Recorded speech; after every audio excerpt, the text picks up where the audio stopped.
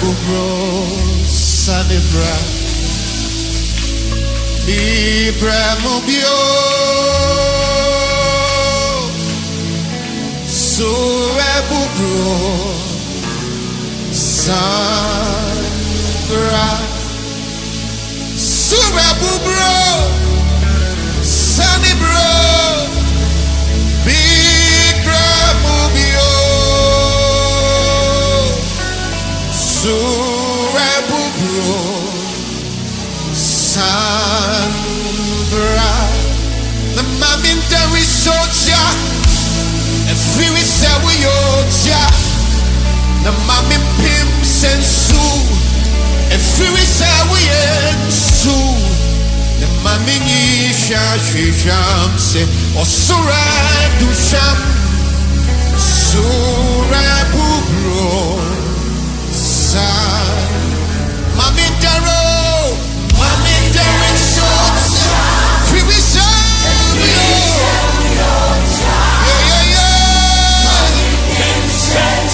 Free we serve we Mami Shan Shisham So Sore Surabu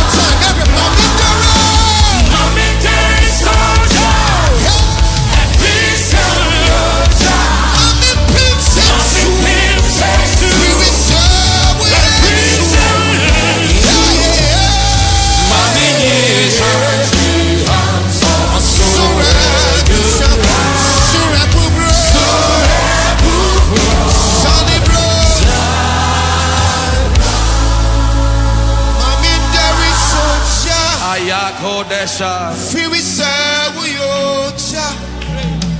na mami pim sensu. Free we serve you, su. Mami ni sham se. Osura du sham. Sura bubro. Son. Everybody raise it up one more time. Come on. Mami there is soldier. Free Sawayoja, Mami Pinsensu, Free Sawayensu, Mami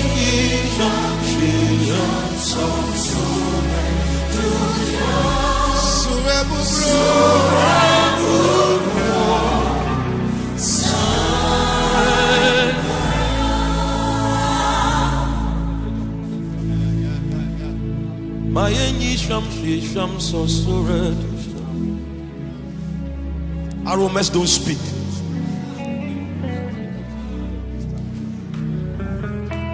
You can get to a place and before you speak, you are already imparting. What a realm. Perfumes don't speak. They flow by the wind. What a revelation. You won't speak, but you flow by the Spirit. You won't speak. The Spirit will tell you to act in a way. Your actions will begin to preach. For we are unto God an aroma. For we are.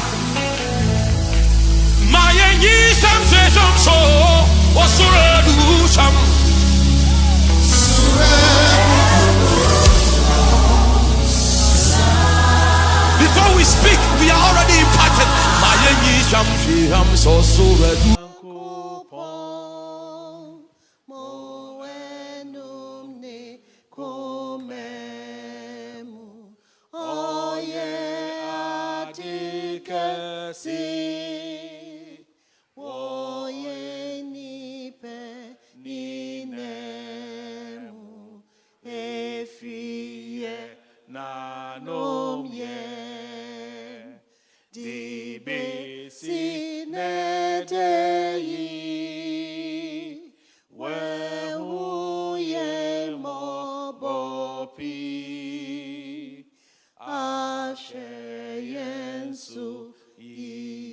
Let's do the second stanza and the last. Yen kama funeno ahuye mujefu na doino dosupi mawanga wusufre no entibribi ara homene kwawo no beyini ding aye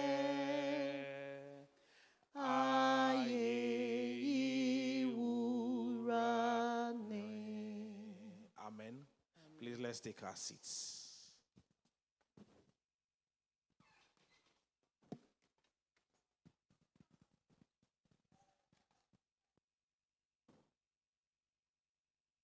Okay, thank you. Like we said earlier, please, we are so much sorry for starting this quite late. But as we have started, we are going to continue with it. So, moving forward, we want to call on the district minister to give us some remarks. Please, let's welcome Papa as he comes in.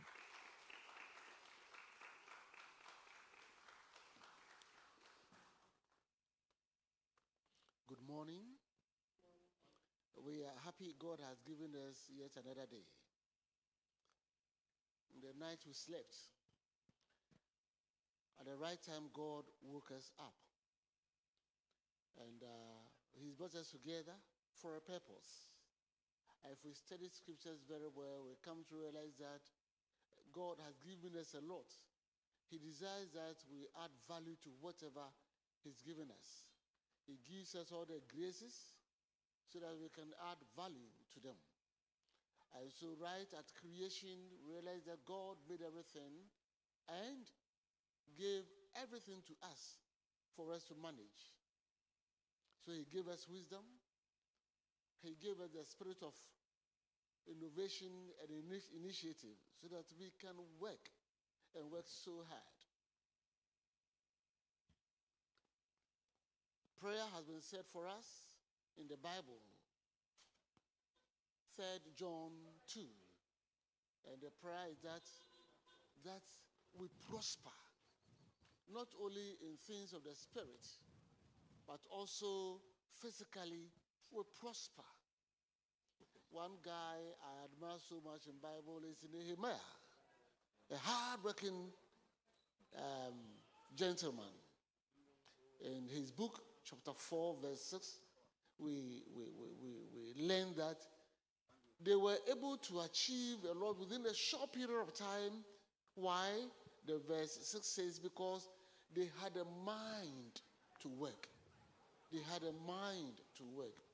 I pray that as we go through instructions and directions and guidance and coaching, we will develop the mind that Nehemiah had, that will also work hard and work harder, that we prosper in everything we do. On behalf of the district, I welcome especially the resource persons who have come and they came on time. I admire you so much for that. God bless you. But I'm trusting that before the program is ended, we will go back away from this place better than we came. That will add value to whatever our Lord, our God, has given to us. I welcome you, and God be with you all. Amen.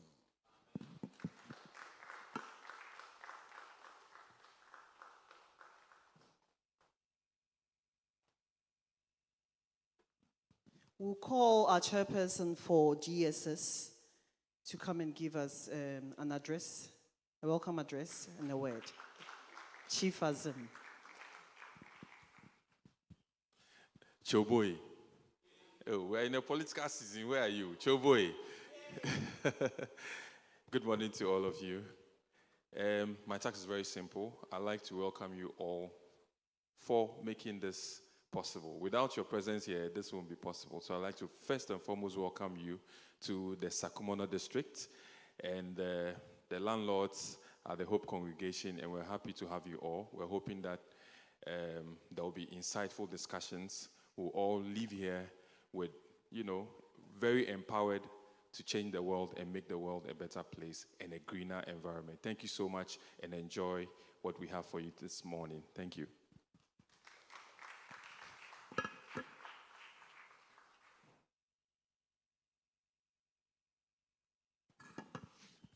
So, just as this place looks a bit dull for me at the moment, we want to call on the Royals of Hope to give us a ministration. Then after that, I believe you all be geared up for the day's activity. Please, let's give it up for them as they come in. The Royals of Hope.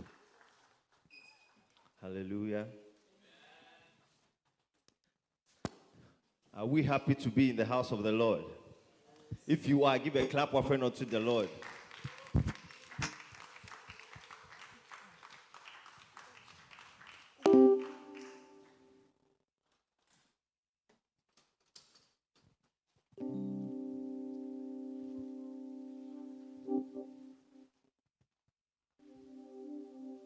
Come on, begin to bless the Lord. Begin to thank Him for what He has done for you. Begin to thank Him for His goodness and for His mercies. For if it had not been for Him, we wouldn't be here. Come on, bless His holy name, bless His name, and thank Him for His goodness and for His loving kindness. Father, we bless you, O God.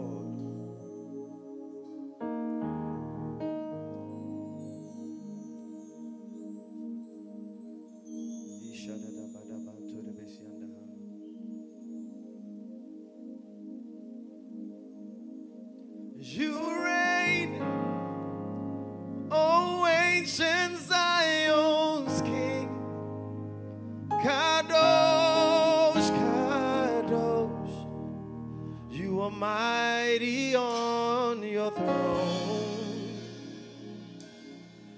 You reign, O ancient Zion's King. Kadosh, Kadosh, you are mighty on your throne. Sing, you reign.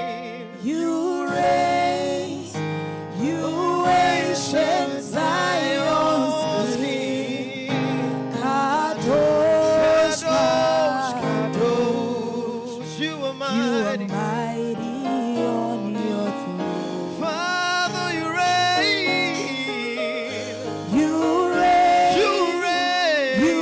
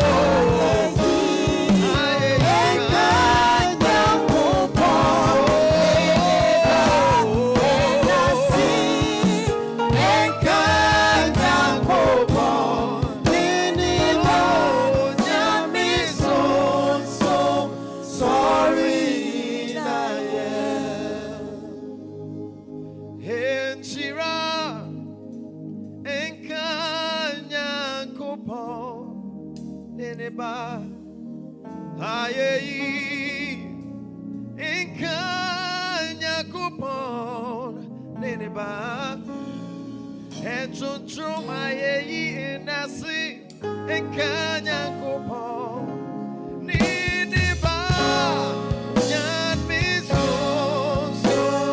sorry na yeah. Hallelujah.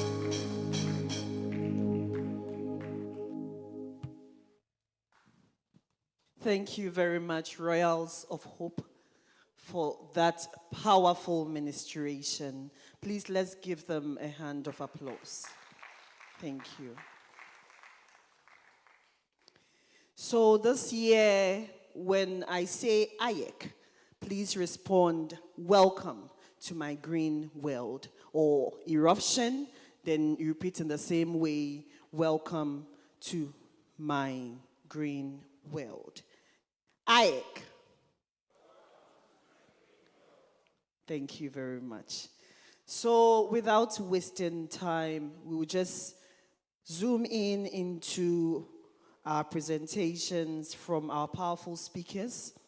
Our first to address us is Madame Teresa Ansah Anefi. Madame Teresa Ansah Anefi is an experienced community development practitioner in Ghana. She is involved in community capacity building programs, providing leadership and skill trainings for young people, mentoring youth, promotion of small and medium enterprises, and conducting water, sanitation, and hygiene, that's WASH, campaigns in urban communities in Ghana. She believes that empowered communities contribute significantly to national development.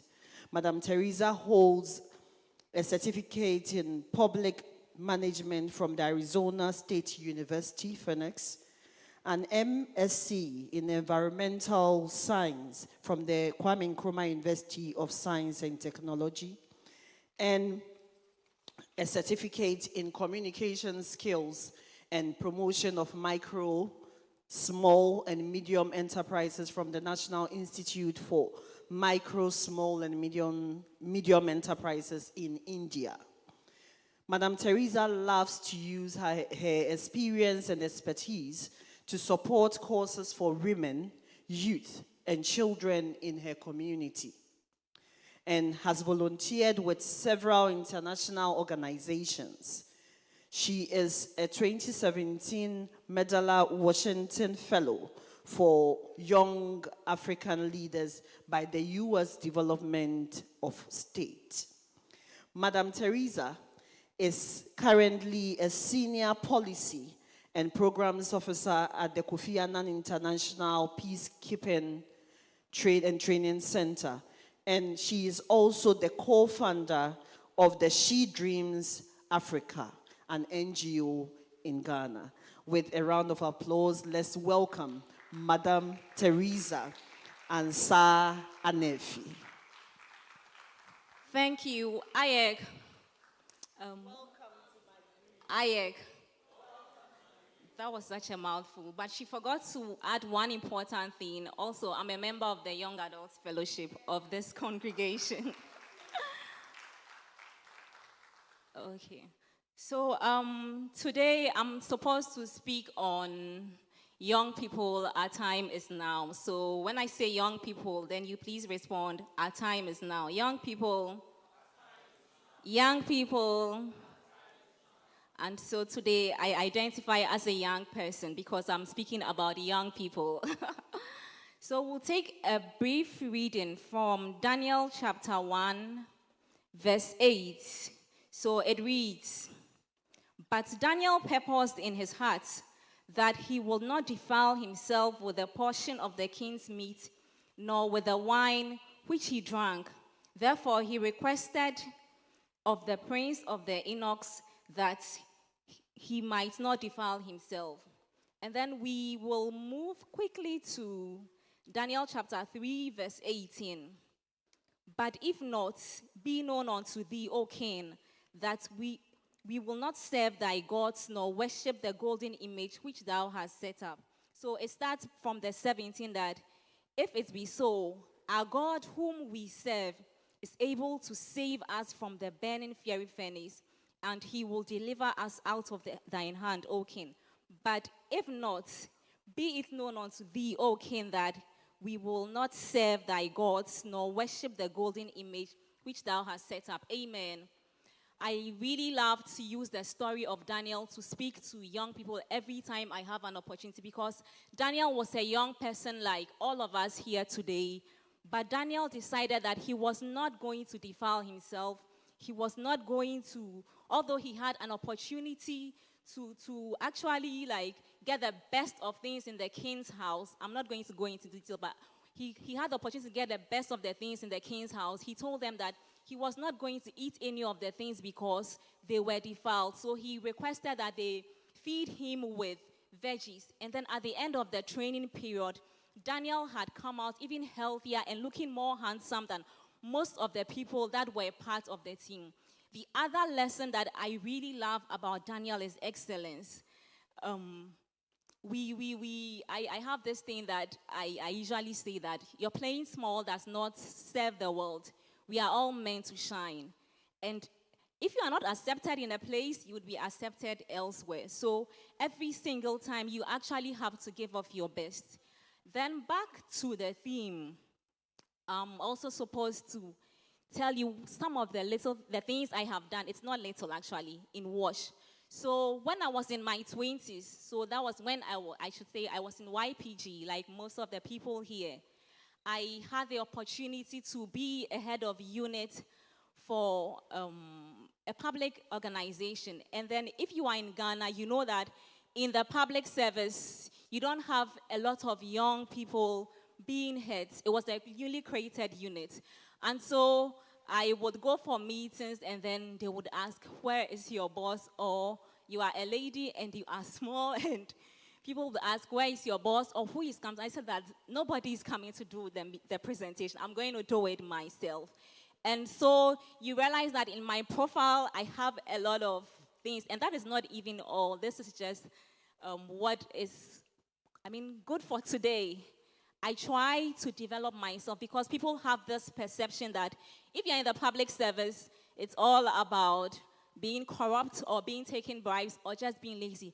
But I decided to make a difference when I was in the unit head for that session. So during that period, that was during the periods when cholera was really out there. So I started just a simple campaign of teaching young people to wash their hands with soap and running water. My goal was young people, because it's usually difficult to change adults. So we thought that why don't we just focus on the young people so that they will pick up these characters and then they would begin to implement it. So I've worked in communities in Tema, Newtown, Tema, all the communities actually in Tema, because I was stationed at the Tema Metropolitan Assembly. And so we did a lot of wash campaigns. And then at a point now, we needed funds. And then people would ask, why hand wash? What's the big deal? What is the big deal with hand wash? But I am happy to tell all of us that when COVID came, what did we all have to do? We just had to wash our hands to save our lives. So sometimes you will think that your initiative or your idea is not really what somebody thinks is necessary, but you should always have a goal. I didn't know COVID was going to come later in the future, but I am glad that I have impacted several schools, almost all the schools in Tema, and then market women in Tema. And then through my work, I was also able to get sponsorship from UNICEF, from other organizations, and we were able to run the project, because as you know, in the public service, if the government funds don't come, it means the project will be stalled. So I had to be innovative. I had to be creative. I had to be writing to organizations. I had to be following up. And what I used to do also was that every year I had interns.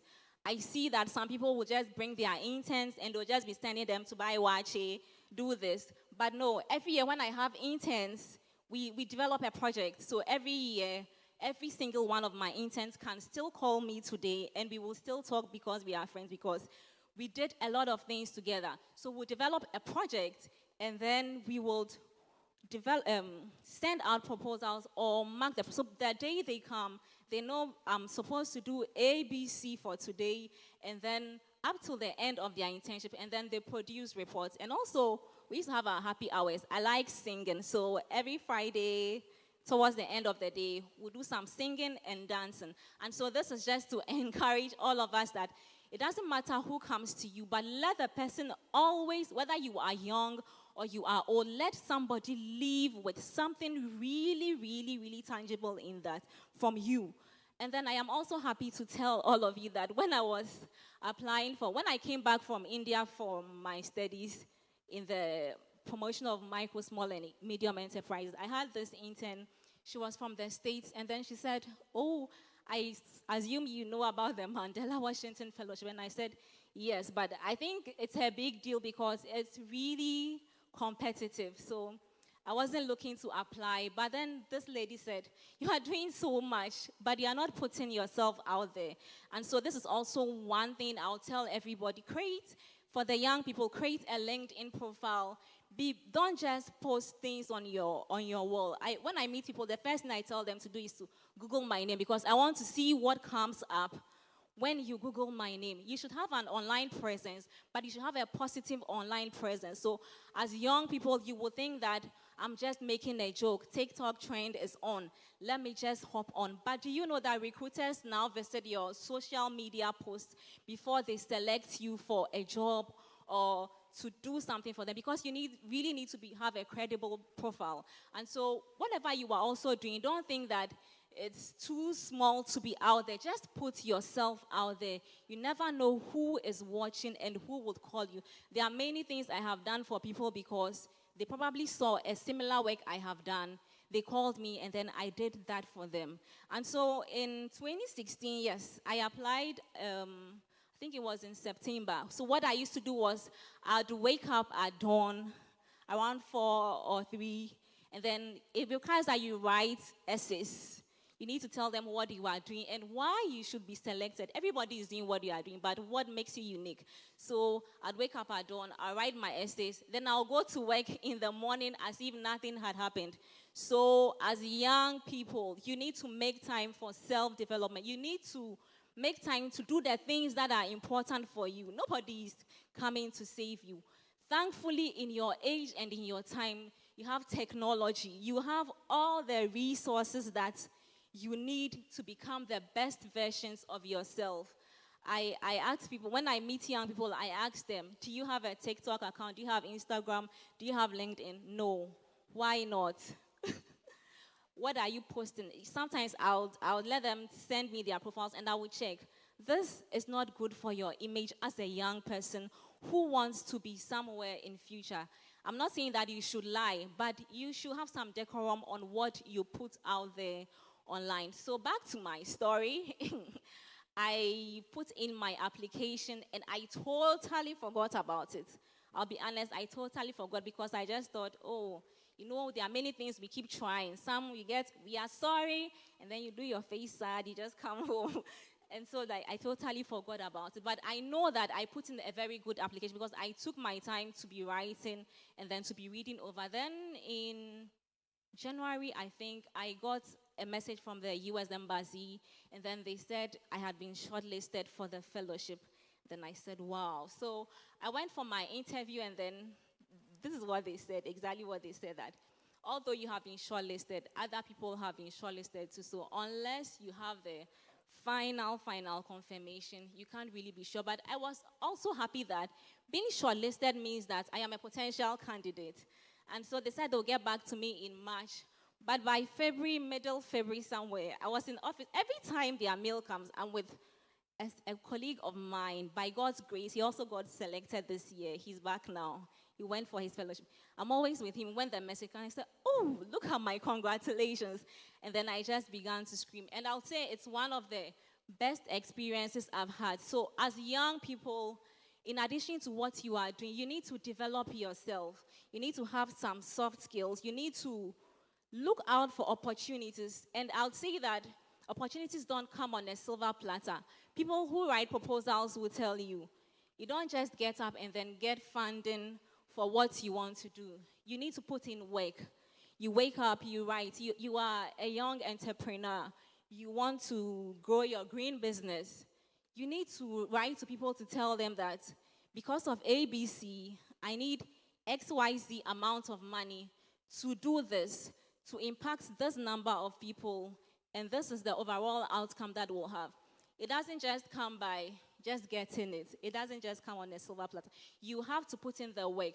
I was talking to my colleague recently, and then she was just saying that she thinks that Gen Zs or young people nowadays want everything quick. And I said, you can't really blame them because their world has everything at their disposal. During my time, when I was in my undergrad, I had to walk to a library to get all my materials for my thesis. I typed my thesis myself, word for word, did my reference and everything myself. But now they can sit in the comfort of their homes, get an online library, and then make use of it. They don't have to actually suffer like we did. But also, you have to find the balance. You need to know when you are abusing technology and when you are not using it to improve yourself. So I'll just admonish all of us that even as we have technology, we should be able to use it for our benefit. I'll just come back to a few lessons over the period that I personally have acquired. And I'd say that it's not easy to how do I even put it? The road is not always going to be easy, if I should say it. I'm saying it nicely, so you think that everything is really rosy. No, there'll be blockages. There'll be people that will not really appreciate what you do or think that you are good for them. There'll be people who question your capabilities. It shouldn't put you down. What it should rather do is for you to do some soul searching, become the best version of yourselves, not to show them anything or to prove to them. I always say that whatever I do, I'm doing it for myself and not for any single person. So if you want to stand out, you want to make a difference, you should put in the effort, you should put in the work. And finally, the other thing I would add, don't let anybody ever make you compromise on your values to get what you want. I tell people that you could do the right things and still be successful. It may take a while. You would see that your friends probably did something bad to get what they want in a short period of time. But for how long will that last? And as children of God, for what shall it profit a man if he shall gain the whole world and lose your soul? So in the quest to become successful, don't sell out on your values. Still maintain your values. Become the best version of yourself. So I'll just end with this poem by Marianne Williamson. A minute, please. I really love that poem, so I'll read that and then I'll use that to end my presentation. So it says that our deepest fear is not that we are inadequate. Our deepest fear is that we are powerful beyond measure. It is our light, not our darkness, that most frightens us. We ask ourselves, who am I to be brilliant, gorgeous, talented, fabulous? But I'm also asking you, actually, who are you not to be any of these? You are a child of God. Your playing small does not serve the world. And there's nothing enlightening about shrinking so that other people won't feel unsure around you. We were born to make manifest the glory of God that is within us. And it is not just in some of us, it is in everyone. And as we let our own light shine, we consciously give other people permission to do the same. As we are liberated from our own fear, our presence automatically liberates others. So I'll just leave you with one phrase that all the world, as young people, all the world is your oyster. So you just go out there and shine. Thank you so much. Oh, I think we can do it better. Please wait small. I want to give room for about 2 or 3 questions. That is, anybody here who may want to ask a question, please, we can do it now. If there is any question you want to ask, Her Excellency, that's how I call her, Her Excellency. Is there any question? All right, please, we are streaming live on Facebook, so please, if you are here and would want to share it for your friends at home to also benefit from this, please, you can do so. If you visit the PCG Hope Congregation on Facebook, it is there, you can share it. And I think maybe YouTube too, so please. All right, thank you so much, thank you so much. Teresa, I invited, in fact, she visited me in the office the last time, and as a teacher, I took her to my class. It was 1 hour class. It was a 1 hour class, and I was giving Teresa just about 20 minutes to talk to my children. She took all the 1 hour. She took all the 1 hour. And at a point, she said, okay, so I'll be ending here, but there's that kind of energy when she sees young people that she wants to talk to them. And I was happy one of them also visited Hope and saw her, took picture with her, and sent it to me and said, I met Teresa. And so thank you much, Teresa. Please, those of you at the back, we would want to you to move forward so that the camera can capture us. We don't want to see a lot of the empty spaces so that we can capture here. Thank you so much for doing so for us. And I am announcing that we are streaming live on Facebook. So please, if you are here, just as my friend will say, share the link. Share the link. If you are not sharing the link, you are not doing well at all. You understand? You know where I'm coming from, right? You know who I'm talking about, right? Please share the link. Now, our next speaker is a Director of Human Resource for Opportunity International. She is responsible for the management of human resource functions for the employees based in Africa and India. In this role, she provides the day-to-day HR relations to the Africa and India-based teams, including coaching managers on employee relations, compensation and benefit, performance management and talent acquisition, and ensures that consistent and HR management strategy and operations are aligned with opportunities, policies, and practices. She excels at problem solving in a dynamic environment. She holds a Bachelor's of Science Management and Computer Studies from Wisconsin International University in Ghana. She's a certified professional of the Society of Human Resource Management, US, and an associate member of the Chartered Institute of Human Resource Management Practitioners, Ghana. She's based in Ghana with her husband and 2 sons. Ladies and gentlemen, I present to you Efia Asari. Please let's give it up to her.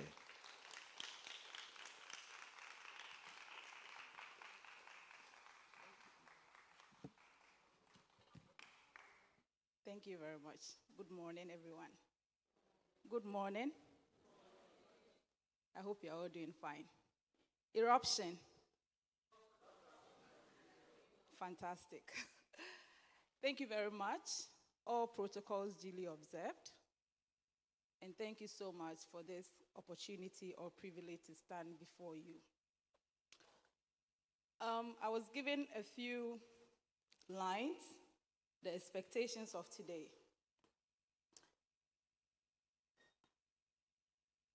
To understand the job market with respect to opportunities and what employers want. To understand what is required in a CV to convince employers to hire you. To understand what employers expect when they demand for years of experience and how to meet the requirement for years of work experience as a student, as a national service person, and also as a graduate. So, these are the expectations, okay? Just as the MC said, I am the Director of Human Resources for Africa and India. Africa, we are present in 9 countries in Africa, and then India. So I manage all employees in these countries.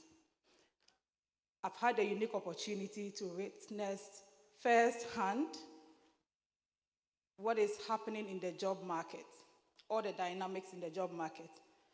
And today, I'm here to share some of these insights with you.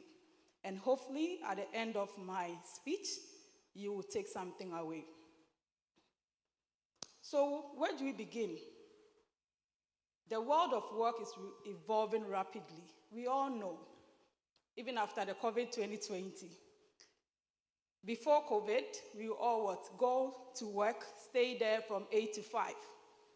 After COVID, you can work wherever you find yourself. Even for me, I started working from home in 2017.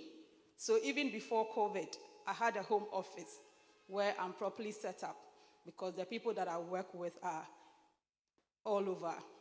Opportunity International is headquartered in the US. We are a global non-for-profit organization.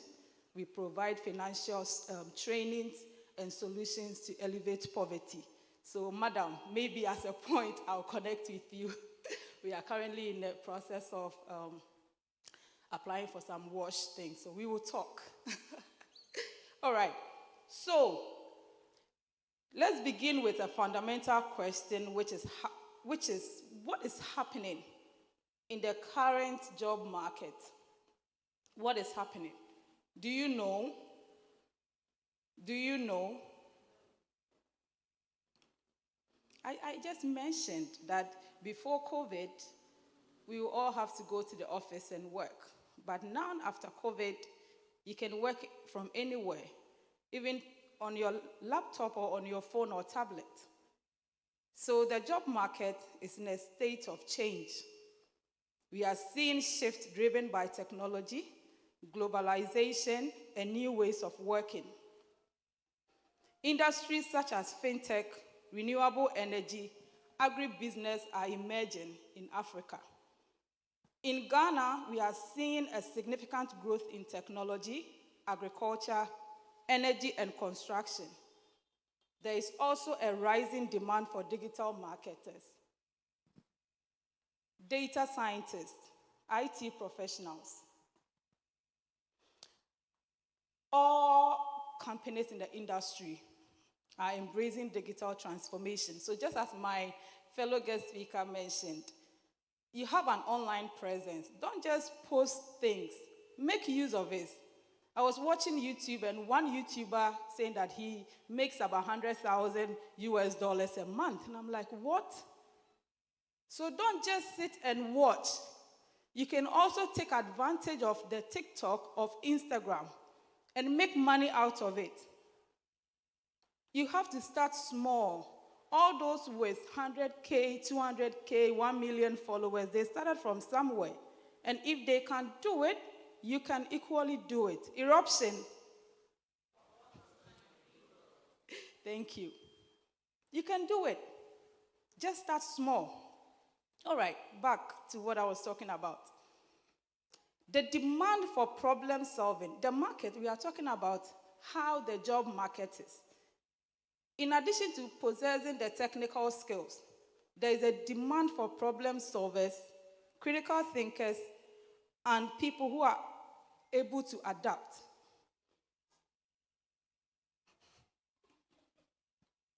Adaptability. You'll be able to adapt. These are people that employers are looking for.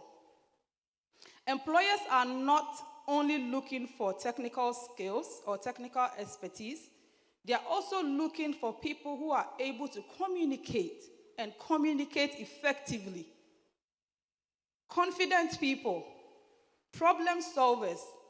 They want people who can collaborate in teams and think creatively. Your ability to work well with people. Not just people around you, not because you're an Ashanti, so you can work well with an Ashanti. No. I work with 9 countries in Africa. Ghana, Uganda, Malawi, DRC, Rwanda, Tanzania, Zambia, Nigeria. So, and I work with people in India. We don't, probably growing up, we're taught not to use our left hand to hand over. But you go to Uganda, you go to DRC, and for them, that's not how they were brought up. Will you be able to work with this person? Or you say, no, I was brought up like this, so I'm not going to. So what I'm saying is that wherever you find yourself, make sure that in addition to the technical skills, if you're an IT person, if you're an HR person, in addition to your technical expertise, you need to also have certain skills. Emotional intelligence is one crucial thing, your ability to watch and know what to say and what not to say.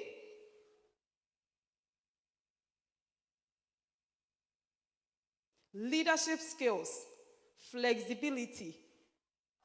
You've been hired to do 8 to 5. So by 5 o'clock, you pick up your bag and you are gone. Fine, that's fine. But if your manager or if somebody is looking for somebody to do something, would they call you? So you need to be what? To be flexible. We all know that the job roles of tomorrow may not exist today. There are a lot of things that are fading up. We all know as youth, we know of artificial intelligence. So it means that certain jobs, even for tomorrow, is not going to be here. So we need to learn to evolve. Thank you for really highlighting on that. You need to constantly learn. The number of time that we spend on TikTok, that we spend on Instagram, that we spend on Facebook, you can use that same number of hours to enroll and study something. There are a lot of things on the internet. Some of the things that I know today, I never sat in a class. I learned it online. Because if you Google it, the one who read my profile, I never sent anything. I'm sure you Googled it. That's my profile, maybe on our website or on LinkedIn. On our website, yes. Make use of it. So now, let's move to what employers really want. Remember, I've been in this industry for 10 years. When I started at Opportunity International 2014, I was a human resources assistant or human resources associate, assisting HR leaders across Africa, and then my boss was the regional HR director for Africa. 10 years down the lane, I'm holding my boss's position. There is nothing in this world that you cannot do. The most important thing is to set your mind, have the right mindset.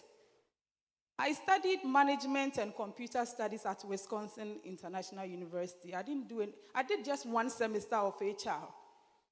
So now, when I got this job in the HR, the decision was, what can I also do to be able to become like my boss or become like this HR leader? I Googled to be able to be I had this career plan to be able to be an HR director or HR generalist. You need to follow this path. I had no knowledge in HR. I said I did one semester of HR, I think at level 200 or so, and I never liked it, but I'm not a reading person. I'm mathematically inclined. I like maths and accounting and all those things. But I was like, okay, whatever is thrown at you, make use of it. So I decided to look for courses, certificate program. The first step was to enroll myself. It used to be called IHRMP, Institute of Human Resource Managers Practitioners. Now it's CHRMP. To go there and learn the basics. If you are here today, there is nothing that you cannot do. Do not be discouraged. Do not let anybody lie to you. If you want to be the president of Ghana, you can. Maybe that is based on politics, fine. Maybe they might not vote for you. But if you want to be the chief executive officer of EcoBank, you can be it. All right. Please, I can talk, so please make sure that I'm staying. Okay, thank you very much. All right. So now let's talk about what employers really want in today's market. We all know that normally they will have a job description and post the job online or on their career site. While these job descriptions will outline specific skills, there are qualities that transcend in industries. Employers want people who can add value. Employers, and the thing is, I work with an American organization we don't really care about certificates. It's about the experiences that you've gathered over the years. well, we can say minimum of bachelor's or minimum of diploma, but it's really about the certificate. It's also about your soft skills. I've done interviews over and over. I've interviewed more than 1,000 people or more.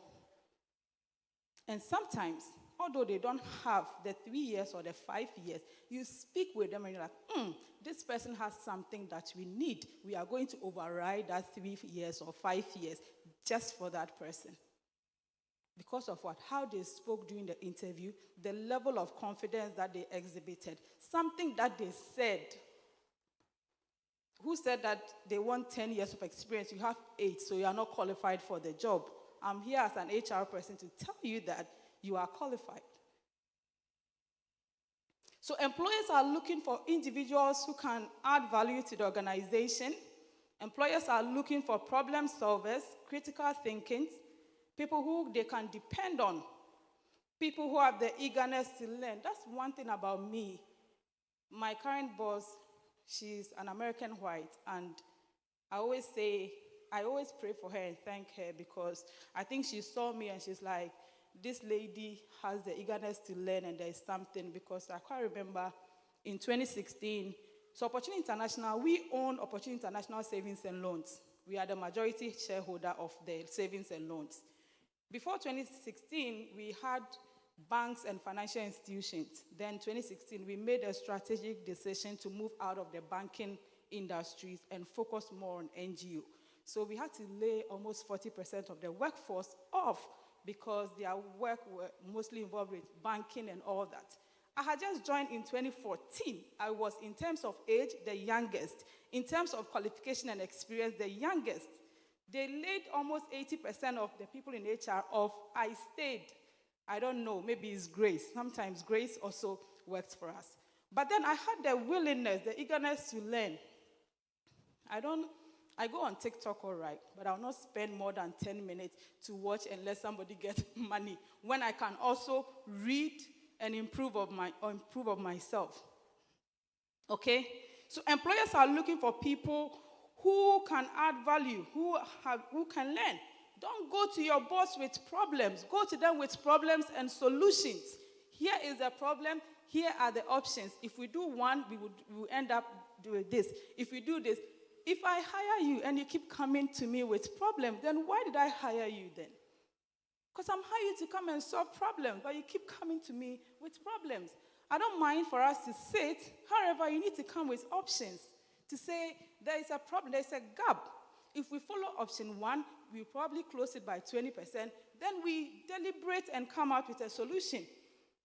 So these are some of the things that employers are looking for, my dear. We've been there.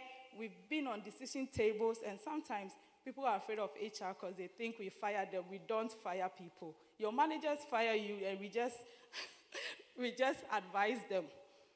But yes, because they need you to solve problems. That's why they've hired you. All right. They want people who are proactive. So no matter where you are in your journey, ask yourself, how can I add value? Or how can I stand out? Employers are looking for 3 key traits. I think I've mentioned one over and over and over. Adaptability, initiative, and collaboration. Don't go fight in the workplace. Be able to work with other people. Be able to work with other people. You're laughing. No, don't go and fight. Why are you fighting at work? Why are you so angry at work? Somebody that go the extra mile to collaborate, to work with people. I'm one person that I can work with you no matter who you are or where you are from. I'll work with you because we are working. I will work with you. So yes, let us do that. Also, another thing, employers don't want workers, they want contributors. I think I've said this over and over and over. Yes. It's not just about what you know, but how you apply it, so that you can think ahead and contribute beyond your role. All right, now, we've talked about what employers want. They want this, they want this. Somebody will say, like, you see a job, you know all the job is has been posted, you can do it. There's one question that you want to ask yourself. Is this work good for me? I want to really highlight on this. I know it wasn't part of the expectation, but I'll use a few minutes. There's something called job fit. Okay? When we talk about job fit, what we really mean is matching your strength, your passion to the right career path. Often people apply for job, and I know and I understand in this economy, it's very difficult. So you find anything and then you apply for it and you get it. Because you don't like it, it's not your passion, you just go and you just come. That's one of the things that people go and they are always angry. I go to offices, I see that people are angry, and I'm like, why are you here if you're angry? I know you need the money, but why are you here? Let's try and find work that we are passionate about. Let's find work that we are fit for it. There is this man, he's called Warren Buffett. He says, in the world of business, the people who are most successful are those who are doing what they love. So take time to understand your strength and interests. If the culture of the organization doesn't align with who you are, no amount of money will make you happy in the long term. Seek roles in organizations that allow you to be the best version of yourself. I know you need the money. I know that you have family to feed, you have bills to pay, but when you are applying for a job, look at the job and look at the job fit or culture fit. There are certain organizations that you go in and as a Christian, what they are doing there, you look at them like, is this really a Christian organization? Look for it, and then do not. One important thing that probably I'll highlight or I'll spend most of my time on is, you've seen the job, you can do it. How do you present yourself? How do you apply for the job? Have we all heard about CV before? CV. What is CV? Good. And what is a CV? Today I want to talk about CV because this is what I do. And even currently I'm hiring a project manager and I've been reviewing several CVs. CV is your personal marketing document. I always tell people when I'm doing performance management, for us there's a section that says highlight your year or summarize your year, and people will put my year was good, and I send it back to their managers and send it back to them because we've given you an opportunity to talk about yourself, and you can only say one.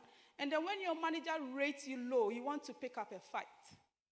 Even you yourself, you could not even say anything good about yourself. Your CV is your personal marketing document. It tells a recruiter or an HR person who you are. It gives me a mental picture of you. So if your CV is in front of me reviewing and it's all over the place and it's disorganized, the first instinct is that this is a very disorganized person. I was reviewing a CV and this person very good. And I mean, there's error. We understand that people make error here and there. But the years is all over the place. Started this one from 2021, 2000 over there, this over there. In as much as I feel sorry for them, I'm like, no, I can't. This person is your own CV you are sending to somebody to review and give you the opportunity for an interview. You could not spend 5 minutes to review and make sure that everything is in order. Today, there's artificial intelligence. If you put your CV through ChatGPT, it will correct all mistakes for you. You couldn't even use 5 minutes of your time. You rushed and submitted, and you want me to fix it. Sometimes we do. I don't know. People carry some exceptional grace. So you email them and say, please fix this CV and send it back to me. But most of the time, we have 1,000 CVs that we are looking at. We can't spend more than 20 minutes on your CV. So I'll say that take your time when you're putting together your CV. Tailor your CV. One advice, my fellow youth, that I will say is that you have your CV, which is good.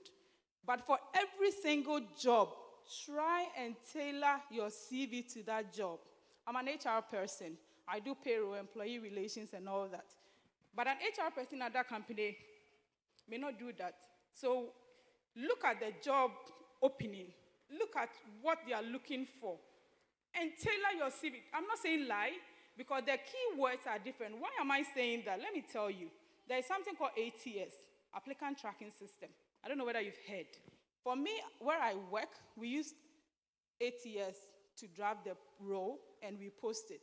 Before that, we set some application questions, maybe 5, and then we say, maybe we want somebody, do you have experience in payroll, yes or no? At the back end, we tell the system to reject everybody that says no. And then maybe how many years of experience do you want? Maybe 1 to 3. We tell the system, everybody who select 1 to 3, reject them. And then maybe 5 to 8 and all that. So first of all, let's say 400 people apply. Automatically, the system will reject about 25% because they do not meet the basic requirements of the role. 400, 25%, that is 100 gone. We have 300. So now I sit there, I open the Jazz HR, that's what it's called, and I have 300 CVs. Sometimes you have 500, sometimes 750.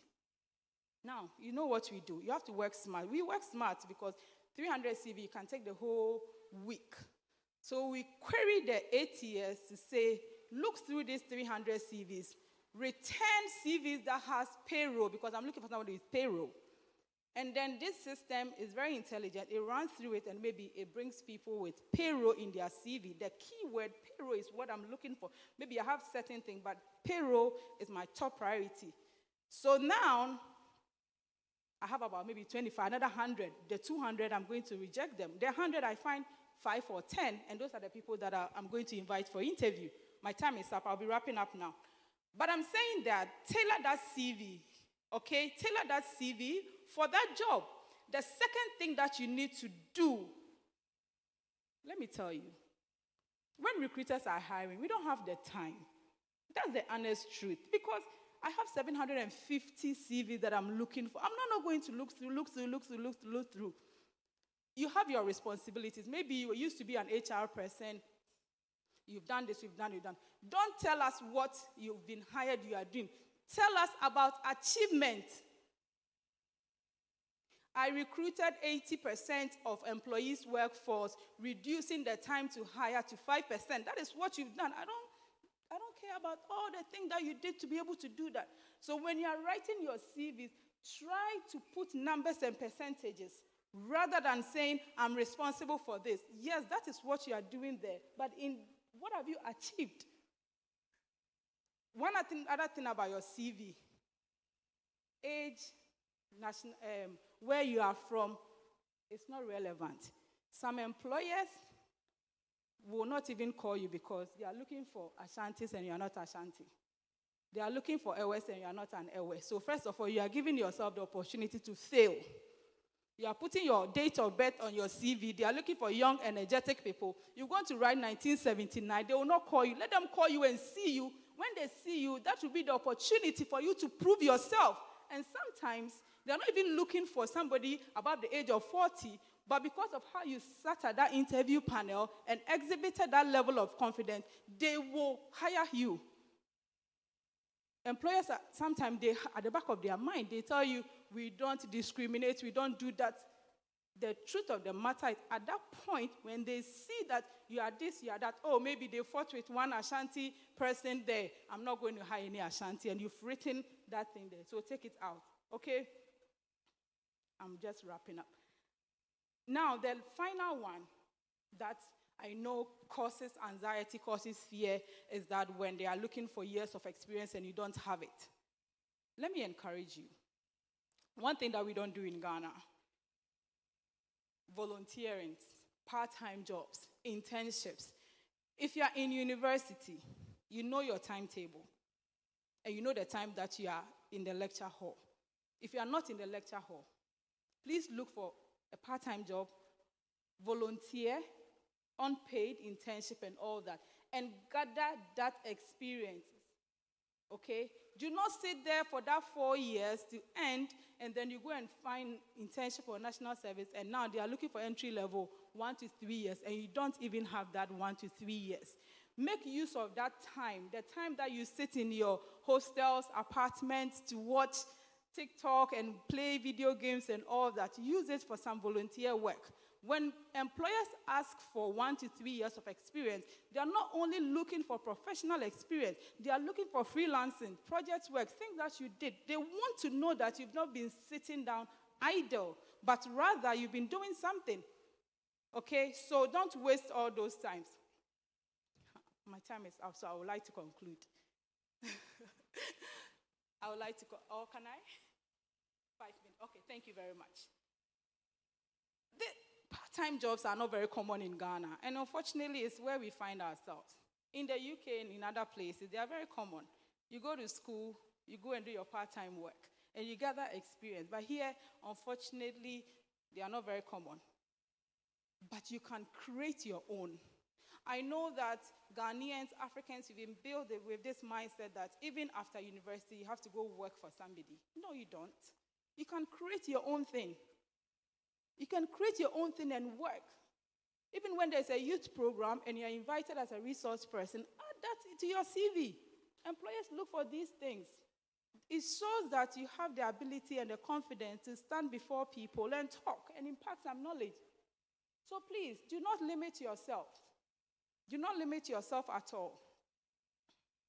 Okay, so volunteering is something that we don't do. I don't understand why people don't, we Africans, we don't like to volunteer. Please, I'm encouraging and urging you. If you are not employed, please look for jobs. Go to offices. Tell them that you would like to volunteer. You would like to work in their HR department. You would like to work in their finance department. You just want to volunteer and not be paid. It is true. Please don't sit there and say, I'm unemployed, so you've wasted the whole 2024 just sitting at home looking for jobs. Even from that volunteer work, you can go the extra mile, do something, and some manager somewhere will look at you and say, come and work for me. So please, please, please, go out there and volunteer and gather some experience and put it on your CV. Volunteer work is also work. It's not only paid work that counts. So you have to also, volunteer. I'm concluding. I have a few words to say. When I started, I mentioned that I used to be the HR assistant or HR associate. Maybe one day we can organize another youth program and I'll talk to you about my journey. I've gone through a lot of hurdles, a lot of challenges. I went to the UK, stayed there for 6 years, and came back to Ghana. Started all afresh. It doesn't matter, because I am where I want to be. I would like to move, but I'm okay with where I am. So, wherever you are today, please start small. Do not think that, maybe I'm a no. Start from somewhere. Start from somewhere. If you do that, you are being unfair to yourself. I met some youth last week and I was like, give yourself the opportunity to succeed. If you don't give yourself the opportunity to succeed, you are being unfair to your own self. Whatever thing you are going through, we've all gone through, and probably if I share my story, you say, you've gone through things, but again, give yourself the opportunity to be successful. In conclusion, this is something that I've written that I just want to read. Your career journey is unique. It's easy to get discouraged by the demands of the job market. But remember, success comes from a combination of skill, adaptability, and perseverance. Be curious, be persistent, and don't be afraid to step out of your comfort zone. The future belongs to those who are prepared to learn and grow. There's a quote from Oprah that says, the biggest adventure you can take is to live the life of your dreams. I urge you to dream big, but more importantly, to work relentless towards those dreams. The opportunities are out there, and with the right mindset, there is no limit to what you can achieve. Your journey is unique, and success doesn't happen overnight. So again, stay persistent, remain open to learning, and embrace every opportunity that comes your way. I wish you all the best. Thank you.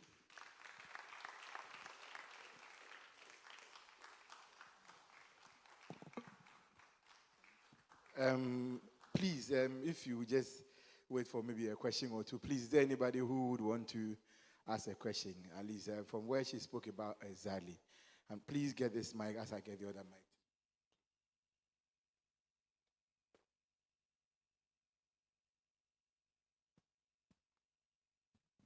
Thank you very much for your presentation. I would want to ask about two questions. Personally, I am an assistant to a director in the corporate affairs department, and so I supervise 3 units. And about last week, one of my personnel came to me and said that it's so difficult to work in a public space where you can bring your own ideas to play, because it's like everything has been structured already. And if you are supposed to make any input, you are being told to, keep quiet, shut up. When did you come? This is what we've been doing always. And I'm thinking of your statement that we should look for jobs that we are okay with. And this is a person, by virtue of national service, he's working with us. And I want to retain him, actually.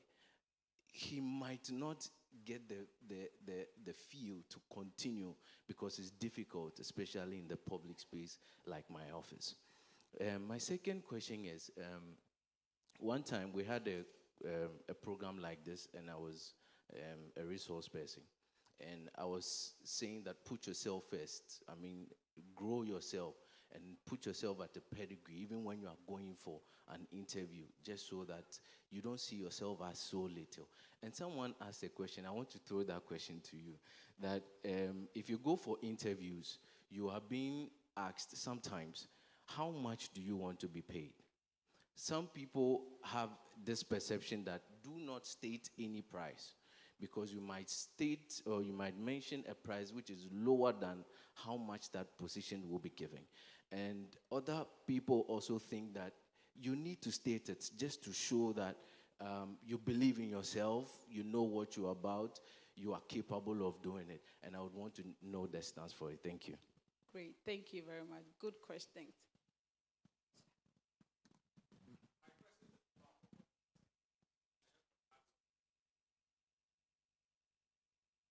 Thank you very much. I just wanted to add a little to what he said.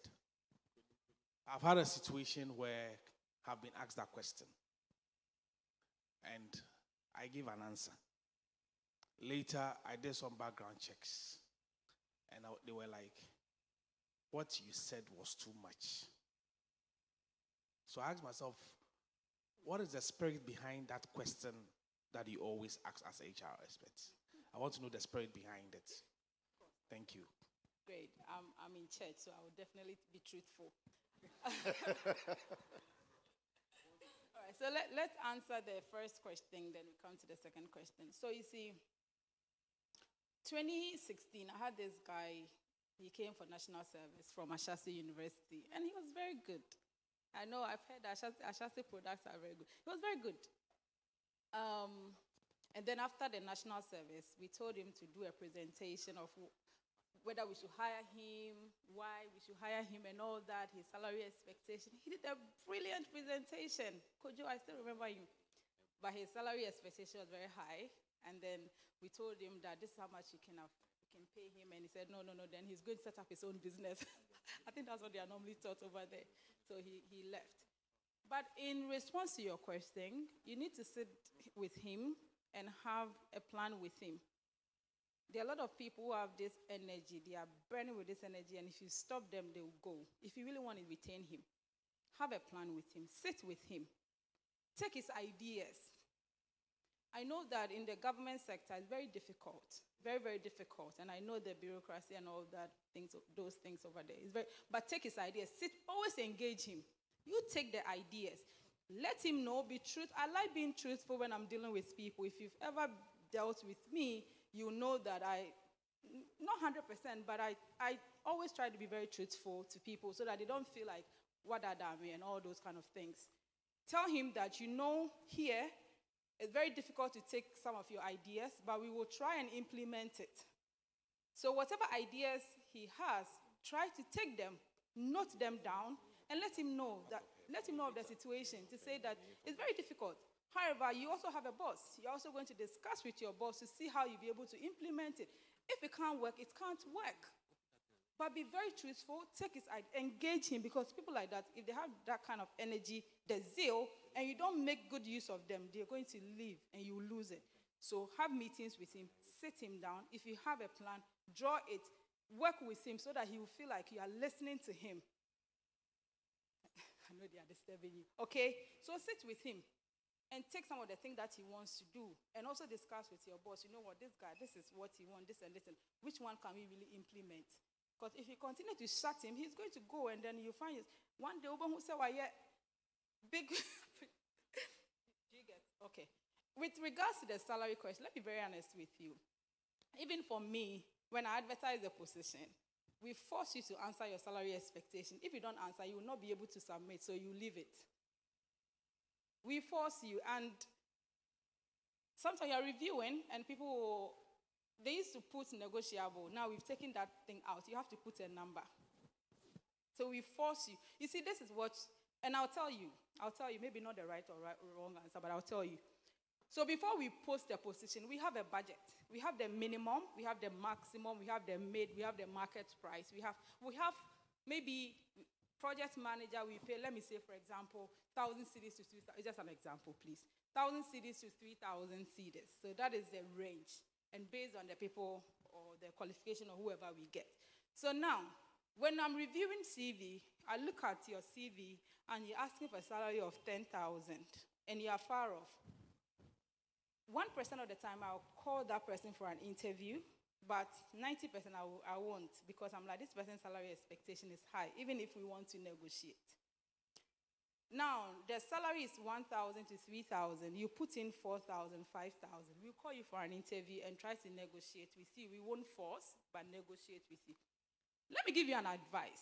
Before you apply for a job, do a bit of research. Know how it's difficult even in Ghana because sometimes a finance manager in my company is different from a finance manager and their salaries are completely different. But at least do a bit of a research to know how much finance people are paid. And then you can either put a range or you put it and then when you are called for an interview and they ask you, say it. For me, I will not. People come for an interview, you ask them, what is your salary expectation? Oh, anything that you paid me is the work that I want, it's not the money. Oh, boy, you are lying. It's the work that you want to do, it's not the money. What about your transportation and your lunch and all that? When you go for an interview and they ask you, this is what for me, I will say, looking at the role, my expectation is between 1,000 and 3,000. However, every organization has its own budget. I'm willing to have conversation or discussion when it gets to that point. If you tell me this, I'll put you in the pool.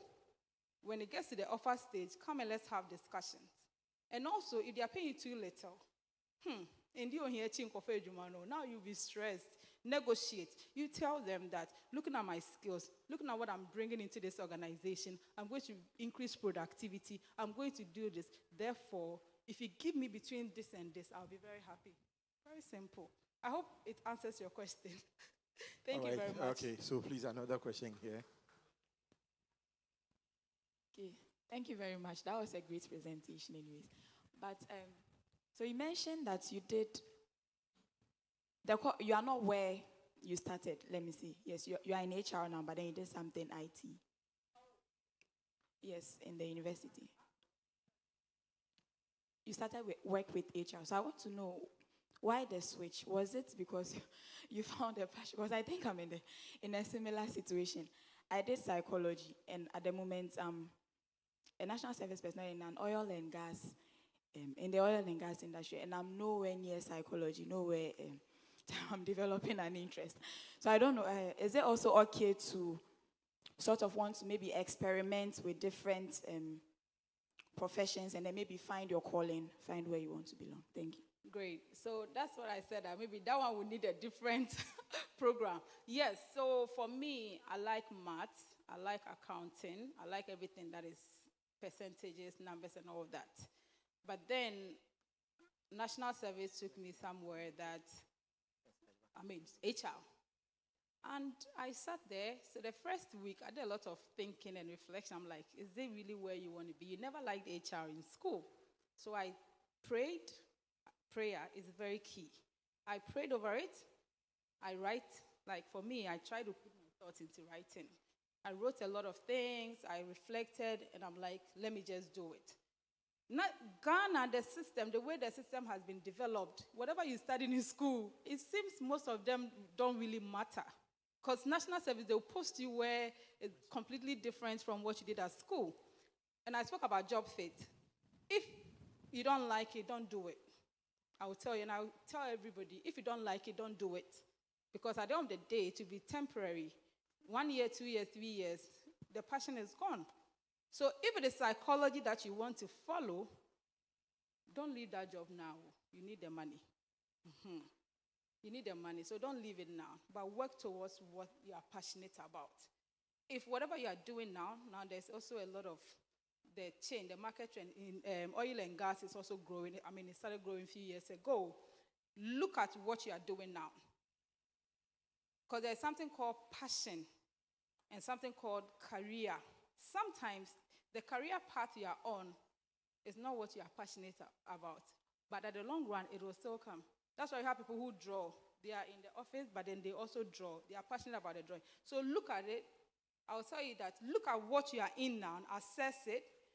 If you want to do it, do it. You can do the psychology even as a part-time. As a part-time. So look at what you are doing. Reflect on it. Pray. One key thing, everything that we do, please, please, please, pray and ask God whether this is for you. For me, I prayed. Because I had just come back from the UK to Ghana, and I was all over the place. So I prayed, say, God, is it where you want me to be? And now most of the people that I work with are not even Ghanaian. And that's one thing that for me, when I was coming to Ghana, when I sat on that plane, I was like, God, even if you take me to Ghana, let me work with the people that I've been working with in the UK. And now my boss is an American white, I told you. Most of the people, my accounting people, they are all Americans. I deal with people like same that I would have done if I was in the UK. So look at it carefully. Pray about it. If that's not what God wants you to be, let him direct your path. Thank you. Okay, so I think Madam Theresa wants to add something, and I'll take the last one, then you sit down.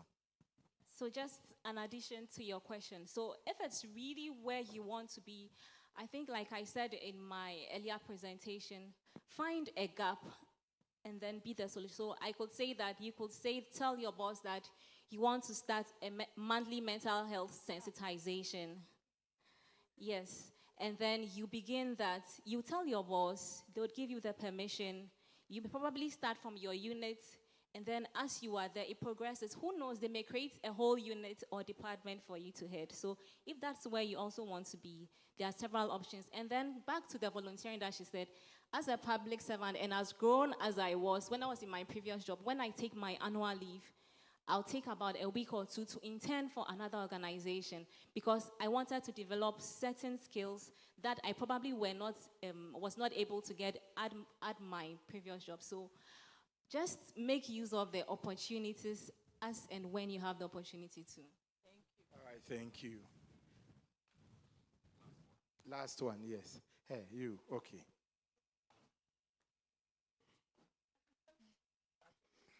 Okay.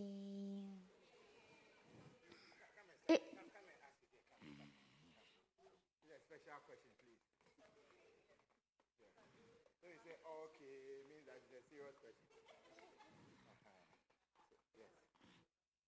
If you are working and they say you should pay your tithes and don't have money, how will you pay your tithes?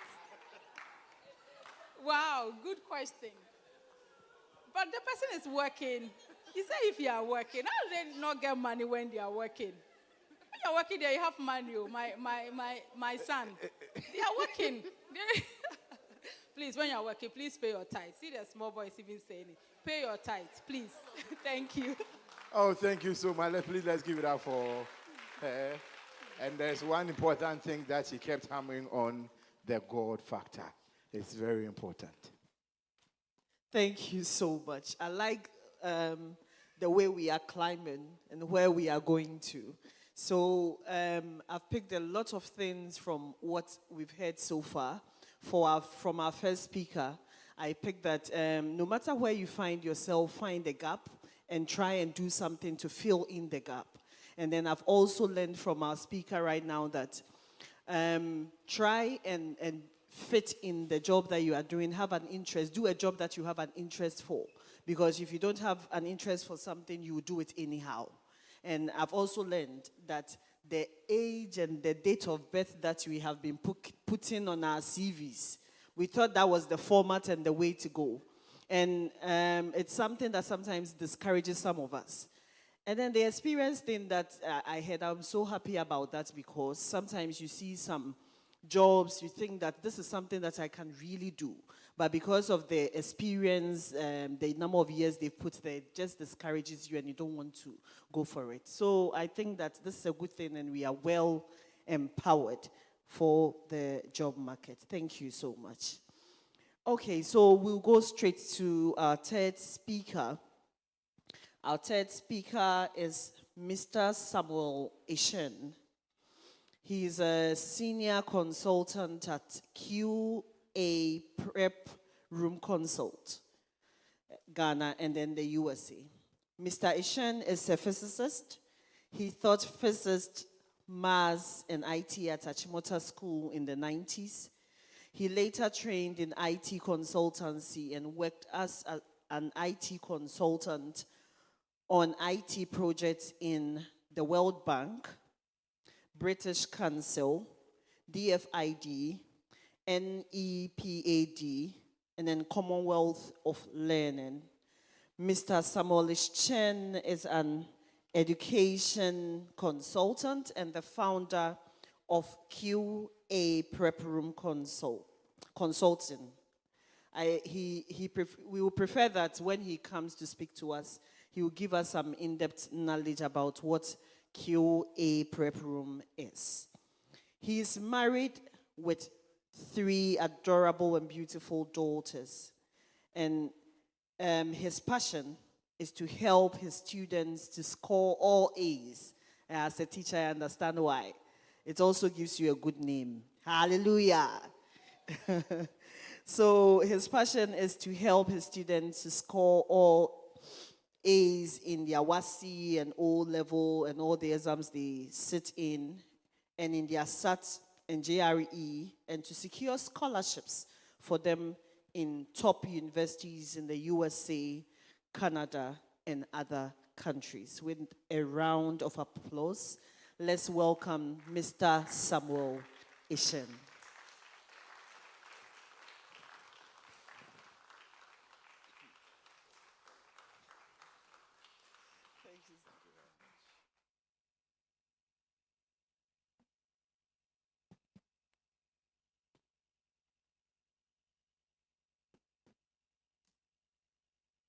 Hallelujah.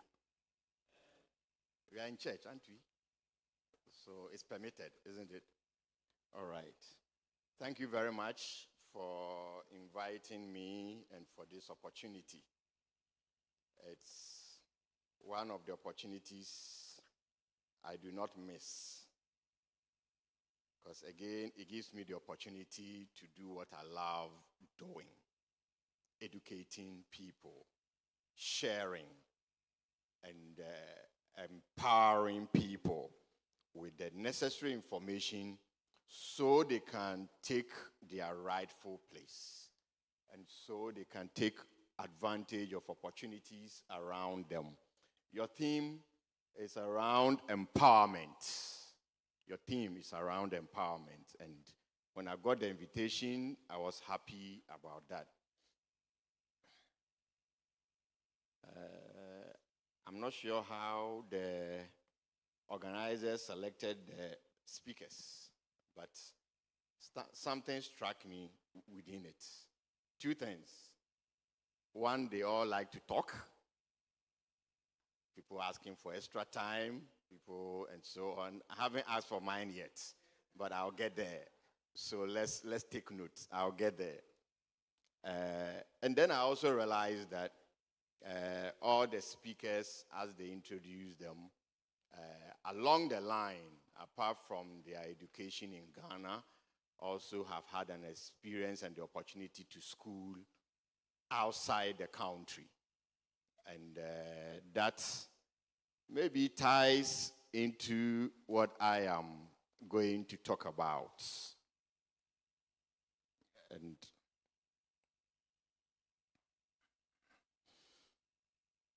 Before I get into mine, let me just talk about just one point from Mrs. Asare's presentation. He spoke about volunteering. I have also run a number of organizations as CEO, never as the HR, but as CEO, as founder. I sit on interview panels, and some will come, you hear around the corner, and they say they want 5 years of experience. Who should train us for you to come and take us? It's a very common question that comes around, but you see, it's a very unfortunate question that people ask, the youth ask. You should train yourself. Why should I be the one to train you? You should build yourself to the level where my company can benefit from you. All right? Then we add on to that training. So just as Madam Asare said, one way of doing it, I tell the youth all the time, is go and volunteer. Go and volunteer. I know you ask me who will give you that transport to go to work every day. Yes, who gave you the money to go and pay your school fees when you were in school? Take it as if you are still in school, okay? You bought a certificate by paying school fees. To earn a certificate, go and buy experience. By paying to go and do that work, to gather the experience. So, out of that, when you go for an interview, and you said, oh, I have worked in water and sanitation, I did this, and I like Madam Asare's emphasis. What did you achieve? It's not that you just worked in a row, but what did you achieve? Nobody will ask you, how much were you paid? Nobody even cares whether you were paid or you were not paid. You have the experience. You will realize that from time to time, we see these white people walking around. I have hosted whites here. I brought them to a school in SAKUMONO village, a public school, and they went to teach there.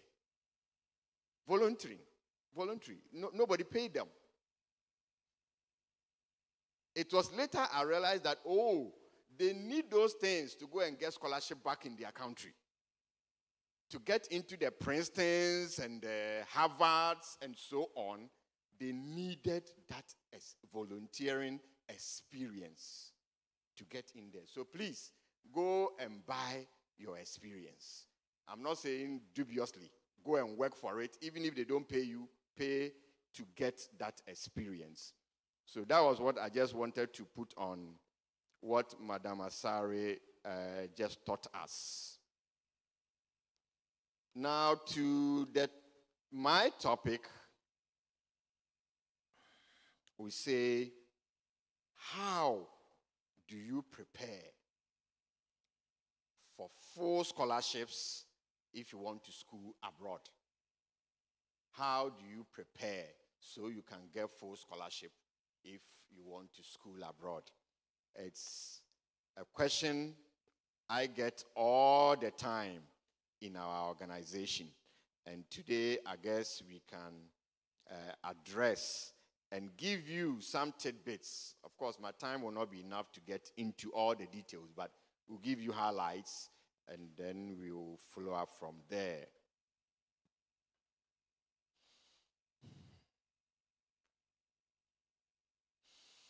You see, there are so many opportunities out there. So you go to school, especially after high school, there are so many different opportunities. So many different avenues. All right, you can school here in Ghana. Fortunately, in your time, there are so many universities, NGO type of universities, private universities, government-based universities. In my time, in the 1980s, there were just three. One called Vasa, one called Legon, one called Legona, or UST. Today it's called KNUST. These three is just three applications. You buy these three, you have to come to Accra before you can buy the application from those places. And that is it. But today there are so many. So a lot more of you get these opportunities to go to school. But the world is so much changing so that, please, let it not end there. Let it not end there. Look out for the other opportunities as well. And one of the opportunities, for the sake of this presentation, is to continue your education in the USA in particular. There are so many countries. There's Canada, there's UK, there are all of them. But I would like to focus on the USA because of the part which is also important to us, the scholarships. All right? The scholarships. I know that is the bottom line. US education will give you very top quality education. I know what I am talking about. They will give you very top education. You become such a transformed person. The way you think, the way you do things is so totally different. When I look at my own children now,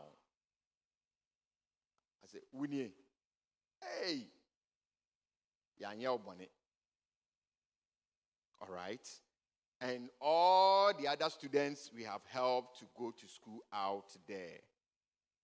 I have an orphan we helped to go to Elham College about 6 years ago. His father had just died when he was writing Wasi. The mom came to see us. We said, okay, we'll find a way to help. And fortunately, all his credentials were just up to scratch.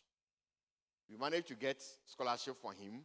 He had an auntie who in the US who supported him a bit, so he was able to go. Finished, said he wants to do medicine, so he applied to Stanford University. Stanford. I thought you would stand. When we say Stanford.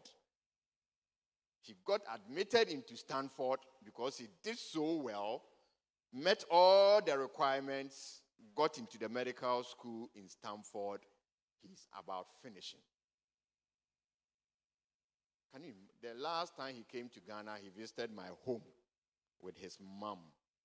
And when I look at the mom when they came to my house versus the day she came, a widow trying to plead, and then I move it to me. I mean, the transformation, the joy in her eyes, and how this boy was speaking. I said, hey, please slow the English down for me. But slow it down. Let us get you. And it's where he has reached now. He hasn't finished the medical school. But even where he has reached now, you can imagine when he's done. The kind of opportunities that will be open up for him. So there are so many opportunities out there. Don't stay in your little corner. All right? Don't be satisfied with the Ghanaian adage that says, Kitwe bien sa. This time there's so much out there that also called prebi. But in trying to get these, please, you can't TikTok and get them. I don't know if you are getting the gist of what I want to say. You cannot spend all your dawn. Already you slept after midnight watching TikTok. And then at dawn, you wake up, you continue from the last video. And then wake up in the morning and you are like, National Service Crime started here. And you are just there. You are not doing anything. Please. The internet, I was going to make a statement. The internet that has come, please use it to develop yourself. Don't use it to play. Don't use it to corrupt your thinking, if you know what I mean. Don't use it to corrupt your thinking. I have a student now we prepared for Wasi. Unfortunately, when his mom gave him a laptop to go to school, I won't mention the name of the school. He kept the laptop in the chemistry lab. When he wants to go to the internet, he goes there because he knows the chemistry teacher. Not when he wasn't going there to research for anything. He was doing two things. Now it has come out because of a problem that came. He was watching pornographic movies. He was learning how to chant. This big internet with all the opportunities. These are the only two things you want to do with it when you're supposed to be preparing for your WASI. I don't know what he did, and I think the demons had infested him, and they decided to attack during WASI. So 2 weeks before the WASI, he started talking. They grabbed him, took him to the hospital. 1 week later, he came back. At the end of the day, he had to go back. He couldn't write the WASI. Attempted suicide 3 times while in hospital. He almost jumped through a window. Please be careful on the internet. This one is not part of my topic, but as youth, I will advise you, be careful on the internet. What you expose yourself to. As you do that, it will determine your kind of thinking. It will change your values. So look for things that will enhance your values and not put you in certain situations where it can rather destroy the bright future God has created for you. He has created. He said, I knew you. And what do I have? Only good plans for you. Don't go and destroy it with the internet. Use the internet. I wrote something here. Use the internet, all right, to enhance yourself. Use the internet to develop yourself, to empower yourself, and use the internet to market yourself. And the last one, use the internet to make money. To make money. Our previous speakers mentioned it, that somebody makes thousands of dollars, not Ghana cedi, dollars, just sitting at home and doing certain things on the internet. You are sitting there and helping them to make the money, and you are just watching the thing, and they are making the money. And you say, Uber. When you have the opportunity to make that money. So please, don't abuse the internet, but use it to also enhance yourself and develop yourself so you can achieve empowerment. All right? So you can achieve empowerment. These US opportunities we are talking about, you can go there to do your diploma, your undergrad, your master's, your PhD, any of these. However, I must add that the cost is not this, our 6,000, 12,000 a whole year at Legon, KNUST, and so on. The cost is prohibitive. Only you can count Ghanaians who can afford $90,000 a year. Those of you with calculators, Mumboma yen wo CDs. Ye mu binu wo ha ye tiase wo CDs. Better. Obi mboma yen. $90,000, $60,000, $80,000 per year. If you are doing undergrad, it's times 4. Is someone doing the calculation? Yes, you give us the figures because a million CDs, a million Ghana CDs a year. So on the ordinary, it is prohibitive. Too many of us, we can't get the opportunity. We can't afford it. All right? We cannot afford it. But by God's grace and God being so good to all of us here on this side of the world, they themselves, they have money sitting there that so far as you are ready to learn and you are ready to come, they will give you the money to pay for that education. It has become free to a large extent. It has become free. And that's why I'm here. I'll tell you all the requirements, the things you need to do. And if you work at it, I'm glad I have 2 witnesses ahead of me. And Madam Teresa spoke about, which fellowship was it again? Mandela Washington Foundation. Sure. There are thousands of these all over the place. The money is just there. There is a school, one school in the US, a very small school. The whole population is less than 3,000 students. The whole population. Only that school alone has $3.6 billion in endowments that they use to give scholarships. A few years ago, when they admit you, it is automatic, full scholarship. So we used to push most of our students there. Full. From after COVID, that when the COVID went away and everybody started rushing, they want to go back to school. So you will get the scholarship. You have to top up some $4,000 a year. If that one you can't afford that one, then the whole seminar you don't even need this seminar, because definitely you have to pay something. All right, definitely you have to pay something. But there are schools who can give you full scholarship. Or yours is just to go to Kotoka, board the flight, go to school, take care of your studies. Of course, I have oversimplified it because definitely there are incidentals, right? There are incidentals. And something my wife has been calling the hidden costs. That one, we consultants, we don't tell you. The schools, when they admit you, they won't tell you. But when you get there, I never knew it till one day, one of my children's bill came.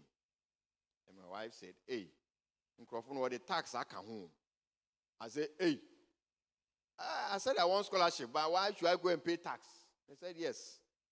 So my daughter went to the office to ask, and they said, yes, the type of scholarship you have is from the federal government. So once it's from federal government, you will pay tax. All right? That one, nobody mentioned it to you, but it is there. So there are incidentals. All right? One of our students had an accident. The police came, ambulance came, everything. They took him to her to the hospital, and then she got a bill. I said, hey. So all the movies we watch, and then you see someone like that, 911, saying you freezer. 911, ambulance will come, fire service will come, police will come. He finished everything, they say $2,000 something for that service. So there are incidentals. If you want to do this, you prepare. But fortunately, there is so much money that you don't have an excuse, and you cannot just sit and say, I'm not taking advantage of this opportunity. So although we are saying the education is top quality, you can work anywhere in the world with their certificates, all right? But it is expensive. However, the good news is that there's so much money sitting there that if you prepare and prepare well, you can get the money to go to school. So it's up to you to prepare to take advantage of some of these opportunities. And we will get into those preparations. However, as I go along, I will be using the terms universities, colleges, and schools. All right? is just interchangeable. The differences are not that. When you say in the US, when you say a university, it means they run right from diploma, undergrad to postgraduate. Right? Then you call them universities. Those who run up to undergrad, they are the ones they call colleges. So when you hear a college, the only difference and why it's not called a university is that they don't run masters and PhD programs. It doesn't mean they are low quality. I was telling you, Cyrus, one of my students went to a college, Elham College, and ended up with his medical program in Stanford University. So you can go to any of these, but I'll be interchanging these terms as we go along. Why we love doing this program is sometimes in our office, students come, they have been dreaming all their life. The parents have also dreamt all their life because he has a sister or brother whose children went to school abroad. When they come home to visit, you can see it's a difference. A student once told me, say, "Abrocheni de noa na meko." I said, why? Why is that edge there? He said, sir, 2 years ago, one of our seniors who went to university abroad, when he came to Ghana, he came to visit us at school. And when we saw him, this guy is talking. We said, but this guy, when he was here, he was so useless. But he said, sir, even the air around him has changed. Until I'm school. I said, then go and do the best you can do. But some people come and it is too late. It is too late. They don't have some of the requirements. All right? And that is why, personally, I just love sharing like this, letting people know what these requirements are, what you need to do, when you need to start preparing. When you need to start preparing. All right. So, to prepare, there are these requirements. First of all, they will need your transcripts. You know, in Ghana universities, when you apply, they don't take transcripts. But here, they will ask for your transcripts. They will ask for your WASI. They will ask for your A-level, SAT, GRE. And you should know that it's a competition we are talking about. So, it must be top range. The scholarship you want, more than 1,000 people want that same one scholarship. All right? There are schools that take 4 students out of every 100. That's 4%, isn't it? Yeah, 4%. So you should know that it is very competitive. So if you want these scholarships, you must prepare and prepare well. Your transcripts should be A's. But if it's B's, yes, the scholarship may reduce, but you can also still get it. But if you want the full, the criteria I'm giving is for the full, all right? And then anything in between will also follow. So they need you need your transcript. The schools need your WASI results, your A-level results, if you did that, your SAT results, your GRE, if you are doing masters. SAT if you are doing undergrad, and GRE if you are doing masters. Your teachers will have to write a recommendation letter for you. You need to prove that you can learn and understand English. All right, so we call it the English proficiency. There's a way of doing that. You need extracurricular. You need extracurricular. They are not just looking for grades. They want to see that you are somebody who is useful outside the classroom. All right? You play organ in your church. You play organ in school. You do something. You are in the debate club. You are a sports person. If you're a sports person, that one, as I walk through the door out, you follow me. There are special scholarships for sports people. All right? And that's why I said it becomes too late. Somebody comes, oh, I was on the school team. Can you go and bring a video? that shows you are on the school team, not a single video where we are school. It's gone. It's just gone. So please, your extra curriculum, your leadership positions, some of us usually say, okay, I won't go and waste my time. Let me go and focus on my studies and work out. They are not looking for those people. They are not looking for those people. They want people who are leaders. And for me, from where I sit and what I see, I realize that it is a long-term strategy that that country is building to gather leaders from around the whole world to help them develop their country. Develop a lot of kinds of develop it. And so still, they are taking the cream from around the world to help them. So please, they are looking for leaders. And those of you who want to do masters, they want some work experience. All right? They want to see some work experience. And they want voluntary service. The community you live in, what have you done for the vulnerable? What have you done for the vulnerable? They want to see what is it that you have been able to do for them. And when we take that aside, you will write some essays. We call them personal essay. At the master's level, we call it a statement of purpose. You need to write all these things. And of course, there are other essays. If you want Yale University, for instance, apart from the personal essay, you have to write about 8 other essays. And I keep on saying, I say, it is not our SSS essays that says the last festival I attended. And yeah, Nubia. that one, it doesn't cross Kotoka. So there are types of essays that you should know how to write. So basically, these are the requirements. There are things your parents have to do, especially for undergrad. As for masters, you are on your own. But for undergrad, your parents also have to prepare in a way. But parents are not here, so we are not going to skip that whole session. Currently, as we speak, if you want to go to university in 2025, you must be preparing to apply.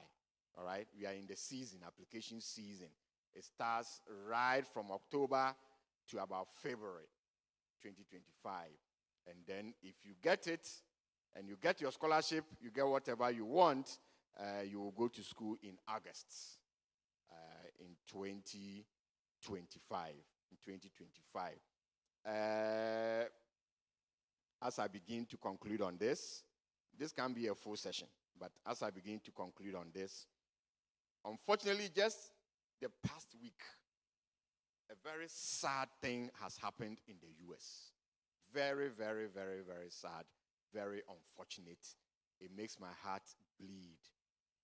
4 Ghanaian students who have been arrested, put in jail for faking transcripts. For faking transcripts. It's too sad. The bail alone, there's no way they will get it. $100,000 to be bailed. Not to cut the case, court in the Obeko. And the offense is so offensive that in this whole big world, you couldn't get anybody to defraud. In this whole big world, me, when you defraud me, what can I do to you? You go and defraud American government, not, I won't say Ghana. American government is a serious offense. It's a serious offense. Please, everybody has to be careful.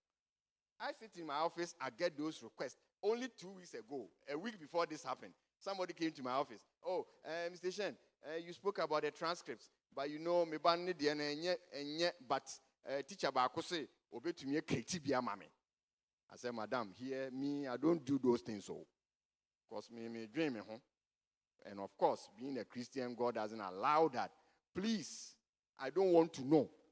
So every parent that comes to me, you sign an agreement that the information you are giving to me is true, it is correct, If there is any problem, me, I'm not part. I'm not part. Cry. You sign before we start the whole service. So please, we should all be careful. Those boys are in hot waters. If you have any prayer, say some for them. Because it can be so serious. And unfortunately, it's going to affect a whole lot. Because the number of people who fake, somebody has not even been to an SSS. He has not been to the university, and yet he's doing masters. He has gone. Some of them, when they go, they don't go to the school. Then they vanish in the system. Almost all right? So please, but those who go with genuine, and that's why I like the previous speaker who said, in everything, let your values come first. And don't do shortcuts to get to the top. Look at them.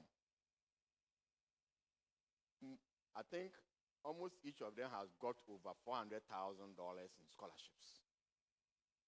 And there, Yanni said, "Baako dieno ekwa affecting Inuya." His brother is in year 3. He has now gone to year 1. As they looked into his transcripts, the mistakes were too obvious.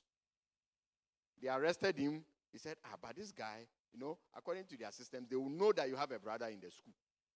I have done an appeal to reduce even the small school fees I have to top up when the dollar was increasing. I used it as an excuse. They reduced it for me. And very interesting question is that they wrote again and reduced for my other daughter who was in the same school. I didn't mention her, but they know you. So they got to the brother. It was the same transcript. The same kind of transcript. So they grabbed the two of them and said, let's look at the other Ghanaians. Then they got the other two. Other schools are going to look into Ghanaians. So please, let's all be careful. Let's all be careful. This wasn't supposed to happen, but let's all be careful. So, I have these few words for you before I sit down. Please, empower yourself. You don't need to go to the classroom before you can be educated. Someone has said previously before me that a lot of the things, she learned it on her own. Today, you even have better. The whole of IT, I learned it on my own. I have never been to a computer school before, IPMC, whatever, never. I learned it on my own. And you even have better resources. AI is there. Everything is there. I'm sure some of you even already know that there are courses online which are free. Right from diploma to what? Degrees. Please, if you don't know any of them at all, let me give you one gift before I go. Go to alison.com. Every course there is free. Alison.com with a 1 L, ALISON.com. It's free. Go to Coursera. There are so many. Use your time to develop yourself so that you will be empowered. That is when you can eat of the good of the land that God has promised you. Was that not his promise to Christians? He said, so you can eat of the good of the land.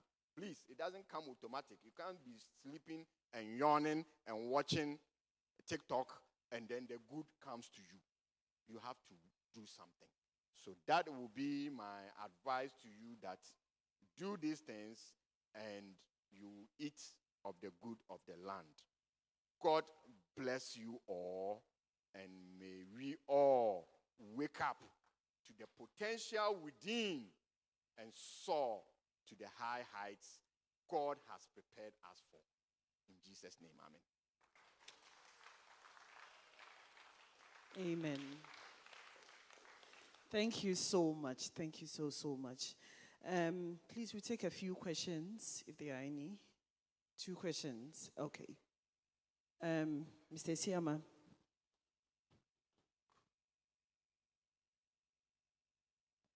Mr. Shen, thank you very much for the presentation. You're welcome. I've had some relationship with Mr. Shen. The two children she spoke about, I taught them physics. Hallelujah. That's the truth. That's the truth. I taught them He's their physics. physics teacher. Yes. And today they are all in Cornell University in the US on full scholarship. You mentioned of extracurricular activities and leadership. All right. When you say leadership, what do you mean? Is it class prefect, All right. school prefect, All right. compound overseer, Okay. Daniel prefect? What do you mean by that? When you say extracurriculum, what do you mean? I just want to share something about extracurriculum. Okay. There is a boy in my school who applied for MIT. Okay. And I wrote a recommendation. All right.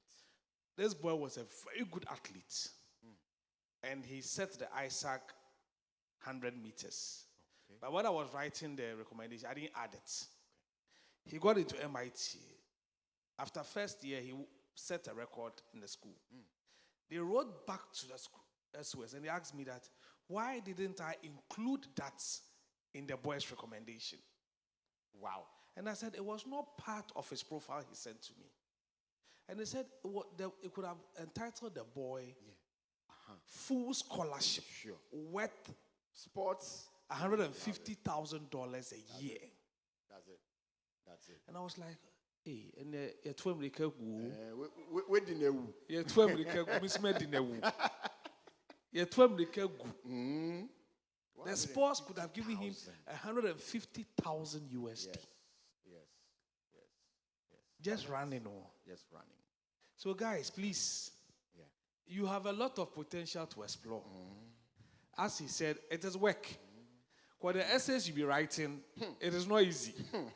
You spend nights writing the essay, but if you break through, bro, big time. If you break through, big time. Okay, what a team. So please speak to us about especially the volunteerism. All right. Because I realize that it's one of the things they look out for. Right. What have you done for your community? Yes. It's one of the questions they ask. Right. So please elaborate on that for us. Then we'll pick the next one. All right. So I'll quickly go through the three. The leadership. So first, let me take the leadership. When we say the leadership, there is leadership by position. As you mentioned, compound, overseer, class prefect, dormitory, whatever. There's leadership by position. You have to get something. You cannot be just walking inside like that. You have to be something.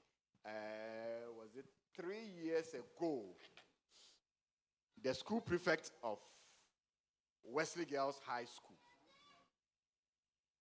And that one I got to know because all my 3 girls, they went to Wesley Girls. All right? So I knew so much about what was going on inside there. And the school prefect applied to UPenn. School prefect applied to UPenn. He had not written SAT and got admission, got full scholarship on top, just by virtue of the fact that she was the head girl. And of course, when you are writing, you add a whole story. It's not that you are just a head girl. What did you do? What did you achieve? I mean, in your time, what did you achieve? And she just got it without SAT. Without SAT. So that's the position side. Then there is leadership by quality.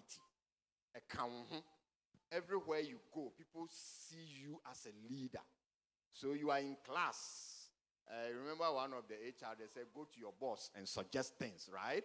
Sure. So you are in school, go to your teacher and make suggestions. Say, I think this problem that we have here, I'm thinking we can solve it this way, we can do this, or I have done this, I have done that, and I want to suggest we add it to what we do on a daily basis. Come up with certain projects, all right? The compound is always something. There are thieves breaking on the compound all the time, stealing people from their chop boxes and so on. You are just sitting there and going and coming. What are you able to bring to the table? What are you able to suggest that problem can be solved? All right? You are being taught in class. You have been taught about from the physics background, I'm not getting anything in mind, but you have been taught something. Can you put a few of your friends together, come up with a project, so that when you are doing applications, we can write a story that you initiated a project like this. So you came up with something that simulates the transfer of heat. I'm talking to a physics teacher, so he knows. Those of you who don't know, you do a cons, please. We are not talking to you. All right? So you came up with something that shows that you are not a follower. Don't just come and do your application and say, I was in the debate club. That's nothing. There are too many people in the debate club. What did you do when you were in the debate club? Were you part of the team that won the first runner-up? First runner-up? Were you part of that team? What did you contribute? This is leadership. You are leading your people. You are coming up with initiative. That's not a position. So these are the two when it comes to leadership. Now, when it comes to extra curriculum, as you said, he was into sports. Although it didn't appear on his application, fortunately, he still got the school. When he went there, he continued to do the sports. If I asked for U.S. schools and sports, those who go to Olympics, there are a number of them. I know a student personally. I know him personally. Was in the recent Olympics. Was it in France? Yes, sure. His mom works in Ghana here. And he's in the school. But they will develop you so you can even get to that kind of international level. And it comes with a lot of money. A lot of money. Mr. Siama just mentioned $150,000. So if your school fees is $80,000 and you have scholarship of $150,000, you say, because we have balance. All right? So that's the extra curriculum. It's not only the sports. But extra curriculum, you are in the debate club. You're part of a debate club. You are part of a robotics club. You are part of, in Wesley Girls, for instance, they have a shop run by students. All right? The shop is run by students, especially the business students, teaching them how to handle sales and some of these things. And when it got to my own daughter, I wrote a beautiful story around it. What the advantage she got and the things she learned from working in Jacko. You know anybody who went to Wesley Girls, ask them. Jacko, it's a shop. But of course, when we go to visit on Saturdays, we get some of the chicken from there. So at least we also had an advantage. All right? So you have to be in something. You have to be in something. If you cannot be in sports, there's a club. Join something. You cannot just walk inside. They need you to show what you can do outside the classroom. These are the people they want. And when the extracurricular, it doesn't have to be in school. It can be in church.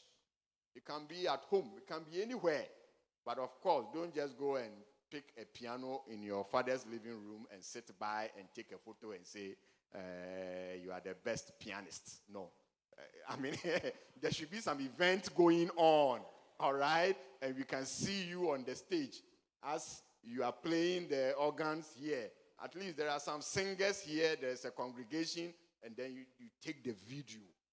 So let me also stress in answering that one that you need videos to back what you are saying.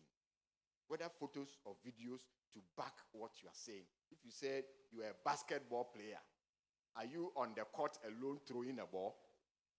Or there is a whole team playing and you are part of the team? You need that as extracurricular. When it comes to voluntary, I'll give you some examples of what certain people have done that we call voluntary. There's a boy in Kenya. One of my friend handled his applications in Kenya. And when he finished SSS or WASI, he went back to his village. From the capital, he went to his village. Spoke to the chief. Nobody knew why the boy was doing that, but he had an agenda.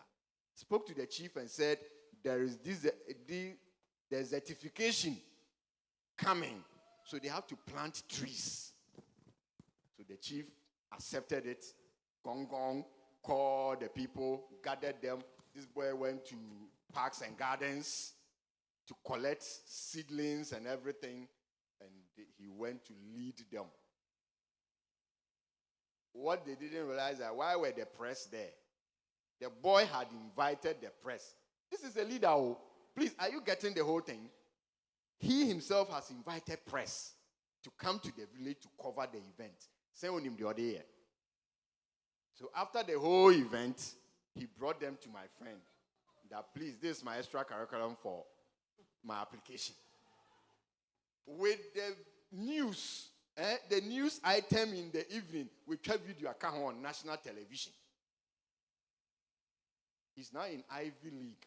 I don't remember which of them, but he's in an Ivy League school with what we call, like I said, I couldn't finish what we are doing here, but with what we call full ride scholarship. When we say full ride, that one they are not only paying all your school fees and all your expenses, but they will buy a ticket from Kotoka to your school.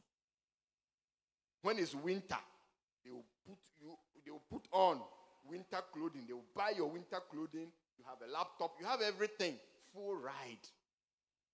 So there's a difference between full scholarship and full ride, full scholarship. There's a difference. All right? And this boy got the full ride because of that initiative. Right? Because of that initiative. He has helped a whole village. And his media people were interviewing the chief and everything, and it's in his application. For me, the little I could do was to organize, encourage my daughter to go to Jamestown in Accra after school with some of their friends. Public school there, Saito school there. I mean, when you even see the building, you see they need help. The building alone tells you that if there are 6 classrooms, the maximum may be 1 teacher in the school. So they went there to teach with their friends. They went there to teach for some weeks. They were going and coming, they were going and coming. We were videoing and taking photos. And again, we wrote a story. But for their volunteerism in that school, those children will never get to SHS level. Because they don't have teachers, they don't have this, they don't have that, and that is a humanitarian service that they are offering to the vulnerable in society. I've had some of my students also come together, get their parents buy-in. Of course, the parents will always support. Decided to buy toiletries, sanitary tissues, and all of those things on the Winneba stretch. One of those villages there. Also went to a school with cameras and everything, went to distribute these sanitary things. And what was the story? Without those, what do you call that thing? Without those presentations or whatever they went to do, the girls in that school, every month, they miss school about 3-4 days because of nature. And they are helping them. And when they miss school, they miss what is being taught. At a point, some of them even, we wrote a story. We wrote a story behind it. You see, your whole application should be such that when the officer reads it, if he doesn't shed a tear, there's a hard person. Or a hard person. All right? So these are the things around it. Yeah.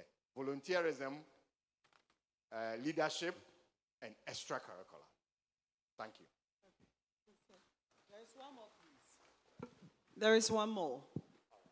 Okay, so good afternoon, everyone. My name is Nanabna from Hope Congregation. Thanks so much for the presentation. Could you please clarify if there is a scholarship package available for workers also? And if yes, can you outline the procedures for application for us, please. Please, when you say workers, are you talking about someone? Yes, a worker I can understand, but is the person going for undergrad or master's or PhD? What is the person going for? Masters, please. For masters? Yes, please. They even usually prefer workers. Because sometimes the problem is not with the school. Sometimes if you are not working, and even the school picks you and gives you even scholarship, when you get to the embassy, those people here, when you get there, they don't care about who has given you admission. If you are not working, they hesitate to give you the visa. All right? So what I'm saying is that, yes, it's for workers. They even want work experience. And how the schooling you are coming to do will help you to improve on your work back in your country. They want to see that. So if you are not working, I had somebody going recently, he works in a bank, and said that his boss is preparing to retire. So when he goes to do this course, he's preparing to take the shoes of his boss when he comes back to Ghana. In any case, your application should show that you come back. Otherwise, school will not mind, but visa people will not give you the aid. So please, it's possible. Workers are also included. Okay? Yeah. Thank you very much. I want to ask a question too. Okay, just... I think even Chevening scholarship, which particularly for workers is open now, so you could kindly Google that and then apply. I was going to ask if there is an age limit. Do we have age limits for scholarships? Not necessarily, but what happens is that they begin to ask questions. Right? Where have you been all these years? Where did 28? Also by undergrad. Where have you been? Sometimes we submit applications and the person finished WASI in 2017 and they are asking us to send a supplementary material. Where has he been for all these years? If it's a year or two, we are able to answer that, oh, we just took a gap year. It's a normal thing. We took a gap year. And they are happy you took a gap year. To do what? Some volunteerism. Some whatever, something. They are even happy with that. But I could do 28. Now, you know the boys who were arrested, one was 25 years. He got the admission all right, but they were looking into it. And the coffee assembly in our buy. His date of birth, anyway, no, cannot. It doesn't tally. So please, there isn't a strict age limit. So for masters, what is the age limit? There isn't. No. Okay. Please, there isn't at all. Okay. Just all right. your materials. Okay. Thank you. Thank you very much. So please, let's all take advantage and make use of this great opportunity. Thank you very much. We will take a break, a 5 minutes break, so that we get to we enter into the part 2 of our program, where we'll have some panel members coming here. Okay.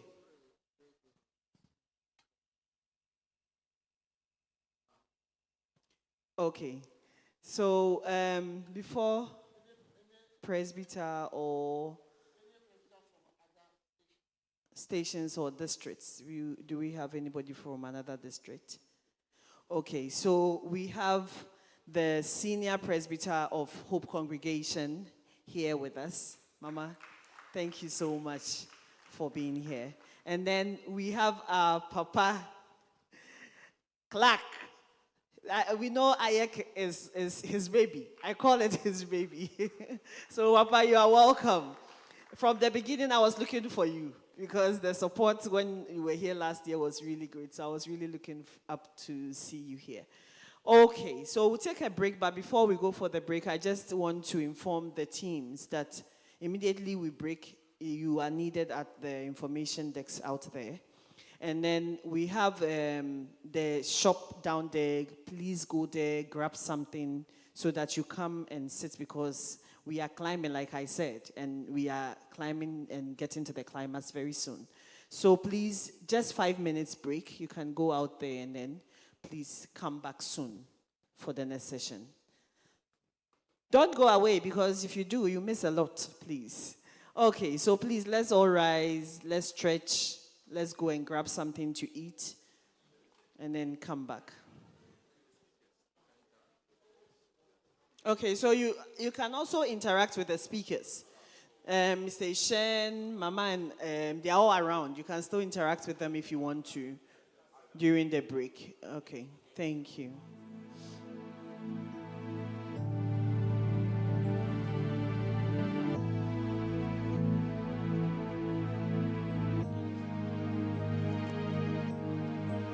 Yesu enchena metna dana me somun kuto adibi hararipami mefawo kwampano so oh Yesu enchena metna dana me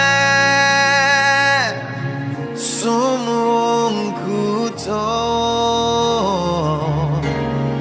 adibi hararipami mefawo kwampano so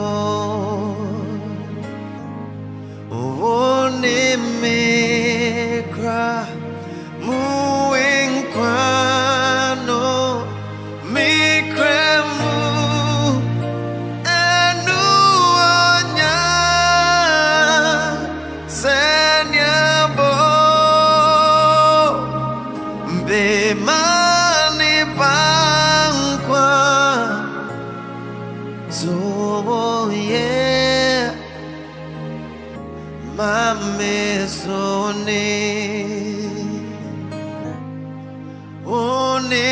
onemikra muinkwano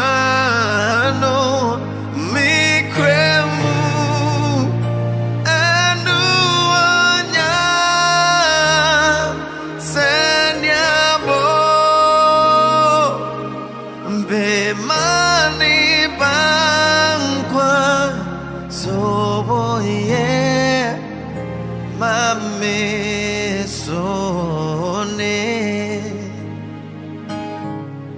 hinana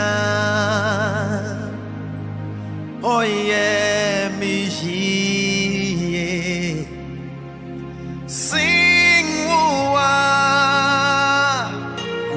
hudum meda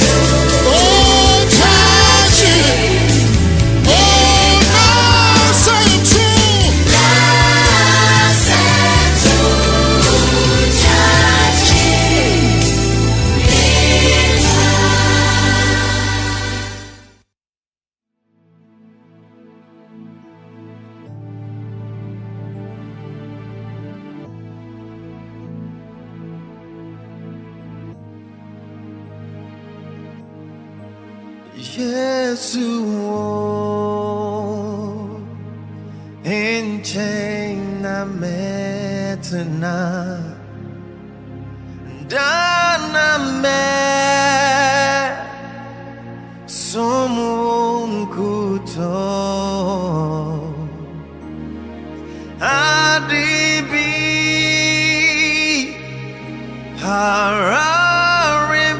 hararipami lefa o kwampano so o Yesu o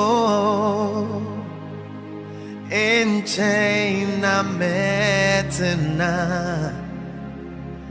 dana met sumunguto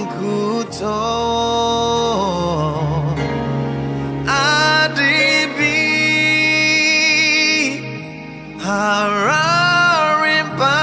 hararibalmi mefawo kwampano so Onimikra muinkwano mikremu enuanya senyabo bemani bankwa zoye mame sone onimikra muinkwano mikremu anuanya senyabo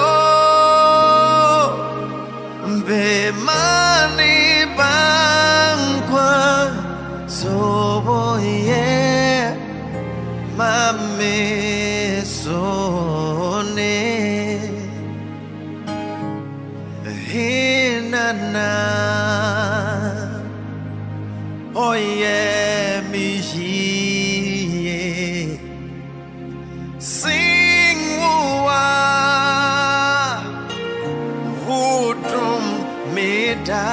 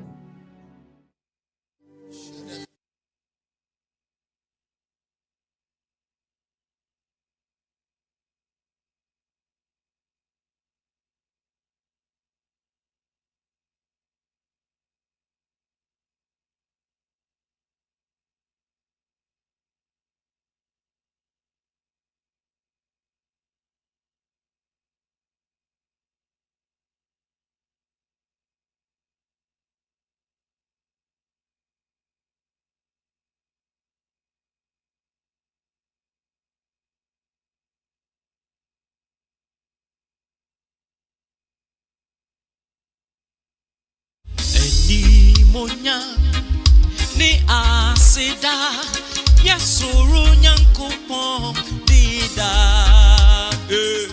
odum yempi shayen soda maboni bientu mi yesumuna sumuna yesoneni afeyeme riso ajo na yena sem no wedi yesumuna yesoneni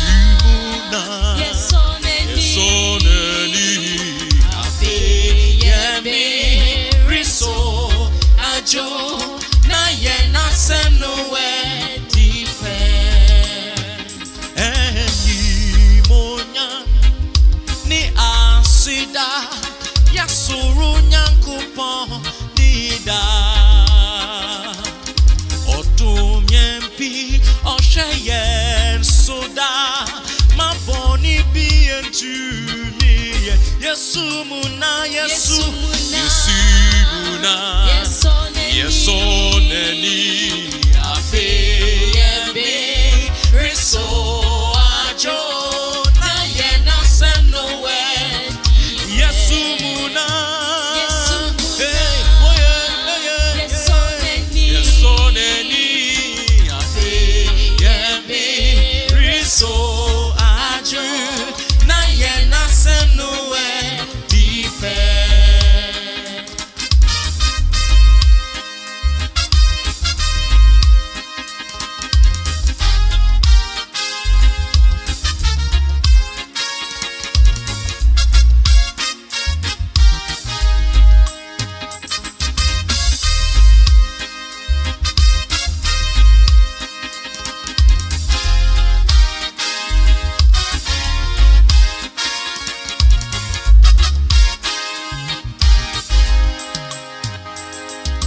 Eni monya, eni asida, yasuru nyankopon dida. Ono no dum yempi, osheyen soda, maboni bientu mi. Yesumuna, yasoneli, afeyembe riso ajo na yena senowe di yesumuna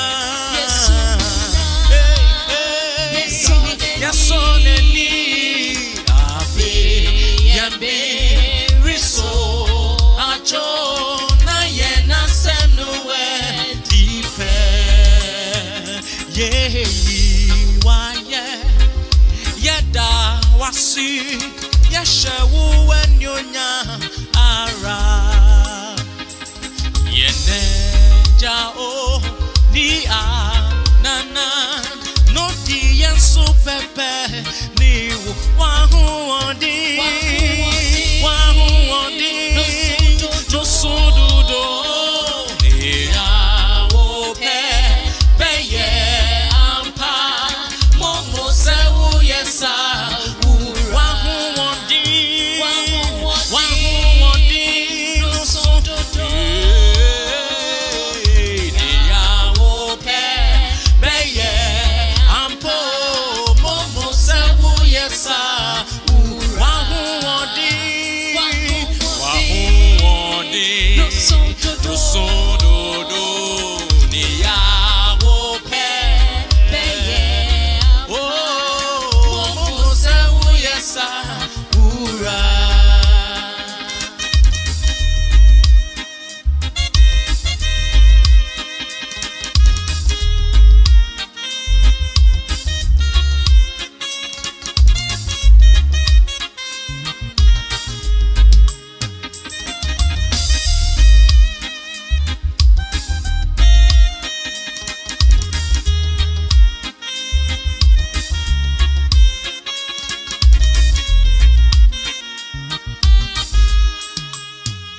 Yeyi waye na yeda wasi yashewu enyonya mara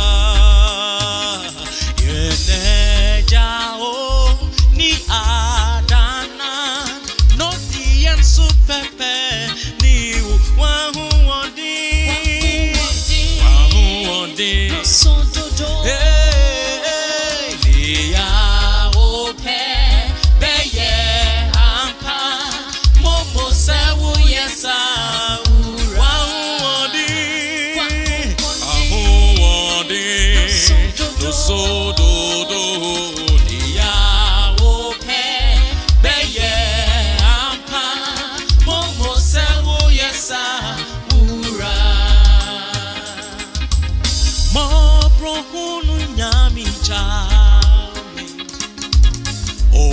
de maka achemi sasampa yichichimi mami chidi enije mikrada onyami aksi na di chei ekasi oyo ne humo brona eyimi duani afia mikrada onyami asi mikrada onyami aksi na di chei ekasi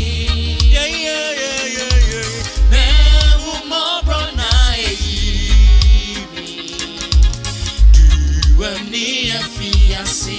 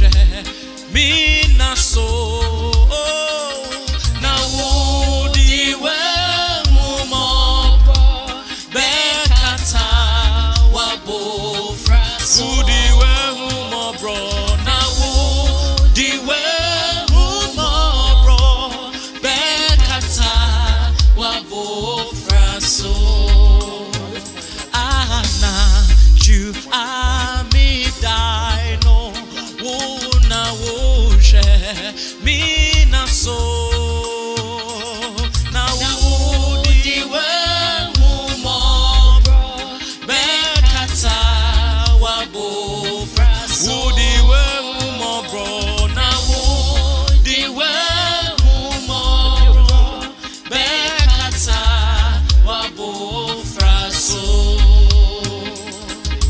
otamfu bi ansay na bonibi anyame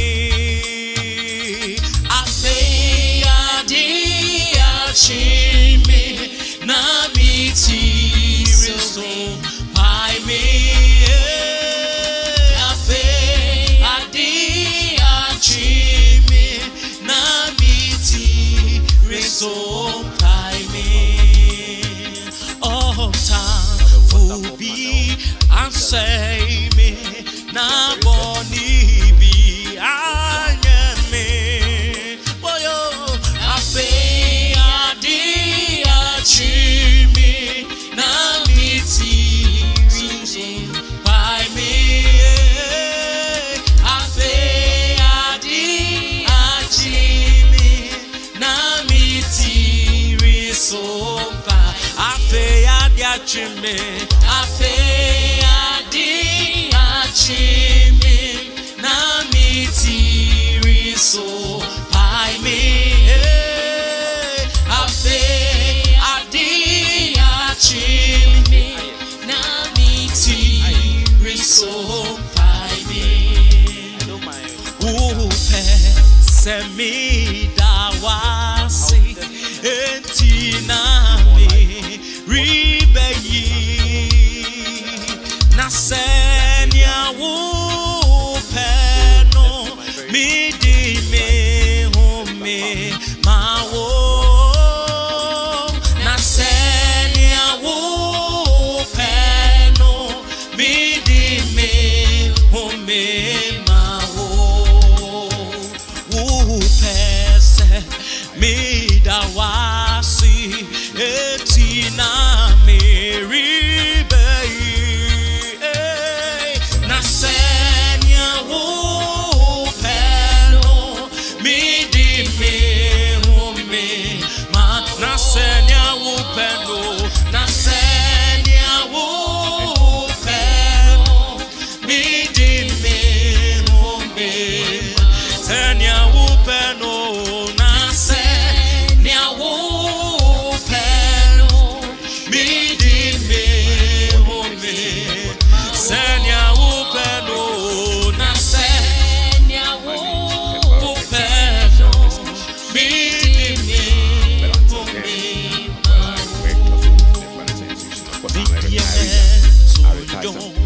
ama onyame na mada no asida na mihu adi inem te ope mi ye pa o ayenye di moro and it do ashe oh the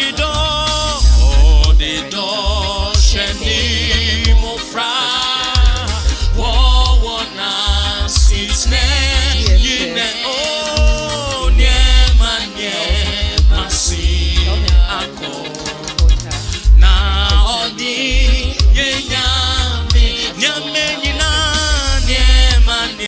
Hospitals, healthcare centers across the country. We have about 6 agric stations and several development work across the country. In addition to that, we are also doing, we also lead the work on environment, including plastic recycling. So when you were coming up the stairs, you saw all the artwork that was there. That is part of the things that your church is doing. Today we've come with some products that we are also doing as examples to show what the church can do around green environment and around green businesses. And therefore, that is why we are here, and hope that we'll get more opportunities to explain this more in details. Thank you. Thank you very much.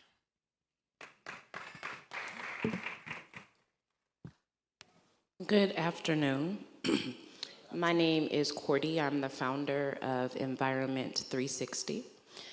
Environment 360 is the pioneer of community recycling in Ghana. In 2015, we created the first successful plastic collection scheme that has been recognized by the Ministry of Environment, Science, Technology, and Innovation, EVOLVE. In 2017, we launched the first waste picker sorting center in Timanutau, which is still existing in operation. From there, we've also become the first Vera registered plastic facility in Africa. In addition to that, we also are the pioneer of the Circular Innovation Hub in Dodowa, which seeks to support green entrepreneurs in moving their ideas into the prototype stage, into rapid stage as well. So we do a lot of things on the gamut. We operate in Accra, Dodowa, and Kumasi. And we're very happy to share the panel with everybody and discuss what's going on. Thank you very much, Ms. Cody. Hello, everyone. Good afternoon. My name is Makafui Auko. I'm the founder and CEO of Macintosh Africa. Has anybody seen a plastic bottles Christmas tree in town in the last 7 years? Okay. So that's my work. What about the bus shelter at Jolu Junction from recycled waste? Yeah, so that's also some of my works. So Cody is my big sister. Yeah, she's been in the space. She's like the pioneer in the space. So I am an innovator. I'm an entrepreneur. I'm an environmentalist. And I'm also an artist. Originally, I'm a poet and a spoken word artist. I've shared the same stage with Sarkodie, Manifest, Daddy Lumba, KSM, and Simi of Nigeria. I don't look like it, I know. And I've recorded one of my poems in London, at London Bridge. So in 2016, I was working for somebody. I wasn't being paid well. I was falling sick. When I wanted to go to the hospital, they said I couldn't use the work hours to go to the hospital. Like, if I drop dead right now, you employ somebody else. So I resigned. I didn't know where I was going, but I left. Then I did my passport, and I was like, God, the passport is ready. Where are we going? So I applied for the President Obama's yearly program, spent some time in Nigeria. When I came back, I wanted to start tackling some of the challenges we have in our community with a focus on the Sustainable Development Goals. And personally, I have asthmatic allergy, so when people burn plastic waste and burn other things, I react a lot, and also to the dust. And I wanted to create a future that I wanted, that I can survive and thrive in. So I was like, what can I do with plastic waste? So I made a Christmas tree from plastic waste in 2017 December. I didn't plan to start a business. It went viral, and then one thing led to another. And Macintosh Africa is in Ghana. We are also in Zimbabwe. We are also in Zambia. We have products we innovate from waste. We do training. We do advocacy. We support academic and institutional research globally. We do public place installations. We do a lot of content also available on social media. So I'm sure I'll talk a bit about that later. Thank you. Thank you very much. Mr. Mayor. Okay, good afternoon, everyone. My name is Kojo Amoyaose, and I'm sure many of you already know me. I'm a proud member of this congregation. I'm also the deputy CEO for a company called Center for Environment Health Research and Training. It's a small company, just 20 years old. We've been giving government agencies and other private organizations advisory and consultancy within the environment space. And we also have a social enterprise arm called Green Advocacy Ghana. Green Advocacy Ghana focuses on environmental education and advocacy within the circular economy, WASH sort of area.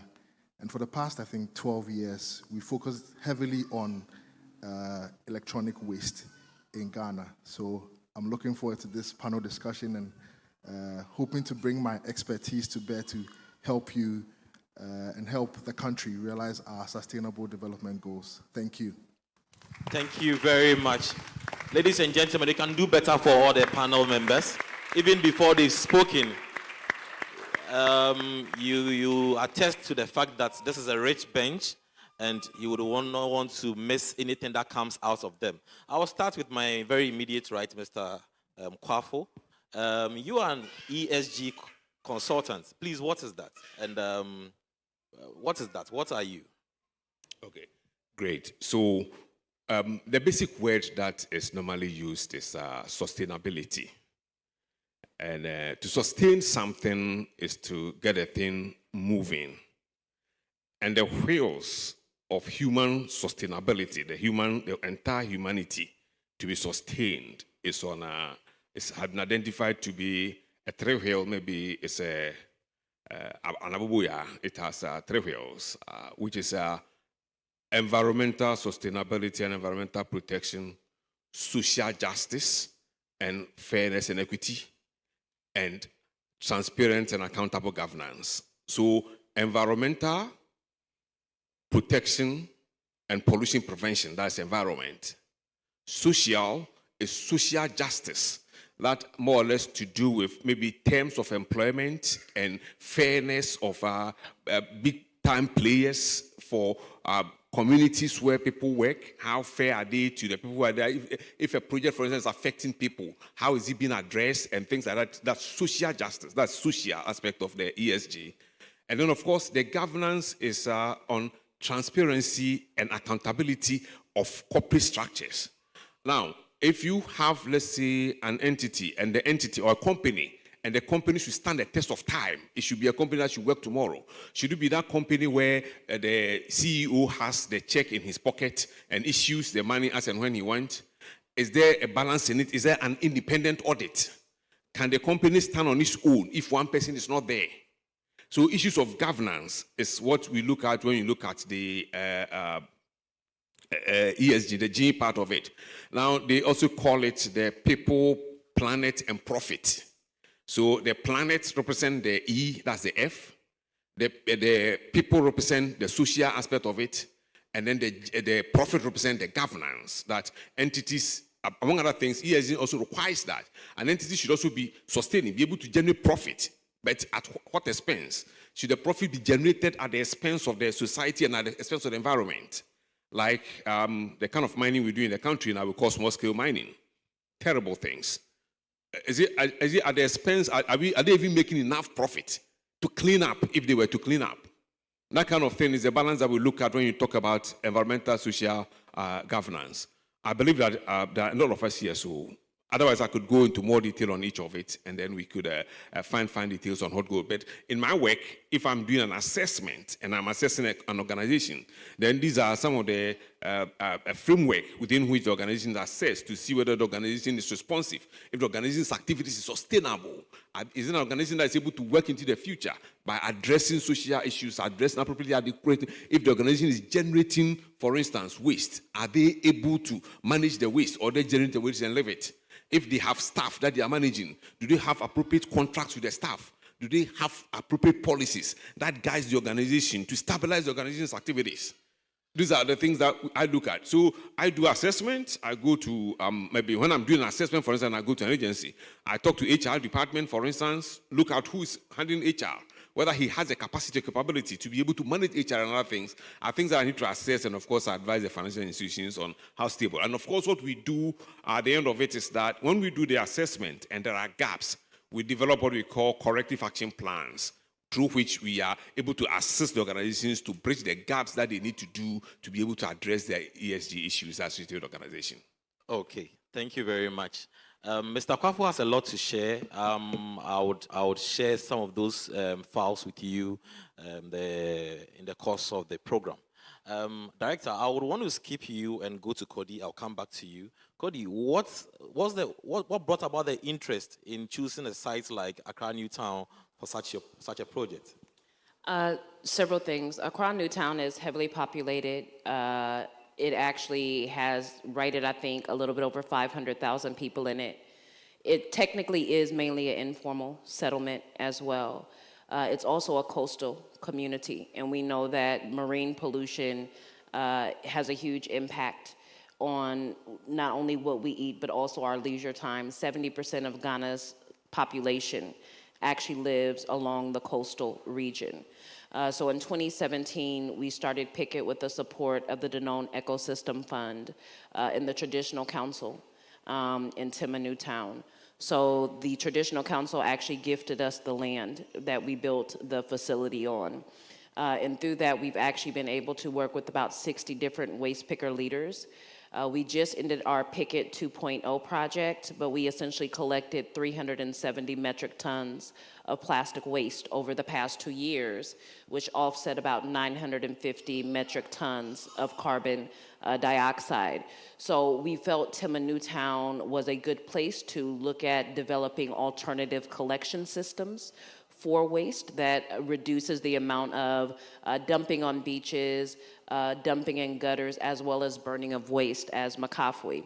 So Timoneu Town sort of serves as our urban community that illustrates how can communities actually work with informal sector plastic collectors, also known as waste pickers, to develop more affordable and sustainable waste systems. Okay, thank you very much. I'll come to Director now. Director, your area looks at the Committee for Health and Environment as well in the church. How is that your sector taking into consideration some of these, the use of plastics? How are you trying to curb this menace that is growing in our society as a church? Thank you very much. So in 2019, at the General Assembly, a project was launched called the Ecological Integrity Campaign for the entire Presbyterian Church of Ghana. And this was to help us beautify our environment. We didn't want to go to church in an environment that wasn't clean. And so it was launched at the General Assembly and was one of the decisions that was taken. And when we started that, you recognize that 2019, 2020, we did a lot of cleanups in the churches. DSS did a lot of cleanups. What we realized was that when you clean up, where do you put the rubbish? Because you clean up, you collect the rubbish, put it somewhere, somebody doesn't come and pick it, and it comes back again. And so we expanded this campaign, and in 2020, we actually had a symposium, which Cody was there in Osu, Ebenezer, to talk about ecological integrity, our heritage. What could we do as stewards of God's creation? Okay. And we realized that the first commandment in the Bible, Genesis chapter 1, verse 26, was that you should be fruitful and multiply.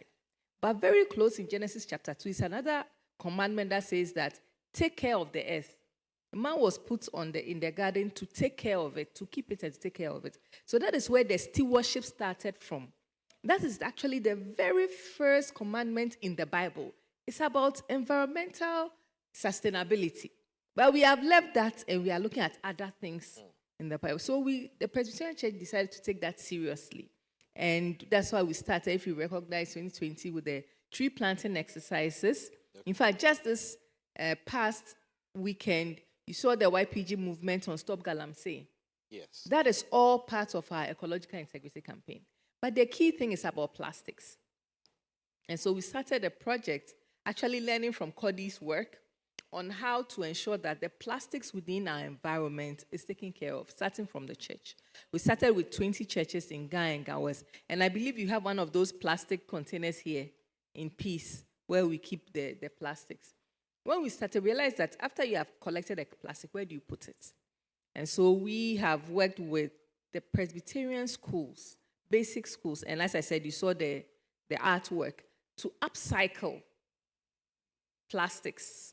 So recycle, there are all the terminologies, but upcycle means that using the waste to do something that will give it much more value. Okay. We had a whole project with Arucha Ghana called Our Trash, Our Treasure, where we train school children in 10 schools, Teshi, Nungwa, La, Osu, Presbyterian basic schools, to do something out of plastics. And I'll encourage you when you go out, please go and look at all the artworks that somebody did the guitar, somebody did the Ghana flag, so many things just out of plastics. And they are all for sale. If you are interested, we'll sell them to you. And these things were done by Presbyterians? They were done by Presbyterian students. I have some pictures that we'll show as we go ahead. Presbyterian students in their junior high schools from class 1 to class 6. There was even one in Teshi. They did a boat, and the boat had the propeller, and if you put it in water, it propels and it moves. And that was the innovation that we had. Moving forward, we've done a lot of things. Let me just pick one before we go ahead. I know in the Brong-Ahafo region, we actually set up a waste recycling plant where we collect the waste from the whole of the Brong-Ahafo region. We take it there, and then they crush it. Director, when you say we, you're referring to the Presbyterian The Church? Presbyterian Church of Ghana, and we have pictures on that as well. They crush it, and we put it together. Somebody comes and buys it. So far, we've done about 10 tons of plastics just in Brong-Ahafo region. And these are the things that the church is doing. So far, we haven't made too much money from it. But I'm hoping that these are some of the things that will inspire you as young people in your pitching, that trash can actually be treasure. We can actually make money out of it. And we've started it as pilots in the head office. And we are hoping that we can get some of the young people in this church, especially interested and involved. Yes, let me leave it for now. Yes, thank you very much. I'll come back to you. And I want to pick up from where you ended, that trash is actually money. You could see that Mr. Is it Makafui? Yes, he's actually making money out of trash. What's the motivation? I know you started a story. How did it start? Because people have seen your work where you are putting trash into profitable venture. How did it start? Okay. Yeah, so as I said earlier, so when I was growing up, my mom was a nurse, and nurses sometimes they work night shifts aside the day shift. When I'm on vacation, for instance, my mom doesn't like me to be roaming about. So this is what she would do. She lets me go and learn plumbing, sewing, carpentry, just so I'm not roaming about. I had my own farm, I had my own poultry. So I grew up in an environment where, one, we take care of what we had, we use what we have well, and then we improve upon what we already have and take care of the environment. That was how I was brought up. And I've had challenges where I react to a lot of dust. The roads, even in the city, Accra, we still have a lot of what we call rough roads, even in the city. So you can imagine if you go outside of the city, how the situation is. And I have asthmatic allergies, but even if you don't have any asthmatic allergies, you can develop allergies because of the constant amount of dust and the plastic people are burning that you are inhaling. Okay. So you get to a place where, let me paint this picture for you. So if you go to Kolebu, one of the biggest landfills, which in quotes, supposed to have been closed down, is close to Kolebu, is still there. And it's become an illegal dumping ground. People are still using it, and they are burning the rubbish. Now, Kolebu is one of the biggest teaching hospitals on the continent. So you go to one of the best hospitals to go and give birth, and the first air that your child will breathe is polluted air. This is the reality that we face. And it is important for us to get to understand that the environment is all we have. Whatever we are trying to build, if the environment is not sustainable, one of the speakers was talking about sustainability earlier. If the environment is not sustainable, we cannot enjoy whatever we are building. Recently, there was a medical doctor whose car got swept away during the flood. This person probably may be living in Trasako, but it doesn't even matter where you live. If we have these problems within our communities and collectively we don't look for ways to tackle them, we all suffer. Nobody, those in Trasako, you can't say you are in Trasako, so you are going to enjoy, and those in Nima will suffer. We are all going to suffer. Okay. So we need to collectively do something about the problem. So coming to the money side, it's important to understand that if we are able to convert some of these problems we have in our communities into relevant things, people will be willing to exchange money for them. When that happens, you can create opportunities for other young people and improve your own life. So it's important that we are doing all these things we are doing, but if we are able to make it work, it benefits everybody. Okay. That's where the commercialization let me narrow it is, down. Yeah. I think you and Cody can take this. Is it really profitable to venture into plastics or make money? Can you make money out of plastics in simple terms? Okay, so the issue of profit is not always about money. sometimes when we say profit, it's just money we are thinking about. You need to look beyond money if you are looking at profit, because you create something that is of value. What Cody is doing, a lot of women, and these women, some of them work with organizations where what they are being paid, they cannot even use it to support their families in a month. And she's creating a sustainable model that is letting these women a decent income. And these women, some of them, maybe they are about 40, they have dependents, and they spend so much. And being able to move these women to a place like that, where you have improved upon their life and they are supporting other people, that's profitable. That's profit. So for me, profit is not just about the cash that we are making, but the impact and the lives that we are changing. Okay. So I just want to input. I think it's important that you have diversification. One thing Makafui always talks about is Environment 360. We're the oldest. We've been around for 10 years, and I've learned diversification. So you will see that, yes, we collect plastic bottles, but we also do LDPE. When we started the Circular Innovation Hub in 2020, we actually make certain products from the plastic that we produce. This is the goal of our maker shop. So we actually have an injection machine and an extruder that can make both plastic lumber as well as beads, combs, and other things. I think you have to be able to diversify.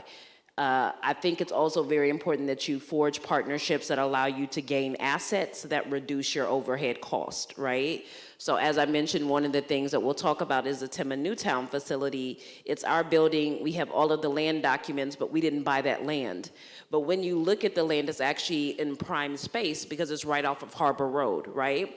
It's the same for our space in Dodowa. We actually own that particular space for the Circular Innovation Hub. And even recently, we just built our office and we built the complex out, so now we don't have the overhead of rent. I think that if you want to be profitable in this business, and you say, I'm only going to collect plastic bottles, you're not going to make it. Even Makafui, I think will tell you, I was just asking Makafui, if you remember not years ago, used to make a shoe. It was actually a great shoe. I still have it. I think I've had it for about 5 or 6 years at this point. But he was importing his soles from, I think it was Spain or something like this. Shoes made out of plastics? Yeah, they're really cute. So I just asked him about it. He said the dollar rate, it just didn't really work out. But something else about Makafui is that I think I've seen Makafui grow from a collector to now being able to monetize his ideas into a training model. I think if you can get it to scale, right? This is why we don't operate in just Accra.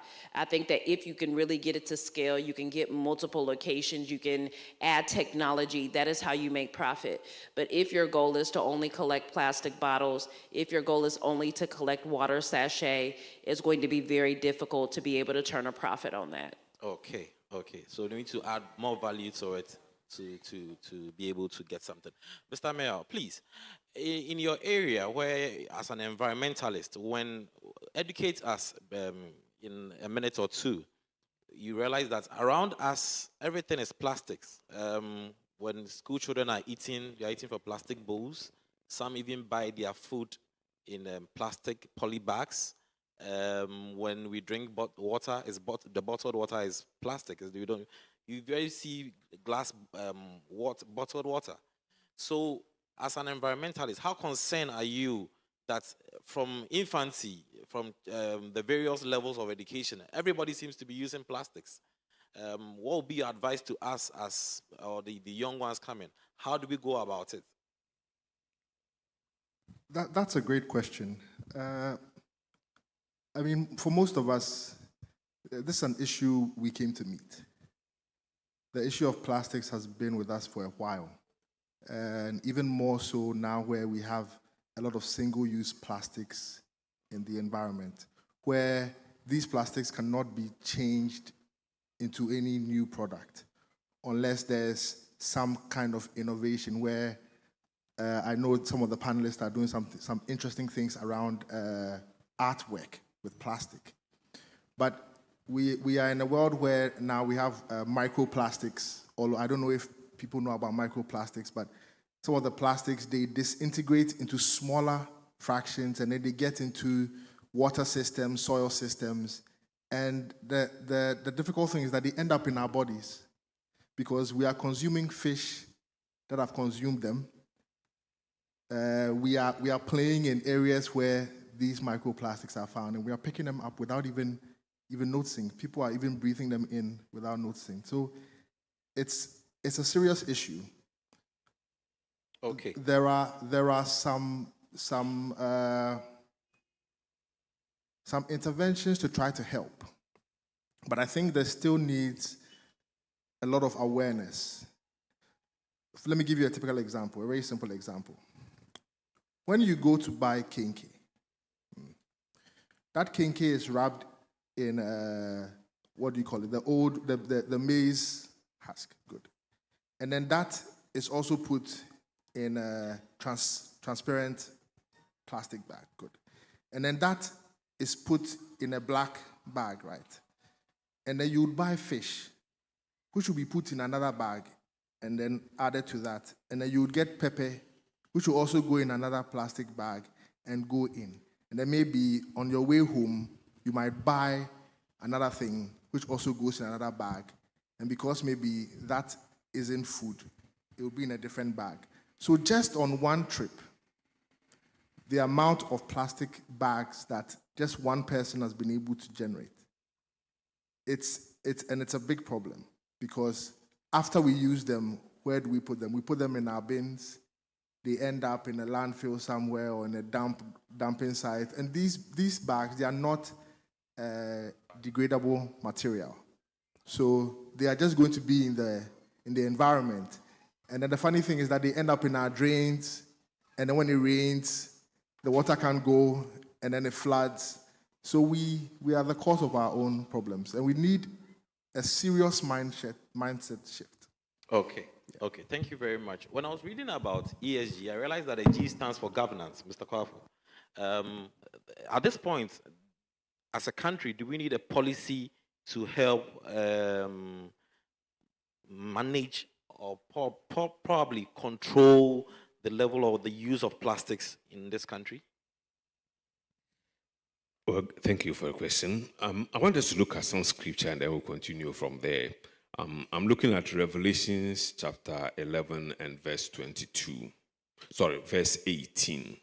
It's a long verse, but the fact is just about the end of the verse. Revelations 11 and verse 18. Let me read. It said, "The nations were angry, and your wrath has come, and the time of the dead that they should be judged, and that you should reward your servants, the prophets and the saints, and those who fear your name, small and great, and should destroy those who destroy the earth."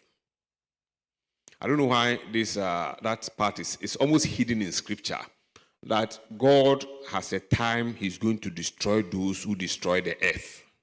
A time has been set apart by God, by the scripture, for God to destroy those who destroy the earth. So as Christians, we have a stewardship. We need to protect the earth, whichever way we look at it.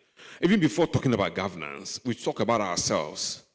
How do we, as individuals, dispose of plastics? What culture do we have for disposing of plastics? Some nations have taken drastic measures where you cannot sell and use a plastic bag as a carrier. You don't give plastic bag as a carrier to someone. Even African countries are doing that. And so that regulation is there.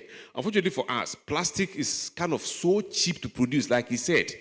Now they revolve it, and then by the time you buy just kinky and fish, like he said, you have used about 4-6 wrappers already. And all these things are one-time use. You go and you just put in the refuse. You don't even know where it's going to end up anyway. Sometimes maybe you give it to Abubu boy, he gets near the drain somewhere and dumps it there. Microplastics is becoming a real menace. I read of a story where the semen of 20 men in a certain community was tested, and all 20 had microplastics in their semen. I don't know whether, well, it may sound funny, but it's rather more serious than necessary, because plastics have gotten into the oceans and they are getting into microplastics. Like he said, fish are swallowing it. It is not like a joke. And if it is like there should be a governance structure or a regulation to regulate this, maybe the time was yesterday. Because what is it?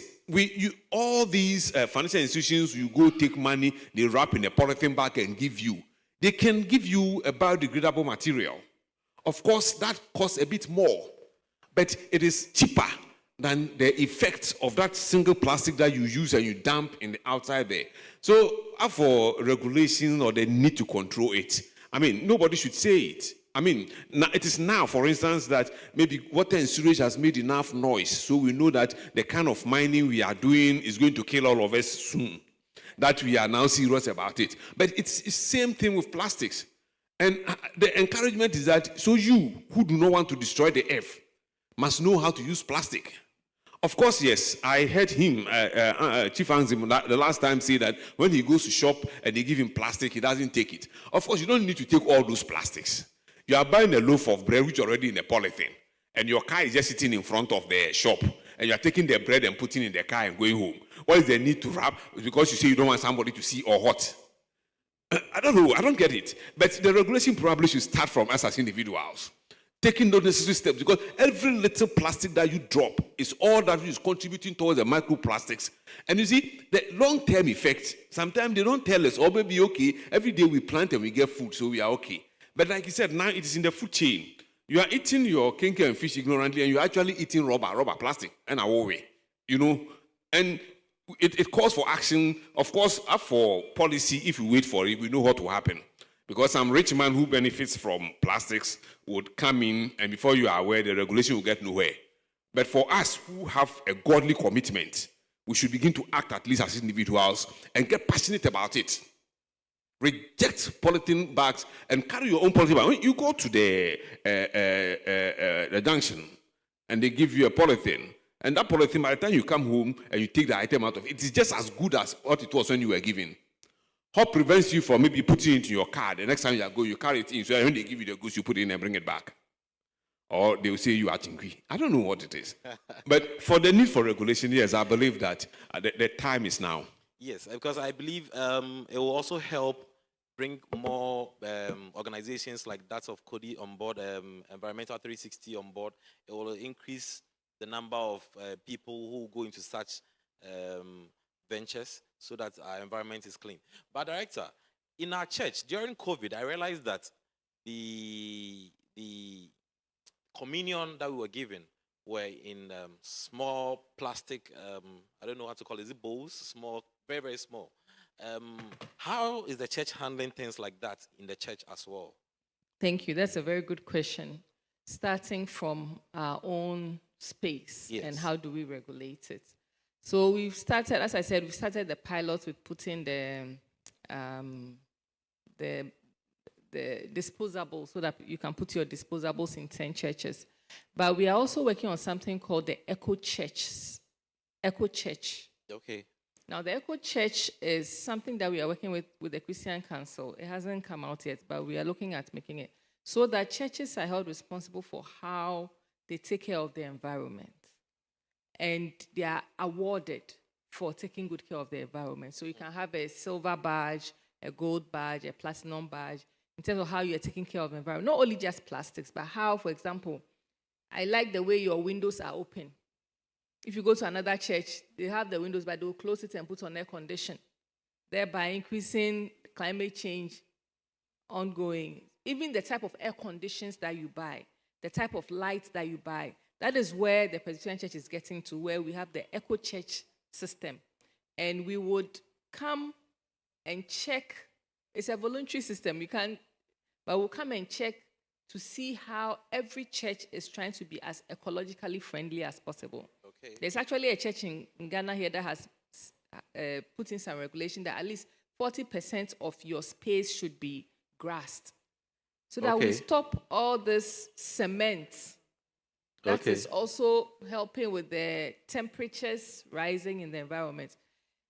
Going further than that, we are also testing out curriculum for waste skills, because now even if you need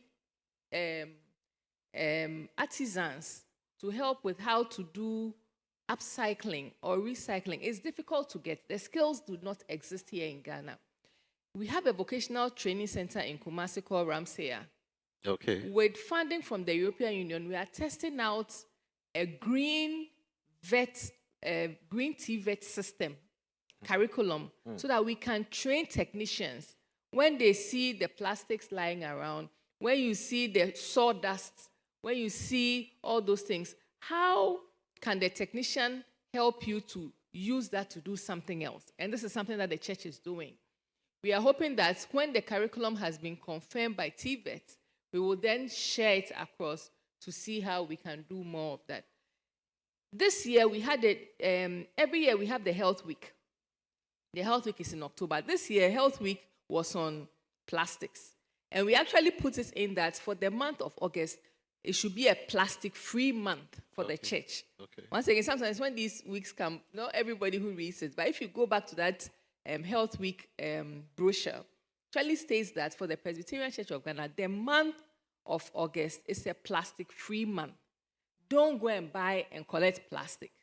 Don't go and just try and reduce the amount of plastics that you have. I ask, how many of us did it? I'm not even sure you read my message, my very beautifully crafted message here. Hallelujah. But these are the sorts of things that we want to do as a church. We want to take it seriously and put it in the processes that the church does so that it becomes part of it. And so once again, the upcycling that we are doing, when PCG Children's Service was 100 years old and they were doing flower service that year, that was in 2021. Okay. We worked with the beach people, the Richmond Plastic Punch. And every church, every Sunday school, they did something around plastic for Flower Week that year. Since then, I've tried to get the Children's Service leadership to do it again. We haven't been able to do it. But that is the sort of thing that we want to do. This year, this week, the Sunday service was on stewardship of God's resources once again. So the church is using the pulpit. Our church, we are using the pulpit, and we are also practicalizing. We are showing that it is possible for it to be done. What we need now is expansion. What we need now is scale up. And that is why I'm happy to come for programs like this, so that we can show that it is possible and ask for you to come on board as we scale up the stewardship of God's resources that the church has taken, that we will do. Thank you. Okay. Thank you very much, Director. This, I don't know who to direct this particular question to, but please educate me. Educate us, I mean. What is wrong if I burn plastics? And I have a lot of them at home. I just put it together. And plastics are funny. When it touches fire, it vanishes. So why shouldn't I just burn it? So there's a few reasons. The chemical that plastic is made of, we all know it comes from petroleum. I'm sure you may know this. It also has other additives. It actually releases carcinogens into the air. In case you don't know what a carcinogen is, it's something that causes cancer. Furthermore than that, in our hot climate, if you're the type that likes to leave your water bottle in your car and it reaches past a certain temperature, these bottles actually start leaching these chemicals into your water. This is also the danger in these market women and buying things like your oil and other things in plastic bottles that are particularly single-use plastics. There are plastics that are intended to be long-term, long-use. They're typically harder plastics. Plastic bottles are intended for singular use. So the moment you use them past that singular period, it's like a ticking of an expiry date. So you are actually exposing yourself to chemicals which can cause cancer, which cause kidney damage, which can also cause liver damage as well. Okay. Yeah, McAfee. Okay. How many of us know that if you want to cut a tree, even in your own house, you need a permit from the assembly?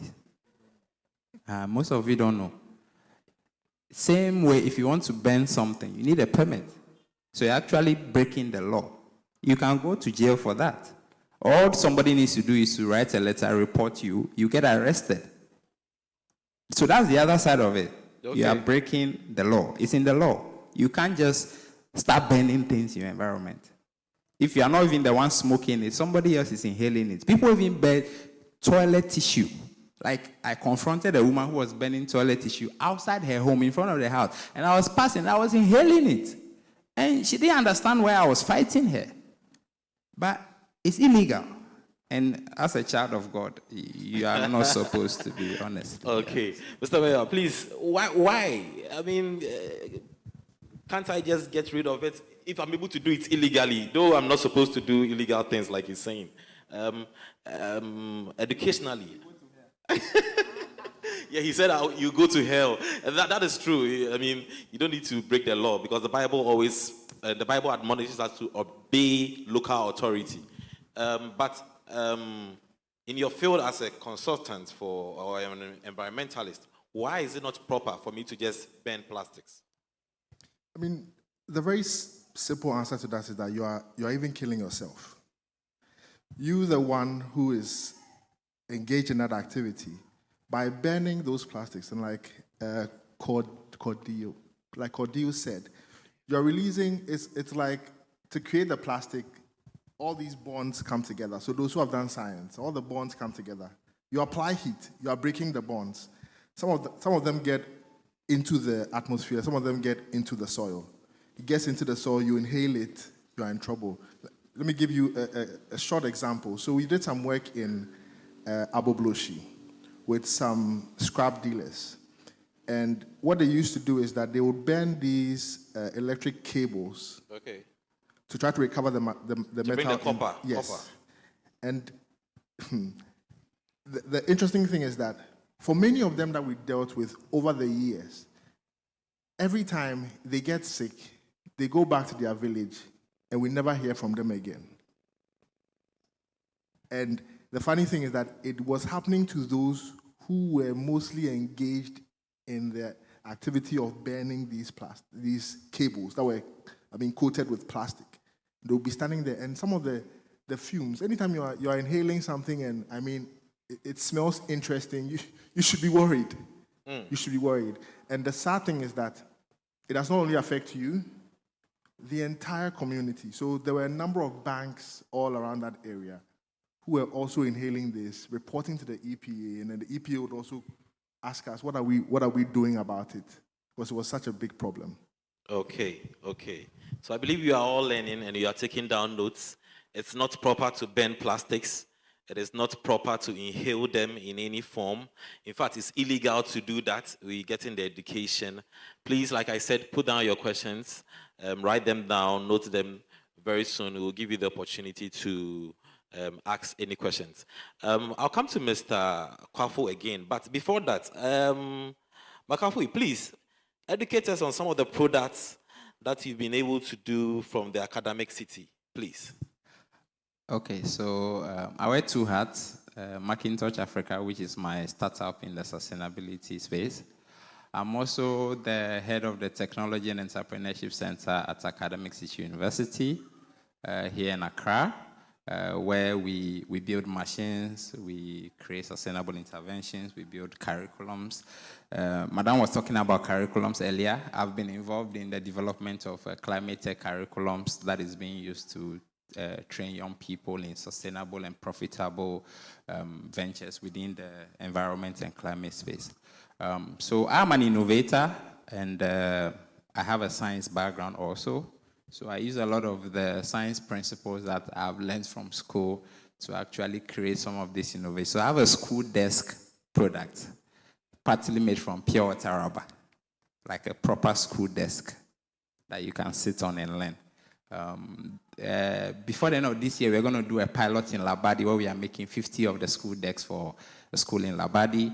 And then from next year, we've identified a couple of schools in the northern region that the children are learning on the floor.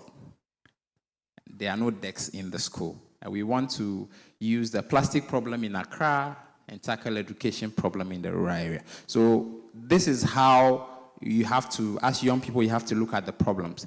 You look at the problem here, look at the problem, then look at the problem, then look at the materials and resources you have and say, how can I turn this into something relevant that I can use to tackle that problem or that problem? So I have a footwear brand from recycled plastic waste. We've been doing the Christmas tree for the last 7 years. We open it up to community, so you can come and learn how to make the Christmas tree and do one as a church activity. Last year we did 15 trees. The tallest tree is about 20 feet high. That's about a bit taller than the height of the speakers up there. And We did it in 3 major regions last year. We also have bags from recycled plastic materials. We have throw pillows that we do from shredded plastics that feel like regular comfortable pillows that you can sleep on. So because I'm an innovator, we are constantly always trying to innovate new things that are relevant, that will keep the plastics out of the environment, that will create jobs and opportunities for young people. So I have a volunteer program with 500 young people, most of them in Ghana. Interestingly, when I came here today, I found one of my volunteers is a member of this church. She's hiding. Where are you? Okay, that's her there. And through what we do, we've created a lot of opportunities for young people. So let me briefly talk about this. So there's a lot of opportunities for you young people within the climate and environment space. You have no idea. One of my volunteers went to the US to speak at the UN General Assembly for 3 minutes because she was volunteering on my project. One volunteer started her own recycling project and won 60,000 euros to support the project. Some of our volunteers have gotten full scholarships to travel to the UK to do their masters, fully funded for free, because of the project they are doing in the environment. So there's so much you can do, and some of the things you can do are just very basic things, like doing a cleanup exercise within the church or at the beach regularly, organized by the youth in the church. It becomes something huge, and you can make an impact with that. You can also do write-ups on social media to educate people on why they shouldn't burn plastics, why they should reduce plastic, talk about the 4 R's. It's basic. That's advocacy. You can do that as a project, and it will open and create opportunities and doors for you. I met the King of England in 2018 because of what I do. He was then the Prince of Wales, and that was barely 1 year, barely 12 months into when I started my project. The UK government selected my work to be experienced by the now King of England, and I met him in the flesh because of the work I do. So there's so much opportunities for you young people, and you should look at the problem from a perspective of opportunities. So the things that we are talking about that looks like problems, see it as opportunities and ask yourself, what can I do about this to create a better community, to create a better life for myself and other people? And that's how we create sustainable solutions. Okay, thank you very much. Thank you very much. Mr. Kwafo, so in our various working places, in our various homes, in the absence of plastics or reducing plastics, what do we do? What do we do if we don't use plastics? Are there alternatives to using plastics? Yes. You see, in the hierarchy of things in sustainability, the first step is to reduce the use of any resource that you have, more or less to optimize the use of any resource that you have, reduce waste so that you produce only what is needed. The minimum that is required to do things is a way to optimize the use of earth resources to start with. Now, the second stage is to reuse. So more deal with things that can be reused rather than the things that are for one-time used.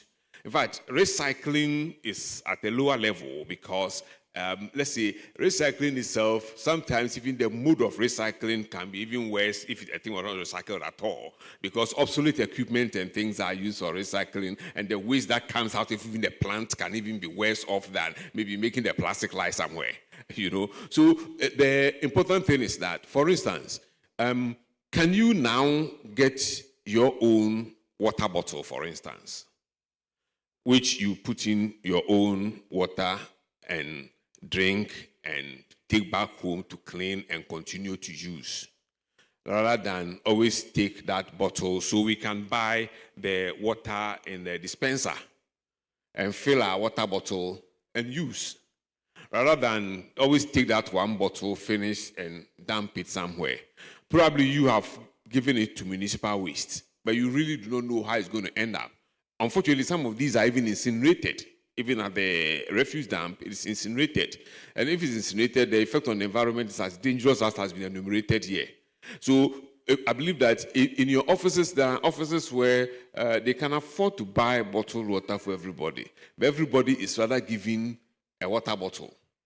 Some of these measures try to help to reduce even the use of some of these dangerous things. And organizations that are progressive are taking these steps to ensure that at least call it, let's say, okay, their carbon footprint is reduced, or more or less their negative impact on the environment is reduced by moving away from the business as usual position to sustainable development pathways.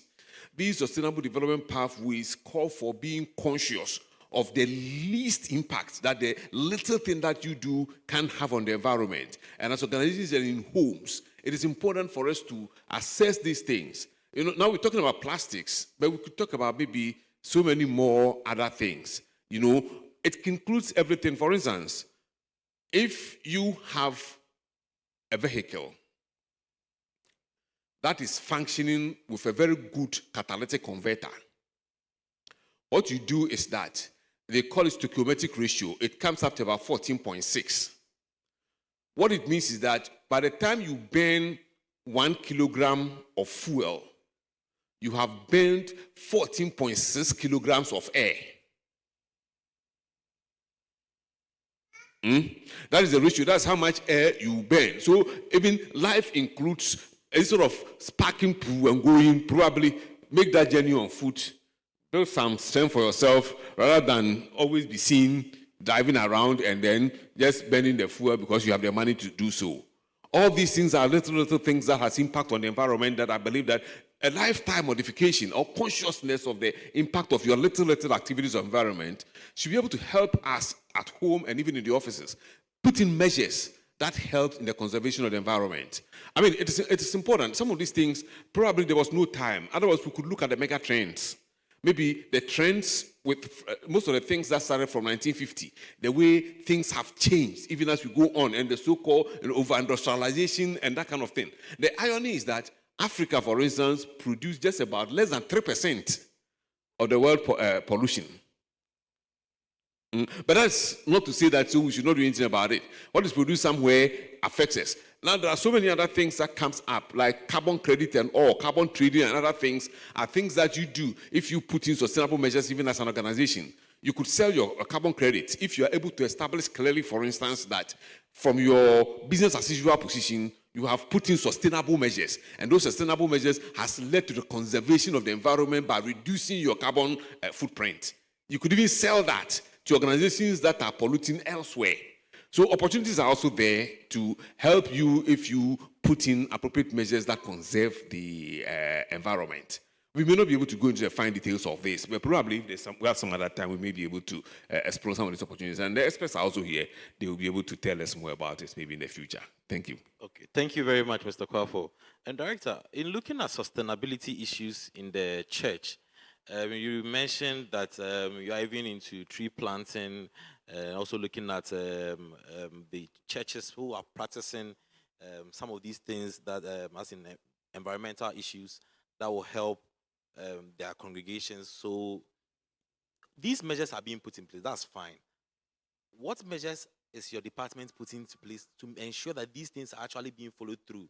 In my church, for instance, we picked seedlings from your department, and we've planted them by the roadside just to help and support. But if we plant them and there are no follow-ups, we don't water them, we don't take good care of them, it will come back to zero. So what steps is your department taking, or the health committee taking, to ensure that some of these things are being taken care of so it helps the sustainable issues in the church? Okay, thank you very much. And that goes to how the church itself is structured, because the Presbyterian Church is semi-autonomous. Whatever happens at the head office comes to the presbytery, comes to the district, and then to the congregations. And the DSS structure is the same. So there's a DSS that's in the head office, there's a presbytery DSS director, there's a district DSS coordinator, and that happens. And if you look, the church has a strategic plan, a 10-year strategic plan. And if you go under DSS, the first goal under DSS is healthy living. So most of the things that we are doing here, we have indicators under healthy living that pick up those things, and you are supposed to report on it.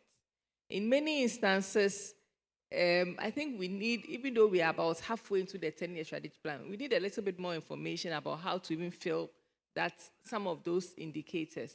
And so that does not happen. I recognize that we need to do a lot more about monitoring in terms of even the monitoring the seedlings. If you notice this year, we didn't put too much effort in tree planting because we wanted to do the monitoring. If you look once again into the Health Week brochure, one of the activities was go back to where you had planted your trees and go and check whether they are growing and report on them. Send us pictures. Now, you'll find that in some of the mid belts where the rains are better, Sefi, Setre, the trees have really, really shot up. Those that are planted in 2000. Okay. The trees have really shot up and they are doing well. But if you go to the north, because of the dry season, we are not getting that traction there. And even the communities that were able to keep their trees, this is actually a story where, you know, in the dry season, they intentionally burn the trees. So a community that had kept their trees, we had come up with a whole process for them. The next community did not understand why this community's trees were there. So in the middle of the night, they went to burn it. Oh, okay. So those are some of the things that we are also learning. And of course, in Accra, you plant the trees. Sometimes you go and they are there like what you are doing. Other times you go and somebody has cut the tree and put their kiosk there. So these are a few challenges that we are having. But the monitoring has to happen from the DSS units within the church. And then that goes up. We need to now start some sort of awards, I think, for churches and presbyteries to that encourage are us doing more. well, to encourage you to us do more. more. Okay, yes. Thank you very much. Cody, your area, I'm peculiar about it because it's an area I know very well. I mean, Accra, Newtown. What you're doing there is wonderful, but are you adding education to it? Because I know the illiteracy rate at the place is also quite high. So people do not, they virtually abuse the use of plastics. And more or less, it will be like fetching water and putting it into a bowl with a lot of holes beneath it, into a basket. So how are you putting in measures to make sure the work in which you're putting in the people, especially the immediate people you are with, I mean, Accra Newtown, is sustainable? So I think that's a great question. I think another reason Environment 360 has sustained so long is we realize we can't do everything along the gamut, right? So I think that years ago we made the strategic decision to focus in on certain areas, which we were really, really good at. And that happened to be the organization of informal sector waste collectors or waste pickers. What we've done, though, is that we have developed a train-the-trainer program where we actually empower waste pickers with the knowledge to educate their community members to sort of gain more clientele, right? So, for instance, you're in Timmin, Newtown, you may want to collect from a certain residence or household or develop a partnership with a certain event planner. Maybe they don't understand the importance of it. What we've done is equip them with enough information and training so that they can then pass down their knowledge to community members. So Environment 360 actually doesn't directly engage in community education. But what we do is we equip those individuals that we do support, we equip them with the knowledge to be able to spread the education into the community. Okay, thank you very much. Mr. Mayor, in the area of agriculture, if you are educating us, I realize that you use plastics, most people use plastics during production, especially in nursing of seedlings and in other forms, even to the point of planting. How is that also affecting the environment? Because others have actually researched that plastics can stay in the ground for quite some time, and it takes a long time to decay. And should you put it beneath, or should you plant something and then leave it down there? What is the effect? Is it only burning? Is there an effect down there as well? Yes, there is an effect down there as well. So I think we mentioned earlier that some of these plastics, like you just stated, they do not degrade, or they degrade over a really long time. But when they are in the soil, sometimes they are being leached in tiny quantities, and this contaminates whatever soil it's in. So if there's a plant in there, when the plant is taking up nutrients, it's also going to pick up some of these chemicals. It goes in there, it gives you a fruit or a tuber or whatever, and it's sold in the market, and you buy it and you eat it. And this gets into your body. So that's how it goes from just being an ordinary plastic, gets into the soil, gets into the food chain, gets into your body. Yeah. Okay. Sometimes you realize that just next to us, we have a commercial business going on, and the fuels from their kitchen comes onto our compound. You understand? The question I would want to ask is that such nature, such kind of businesses, how can they control their smoke and the kind of pollution that they are causing? How can they control it such that it will not affect the people that are living around? Because you realize that they are sitting just on our wall at the church, and the commercial business is ongoing. They need to cook for us to eat, yet we are receiving the smoke, we are inhaling it. How do we control such situations environmentally? So in our legislation as Ghana, there's something called an environmental impact assessment. And in this environmental impact assessment, one of the components it would look at for any project or any companies, let's say the air quality. So how is your operation affecting air quality? If your operation is affecting air quality, what are the mitigation measures? What are you putting in place to prevent this?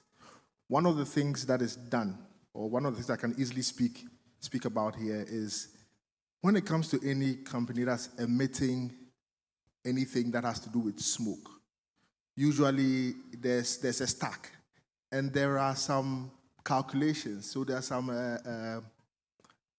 what would I even call it? There are some calculations that are done to decide what should be the ideal height of this stack so that it does not affect the community which this company operates in. So you have different stack heights for, let's say, if it's a cement production or if it's an incinerator and all that. So the problem is that we in Ghana, we're not following the rules. That's the problem. We're not following the rules. The rules are there, but we're not following them. So maybe some community champions have to take some of these issues on and maybe we'll do the right thing. Okay. So I also just want to add to that because I do think this is a citizen issue. Everybody has to get an environmental permit if you are operating any environmental business. They do have to go around and ask community members. You should look at this not only for, environment is everything from noise pollution, air pollution, ground pollution. If anything comes to your neighborhood, because also by law, they have to put a sign up, right? So typically it'll say future site of X, Y, and Z, or future activity of X, Y, and Z. If you yourself, you feel that that activity is not conducive for what you are doing, you should say something. So I was just telling Makafui, we're finishing our house here in Dodowa, and what I realized is that there's a small church that has some land on the main road. And this is literally like maybe a plot over from my house. Me, I have young children. I'm not interested. Once again, every church is different, but I also know that we are all residential. You are the only church. What I know is that because now it's been marked as a church, by all means, when they're coming for their permit, I will make sure I go and say something. Because I know that the potential level of noise pollution, we either have to agree that your noise pollution level is going to be X amount after a certain period of time, or I will make sure I gather the neighbors to contest the church coming.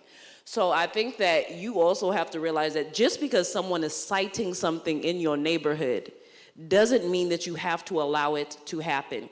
If you feel they did their environmental impact assessment and they did not talk to you, you can reach out to the EPA.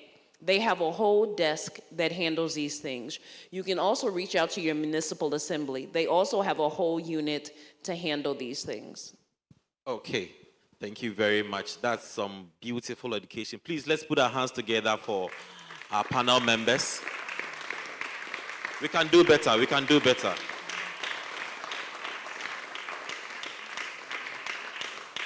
Thank you very much. I believe that we've not had enough of them, but the nature of the programming and the situation at hand, you and I know very well.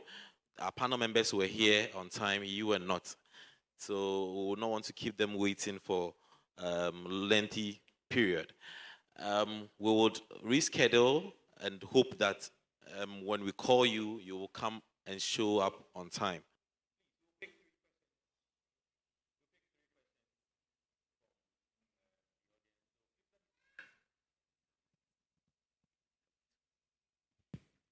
Hallelujah.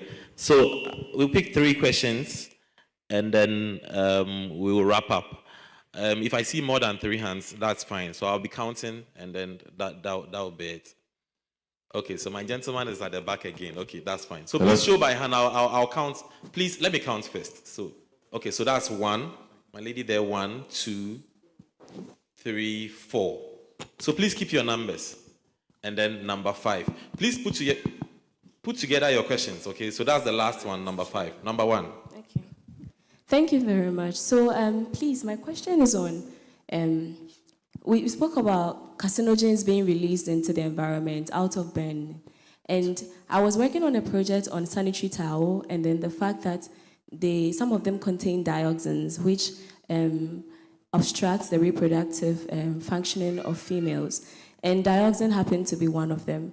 So I also found out that in the environment, through burning and also fumes from gas, also releases these dioxins into the environment.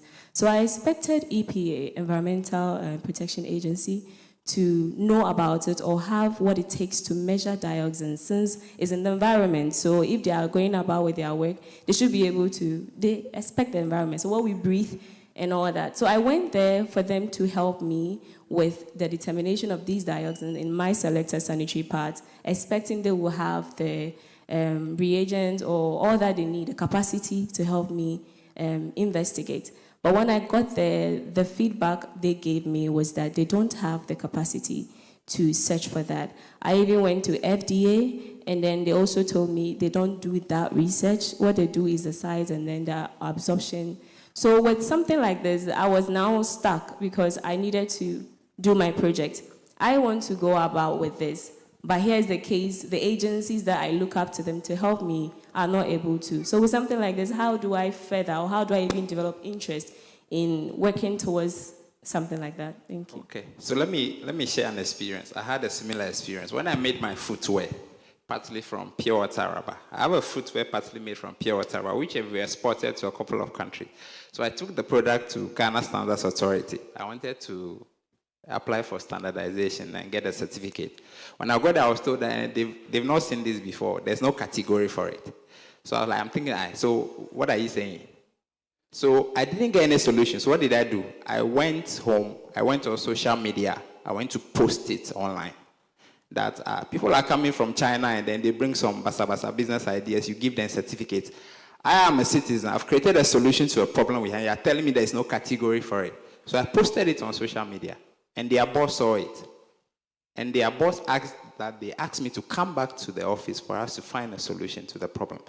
I mean, so there are challenges with the systems. Sometimes you have to use radical approach. You have to reach out to somebody. Somebody has to.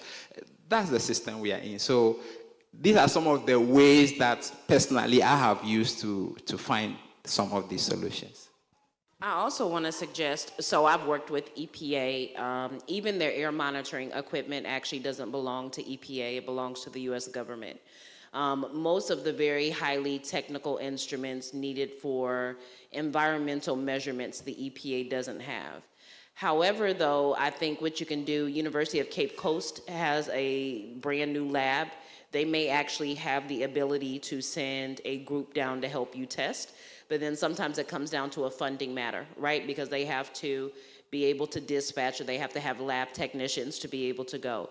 Either if you really believe in the idea and you really think it's having a huge impact, maybe you can partner with someone like Marie Stopes or Planned Parenthood and see maybe if they would actually be willing to fund this particular set of research, or identify an organization where this is their target market, or where they also feel it would benefit their business case, and see if maybe they could take it up. But however, it's not unusual that if it requires a very technical piece of equipment that the EPA doesn't have it. But I also agree with Makafui, sometimes desk people are not the best people to talk to. Sometimes you have to be a little bit more aggressive and work your way up the ladder.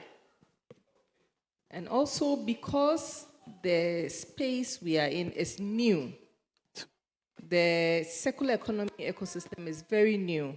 There are lots of things that do not have standards. So what you are doing will be the ones that will start that process, so that even FDA will start thinking about it. Okay, we need to get this machine, or EPA will start thinking about, okay, we need to get this machine.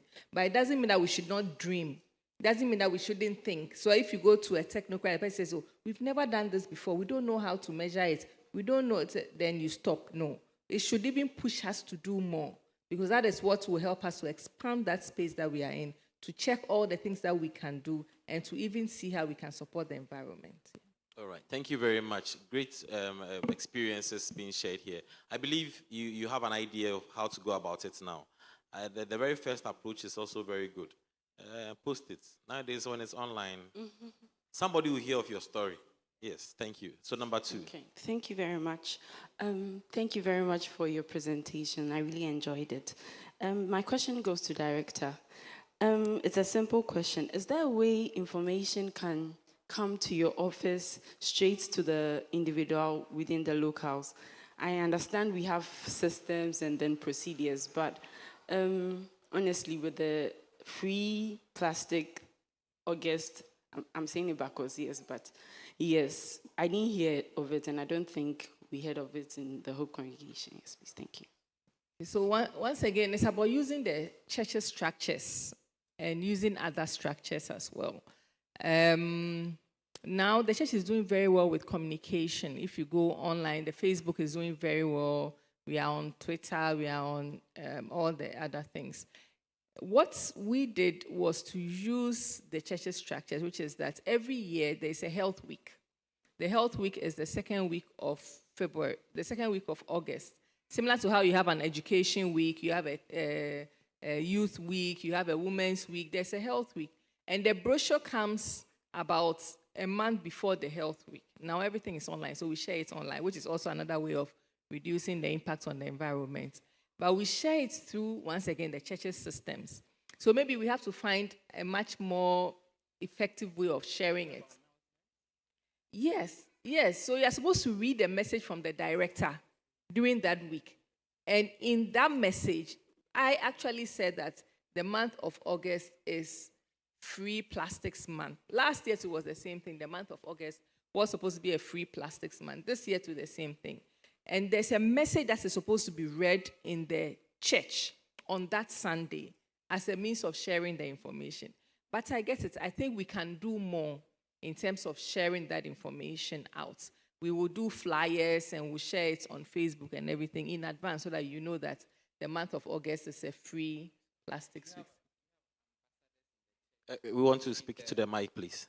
Sorry, do you have church members who are ambassadors behind the plastic waste campaign and project? That might be one of the ways that the young people can take the project and run with it. That makes your work also easy. Yeah. Yes, I think we can do more with that. The way the church is that I'm replicated in all the presbyteries. So they say, I'm national. There's a presbytery DSS director in all the 21 presbyteries who take information from me. And then they share it with their district coordinators. And then the district coordinators then share it in the churches. But sometimes, the information does not go as it is. So the ambassadors could also be something that we could do. We could also then focus on getting the DSS directors to have better information. Director, you're an ambassador Earlier. yourself. So all those beneath you are supposed to be They are supposed to be ambassadors. ambassadors. Yes. No, but I understand we need to do more. Yes. And But I think yes, her we question decided- was, she really wanted to know if she could come right to your office Oh, direct. yes, please. Yes. You can come and, to my and not go office. through the district and presbytery. Oh, if before. I was taking everybody, I won't sleep. So it's better to go through your districts and your presbytery and then come to the head office. But my doors are open, and I'm always available. Whenever you are in Osu, pass through the head office and come and say hello to me. In fact, for all of you, because Hope is very special to me. All so right. please come and say hi. All right. Thank you very much. Thank you very much. Number 3. Please, I'm really enjoying this. Please, my question is, actually, for my course in school, we use plastics a lot. We use it in nursing seeds, and also we use it, the bottles to plant, I think, vegetables also. But I realized that with all this, it's reducing the amount of plastic waste in the system, but also it's not actually eliminating it.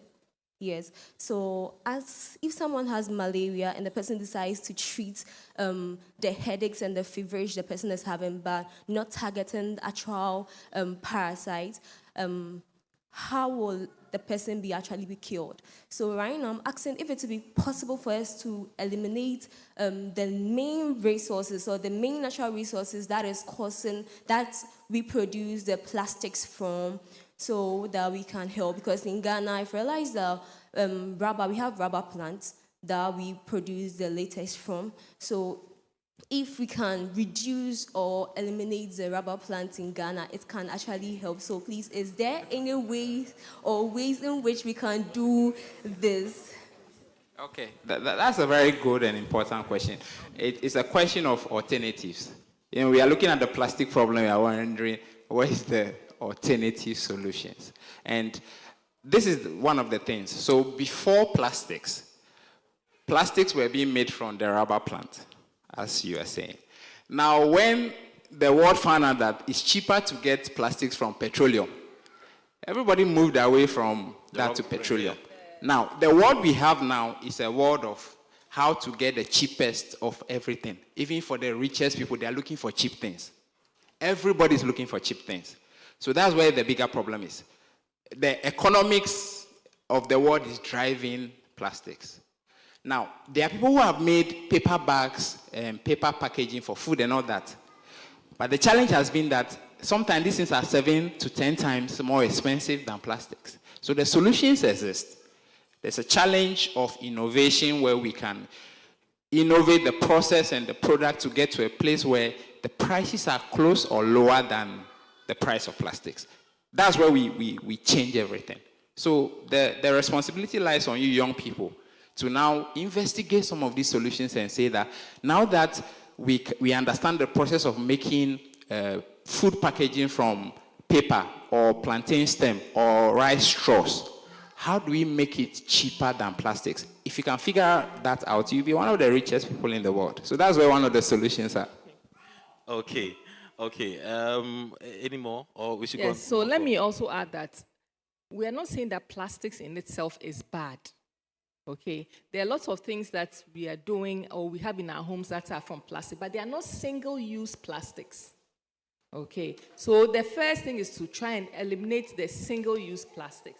And there's a whole campaign that is going on in the civil society space around banning single-use plastic. There's some micro something of plastics, so that the black rubber bags and all those things, we eliminate that single-use plastic. That's the first one. And then the recycling and the upcycling.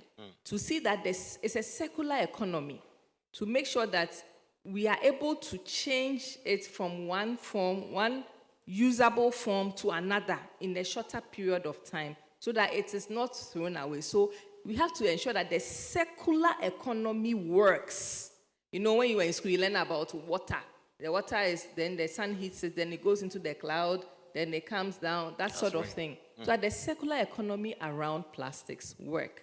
And I think by doing that, we'll be able to. But there's a whole campaign around banning single-use plastics. And hopefully, I'm hoping that the church will get to the point where we will do that more. Okay, so unpopular opinion, plastics will always be around. They're not going to go anywhere. You're going to have to learn how to properly use them.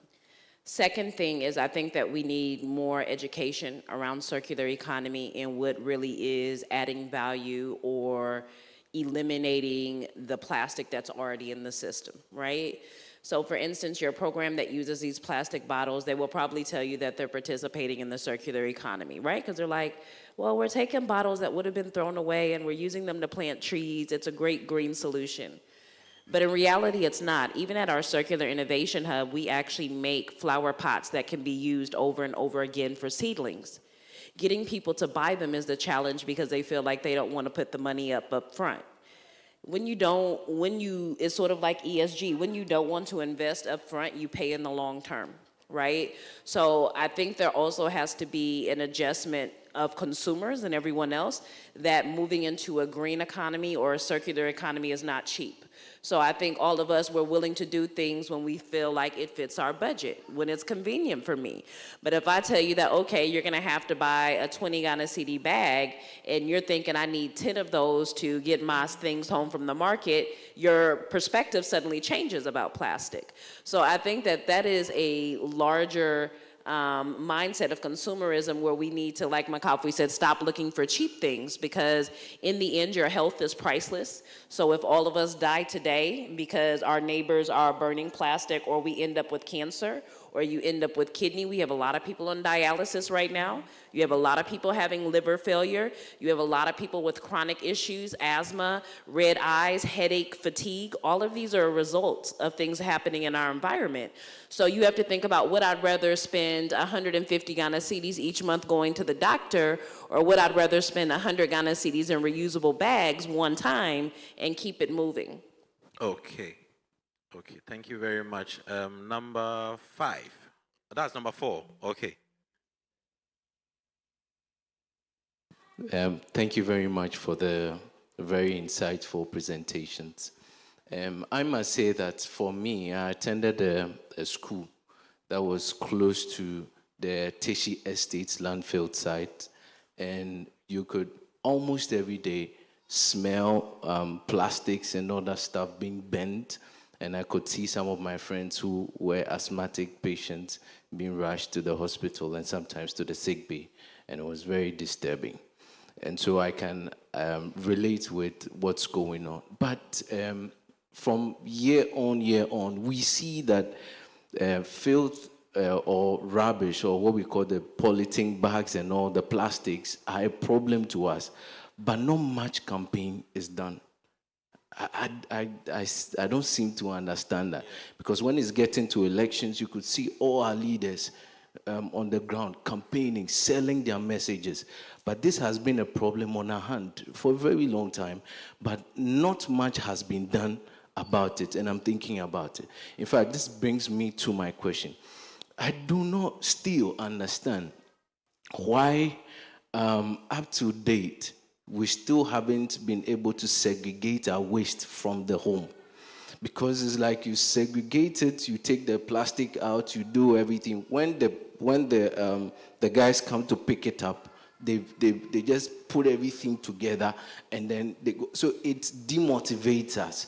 So I don't know if the church has any plans to maybe in the future start a project like that, just so it can keep us going. Otherwise, we'll still keep mixing them because we know they'll come and pick it up. And then the last question is that we are youth. Some of us, we are listening to this conversation because we have to come. And we don't know where the advantages are. What are some of the possible advantages or some of the possible opportunities that we can also wade in? Because most of our colleagues are going outside the country because they think there are no jobs here. But I think some of these things can create jobs for us to be creative and also solving societal issues. What are some of the few opportunities we can take advantage of? Thank you. Thank you very much. Thank you. Let me start from when you say whether the church is doing something. Yes, we have started. And if you go to the head office right now, we segregate the waste in the head office. We have bins for plastics, we have bins for paper, and we have bins for metals. We have started. We have that here too. You have that here as well. We hope you comply. We have that here too. Great. And we are doing that as an example to show that it is possible for the church. And so the bins for the plastics, when it's full in the head of every floor has that. When it's full, it is then put in the larger bin outside. And then we sell it to, similar to your model, we sell it to the people who buy it, and then they then crash it. The bins for the paper, so far we don't know anybody who is buying paper in Ghana. But at least the plastics and the cans, you buy paper. Okay, good. At least.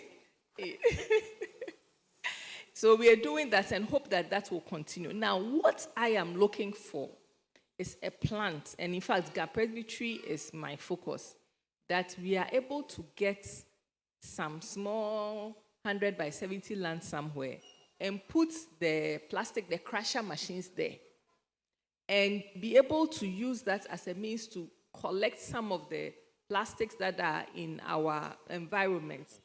We've done that, as I said, we've done it in some of the churches. So the ones around the Oyarifa area, there's a lady at the Pantan place that buys the plastics.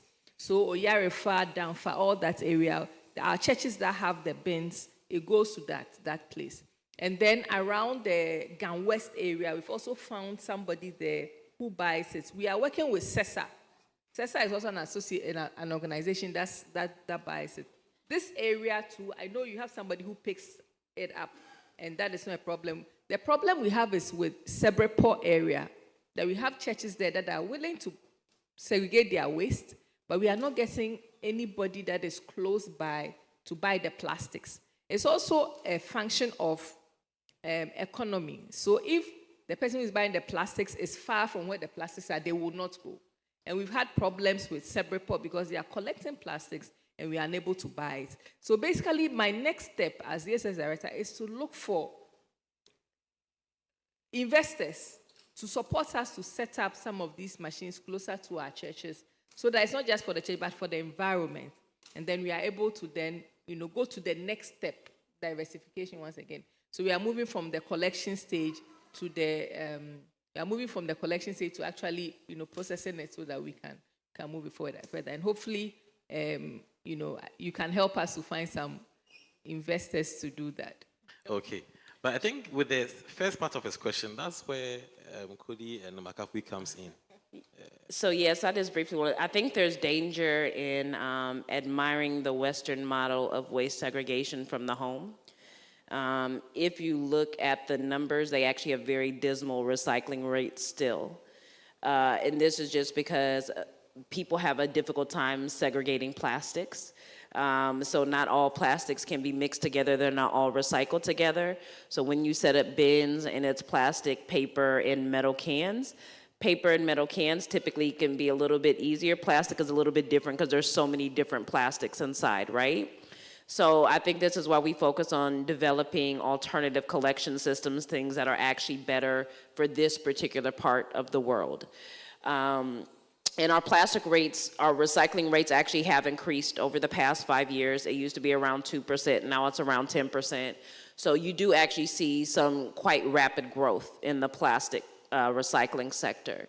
And I think this brings it back to your question of opportunities.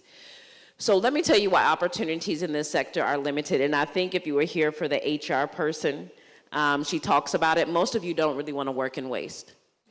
I own plastic facilities. Today you see me like this. If you catch me on my average day, I literally probably look like I don't work. I probably have in leggings that maybe have holes in them. I probably come home, I'm completely dusty. I'm very sure that people in my house wonder what I do for a living. I'm very sure.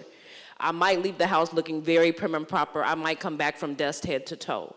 Most of you aren't willing to work in environments like that. And unfortunately for this sector, if you want to find an opportunity, you have to be willing to work in environments like that. Most of you don't want to work with people that are illiterate or have very low understanding levels. To work in this business, you have to have very good relationships with people that have significantly lower education than you, and you have to understand how to bridge that gap.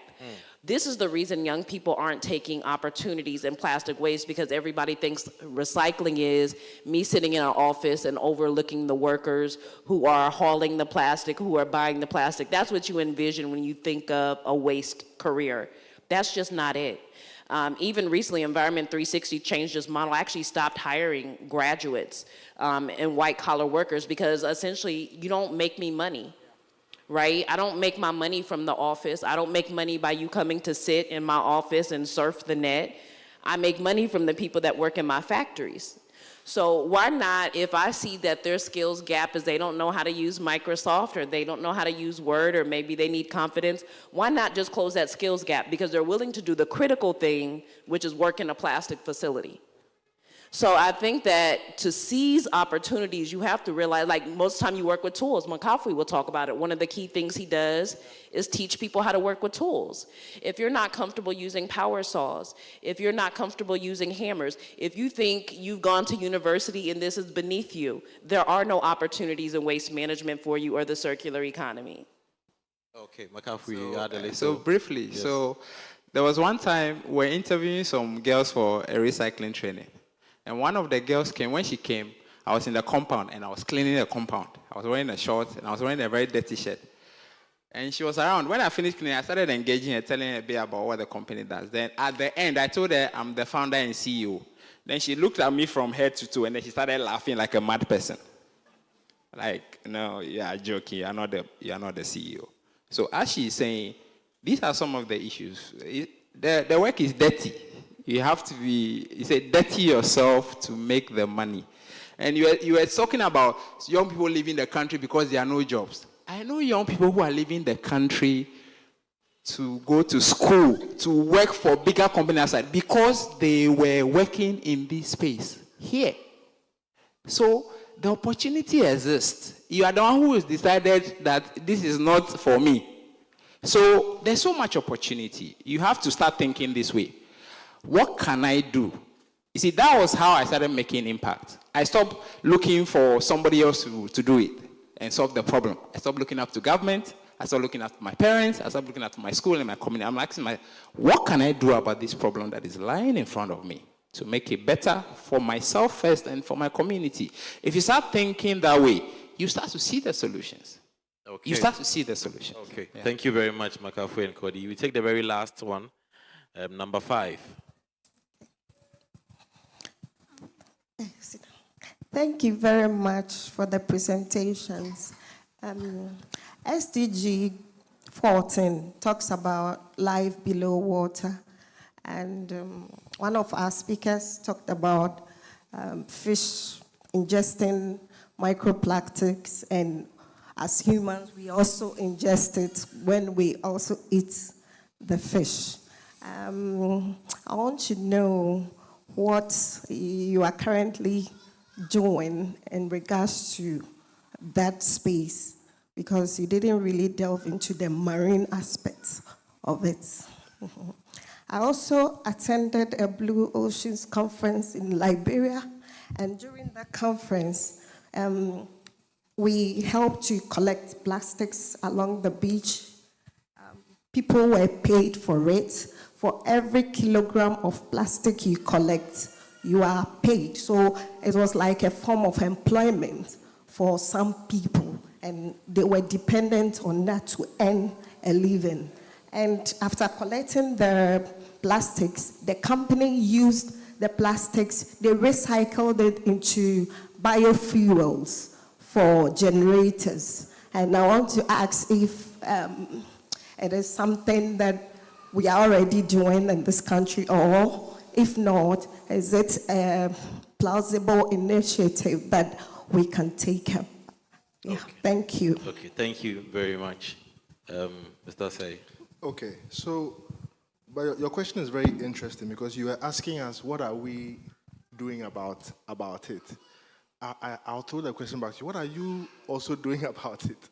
Okay, so I think a lot of the things we have highlighted here, they are not problems that just the 5 of us have decided that we will solve on our own.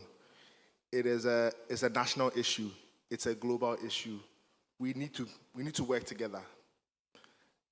there are a lot of the things that Madam has said that the Presby Church is doing or thinking of doing. For some of you who have a very entrepreneurial mindset, there should have been light bulbs just going off in your head. As I was sitting here, there's so many things I've already thought about that as soon as we leave here, I'm come to ask, what can we do about this? How can we help? How can we support? Is there this we can do? We need to be aggressive. We need to be aggressive. When we see a problem, we should not shy away from it, because in every problem, there's an opportunity. And if you are prepared, I mean, there was a question about, oh, how can we take advantage of this? How can we do that? Preparation is key. If you haven't taken the time to study, to find out, to research, YouTube is a university. YouTube is a university. There are people who have learned so many things, almost everything they know now from just YouTube. We need to use our time wisely to be able to take advantage of these things and to solve some of these problems. Coming back to the issue of the microplastics in the ocean, all the things we're saying, so the alternative packaging, reducing single-use plastics, all these things effectively are going to help to prevent that. But now that you've heard this, I want you to go back home, go and research. Look at what is being done in maybe other countries. Look at the situation, the cultural situation we have in Ghana, the social dynamic we have here. For example, they were talking about, let's say, the informal sector. So if we have a strong informal sector that is already within the waste sector, it means that we cannot adapt completely what is being done in Europe. We may have to find a way to involve the informal sector. So that's what we have, maybe process innovation, and come up with some brilliant ideas to try to solve some of these issues. Thank you. Okay, Mr. Kwafo will add.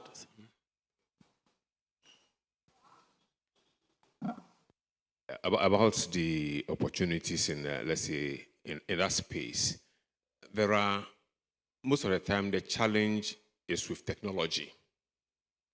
Because to be able to achieve, like we are talking about converting plastics, for instance, into fuel.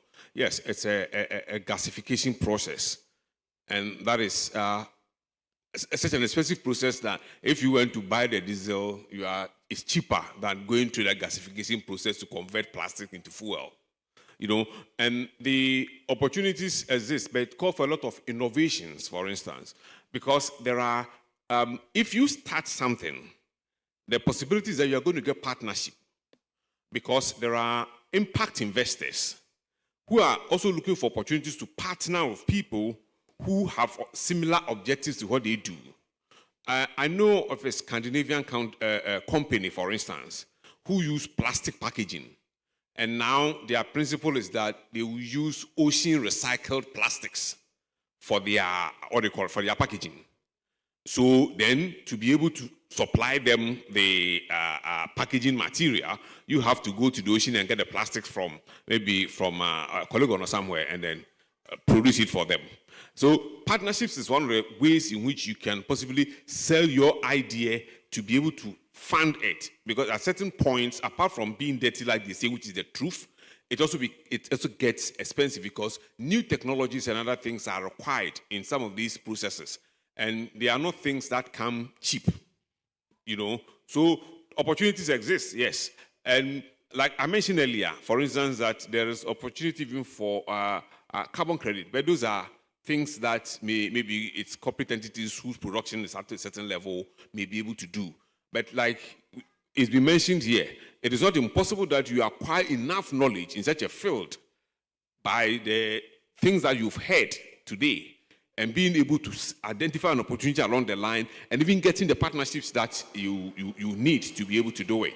And it doesn't come as difficult as you may think, but the information is out there. But it's up to you to grab it and be able to appreciate and turn it into business opportunities. And I believe they exist. Okay. Okay. Let so me 10 seconds, please. So yeah, 60 seconds. So let me try my possible best to simplify this for you. So there's something called value chain. Okay, let me use agric for instance. So there's a farmer who is producing the fruits or the produce at the farm. That's a business model, okay? There's somebody who comes to the farmer and say that I want to buy your harvest.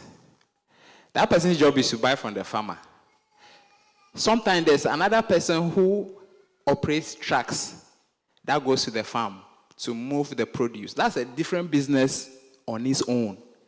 Moves the produce. The produce comes to the city. Somebody's business is to take it off the person transporting it to the city. That's another business model on its own. Somebody else's job is to move it to the hotels, restaurants, markets. Then markets will come and buy. So for all these problems we are talking about, for all these things, there are business modules along the entire chain. And I'm telling you this because we all cannot do the same thing. We all have specific type of unique talents and abilities that can make us make very unique impact in a particular area. So when you look at the problem, don't look at it the whole big problem. You feel overwhelmed. Ask yourself, for this problem along the chain, where do I think I can create value? And start small. And before you realize, it will blow up. Thank you very much, Mr. McAfee. Thank you very much, Mr. Ameya. Thank you very much. Cody, I didn't get your first name. Cody is your first name. Okay. And thank you very much, Director, Mrs. Saba, and then Mr. Kwafo for coming. We would end this session here, but I want to tell you all that plastics, like we have learned today, if you burn them, can cause cancer. Plastics can cause pollution. Plastics must be wiped out in a manner that, you should not try to, let me skip that. You must change your habits, and in terms of using plastics, beat the plastic pollution, reduce the use of plastics, or use other alternative sources if possible, and stop plastic pollution and be part of the solution. Finally, you can also make some kind of gains, not just monetary gains, but some kind of gains from getting rid of plastics properly. Ladies and gentlemen, please, you might want to put your hands together for our panel one more time. We say thank you very much. God bless you. Most of you were engaged on a very short notice, but for the love of God and the love of the church, you decided to come. We appreciate you. And I'm sure we would find time to call on you again to throw more light on your area of expertise. And we would be here on time to listen to you. So once again, we apologize as a church for not coming on time. Thank you. Please, let's put our hands together for them again as they take their seats. Thank you very much, ladies and gentlemen. And we say God bless you. You can do better until they sit down. Please put your hands together. It will not cost you. Thank you very much once again for coming. Thank you, Charles, for also being a wonderful moderator. Thank you. So without wasting much time, we'll call on Reverend Henry Clark to come and give us a word.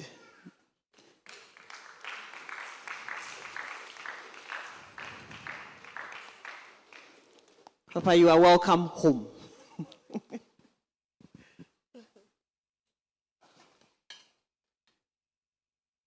Hi. Asunjin Kamu. Hejolanye. The peace of the Lord be with everybody here.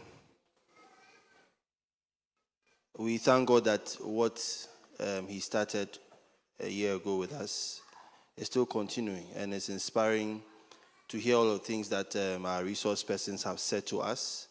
And I believe that with everything that all of us have heard, everybody here is poised to do something different.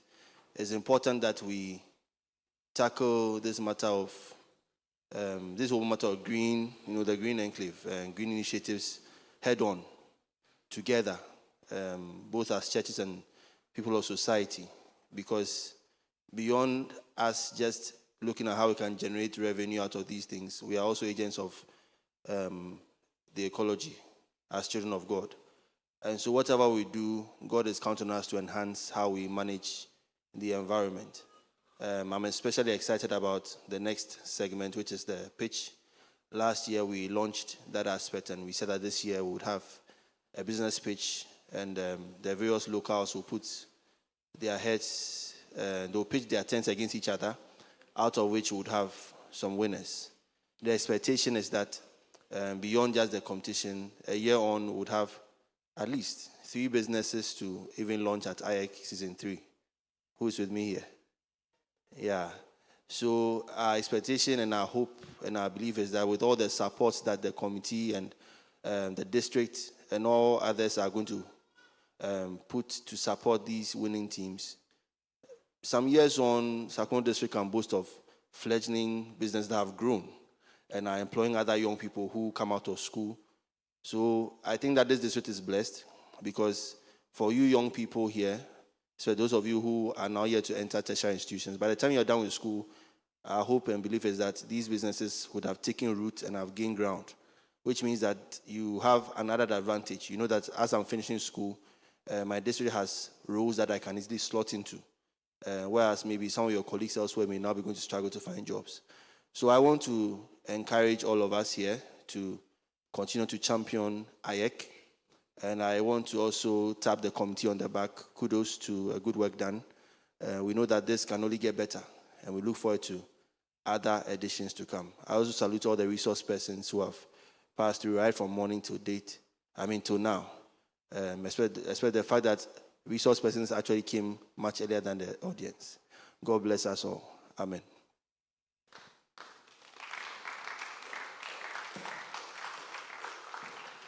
Okay, thank you so much, Papa. I think it's time for the pitch. So we will do the balloting shortly. So please, can we have reps from each of them to join us for the balloting so that we know who is coming at what time? Can we have the reps each to do the picking for us?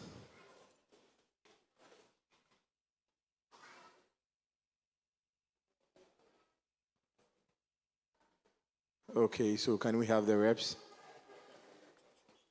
Okay.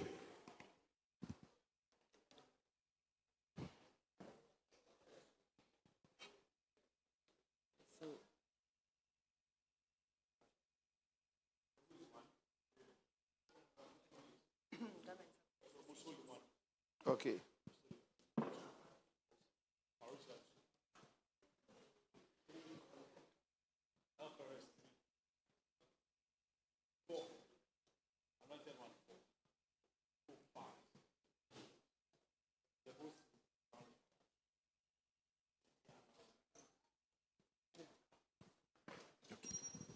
Okay, so whilst our teams get ready, we'll take an address and a word from Madam Jemima Atta, the Regional Manager of Ghana Enterprises Agency. So let's clap for her as she's coming. Please, we can do better. We can do better. Thank you.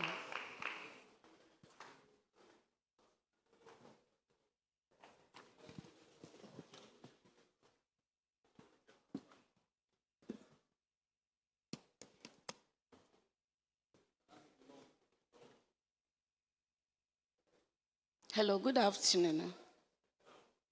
Oh, good afternoon.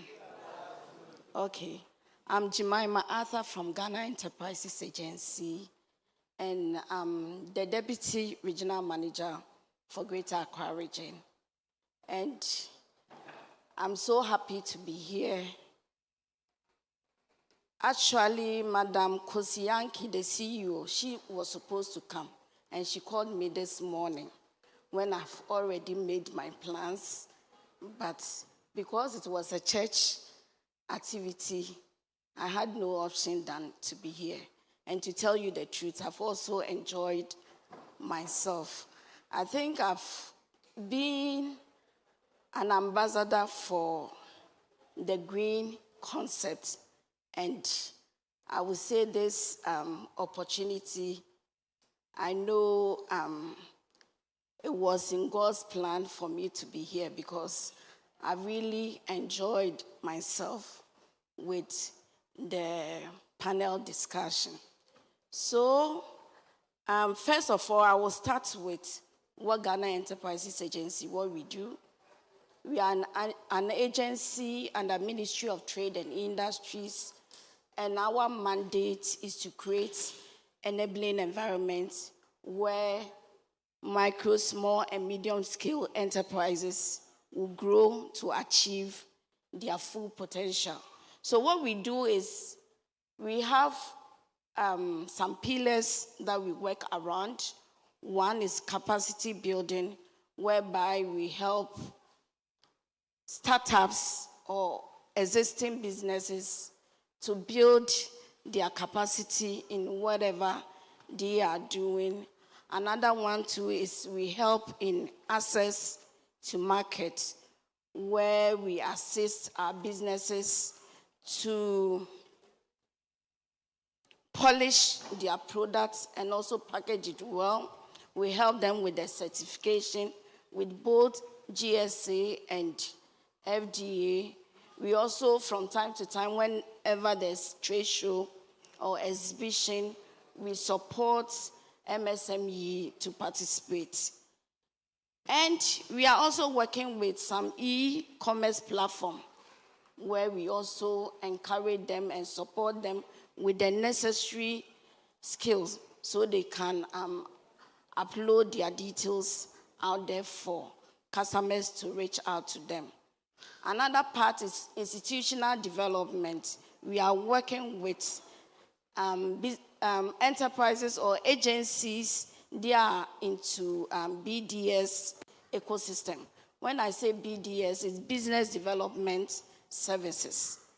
We help them and also we support them so they can reach out to MSMEs. Another one too is access to finance.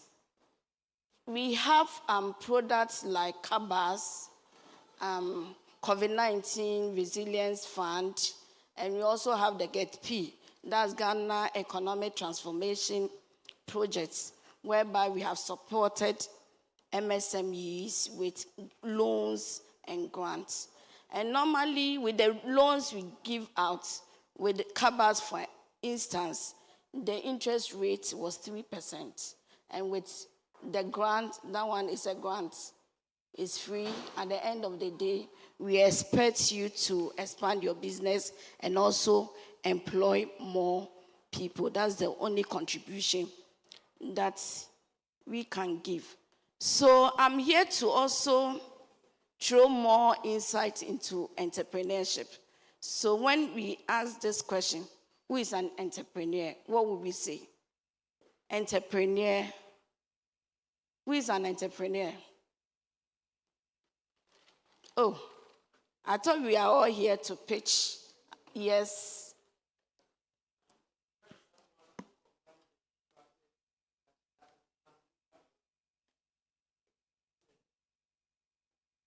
Hey, this one day is into deep.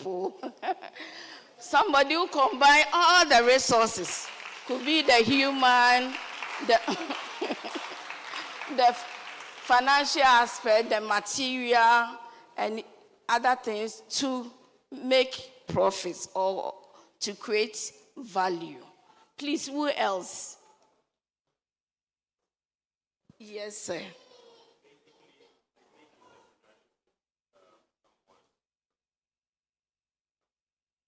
It's a group of people who own their business. So then I ask you this question.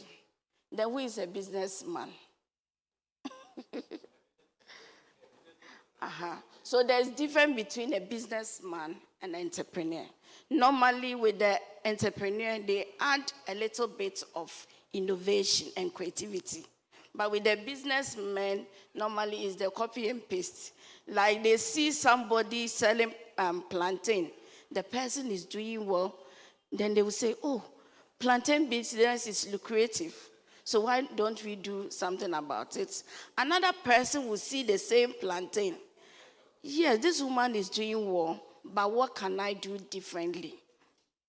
So that's where we draw the two lines. So maybe the person will package it well, thinking about the health factor will also get. Normally with the plantain we see in the markets, most of them, I would say about 70% have not been certified, true or false. So another person will go to the extent of getting certification from FDA or GSA. You get it? So entrepreneurship is somebody creating something, taking the risks, and also making profits. So there's you creating something, and creating something doesn't mean you are creating something from the scratch, adding on. So maybe footwear, what can you do? Some time ago, people would just put some beads on, make it very, very attractive. They have added on, and that's creativity.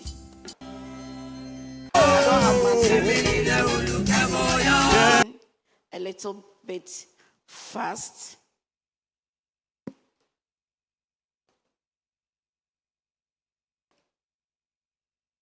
So we will also start with the characteristics of an entrepreneur. So when we say an entrepreneur, what are some of the characteristics of an entrepreneur? I think I've even mentioned about 3. Creativity, yes. Innovative. What else? Taking risks. Yes. Discipline.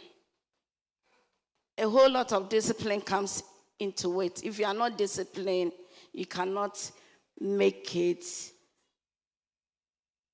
And persistence. Sometimes the road is not that smooth. I wish I had more time. Like I would do a role play on micro environment, whereby we see how the environmental factors also affect the business that we do. Sometimes we can make our own plans, but there are other factors that come into play. I know before the COVID-19, I think COVID happened around April, and people had their own plans. Along the way, there was what do we call it? Lockdown, whereby we have to stop everything that we're doing. And also after that, there were ban on certain products. You get to imagine, maybe you had plans of making sales during the Easter, and COVID happened, there's a lockdown. What would you do? So these environmental factors also have effects on what we do. So I now move on to, the risks after lack of support. Sometimes coming out with new ideas, you get a whole lot of people who will frustrate you. People don't really understand what you intend doing. Maybe from the starting, you'll be spending more money, spending more funds, and you yourself, you are not even bringing in any money. So your family will be a little bit frustrated. So we don't even see you making money out of it. And also long hours. We experience some of the entrepreneurs, they don't have life at all. From the home to the workplace, they come very late because they want to make the difference. We also have the risks of failure. People start, and when you ask, they are no longer there. So there's that risk also there. And financial uncertainty. Even money to even start, people to even support you financially is even a problem. So that's also there. So starting a business, it starts with idea generation. I remember some time ago, I'm a lover of beads. You can see me wearing beads. And Anytime I go to the market, I want to buy the beads. The one I want to buy is really expensive. So I didn't know what to do. So one time I went to a trade show, and there was this woman selling the type of bead that I wanted. And it was also affordable. Then I went there, I bought about 4 or so. Then I think I had a problem with the earring. In my mind, I thought you needed some machine before you be able to do the earring. So in front of me, this woman just performed the magic, did a new earring for me. I said, what? I thought the bead, the earring, you have to go through a whole lot of process. I have not even done any research on that, and I didn't even know what it takes to do an earring. So she demonstrated in front of me, and from there, I went to the market, bought the beads myself. I think at that time was 20 Ghana cedi. It costed me 20 Ghana cedi. I came home, then I did some design about several of them, I think more than 10. Then I took one for myself. The rest I went to my church. Then I sold it. I was able to get 100 Ghana cedis. I'm saying, wow. Then this business will really be good, because I didn't even know how to start. And I thought maybe you needed a huge sum of capital before you can create something by yourself. But with the little that I did and people supporting me, when people buy your product, they are supporting you. True or false? It's true. So I got the support from my church members. And now I'm still doing the bead, even though my work schedule doesn't permit me. But I've even added on. I've gone ahead to study fashion. You get it? Because I realized with the bead, I bead on garments. So if I should know how to sew, at least I can do. So that's how businesses start. Sometimes you need to identify a problem. For me, the problem was I wanted to wear beads, but maybe the kwacha, I was not ready to part some money or huge sum of money. I was not ready to invest in buying the beads and wear. So what do I have to do? Then from the trade show, a chance on the lady doing the earring. And that's the most difficult aspect. For the necklace, and if you are really good in designing, you'll be able to do it. Then I went to the market and I sorted myself. So there was a problem which I was able to bring a solution. Sometimes maybe there's a gap in the system. You need to identify that gap, and you filling it, you can make money out of it.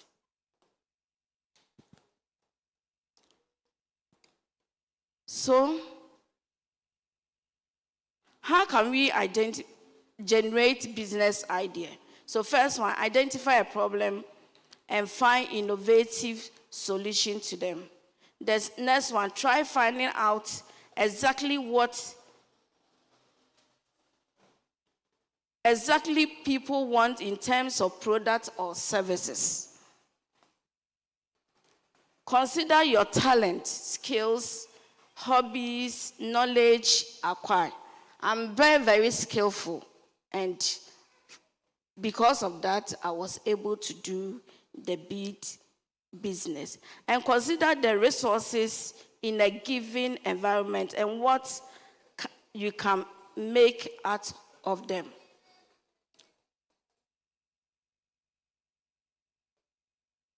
So in generating business, we are saying we are tapping into your vast experience.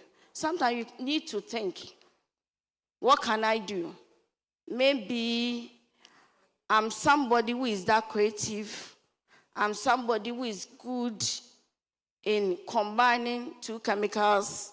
I'm somebody who is good at the kitchen. I'm somebody who is good in maybe applying medicine. I'm somebody who is good at garment. I'm somebody who is good at this area. And what can you do about it? So the next one, from emerging trends. Now, when you watch what is going on, you know the trends. So what are some of the trends? Maybe when we go through our social media, what are some of the trends that we can make business out of it? So what are some of the trends? Pardon? Natural skin products. Now people want to go organic. Please, what else? Hello? What else?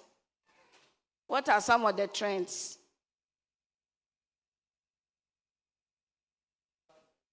Natural drinks. Now everything natural. What about the green concept?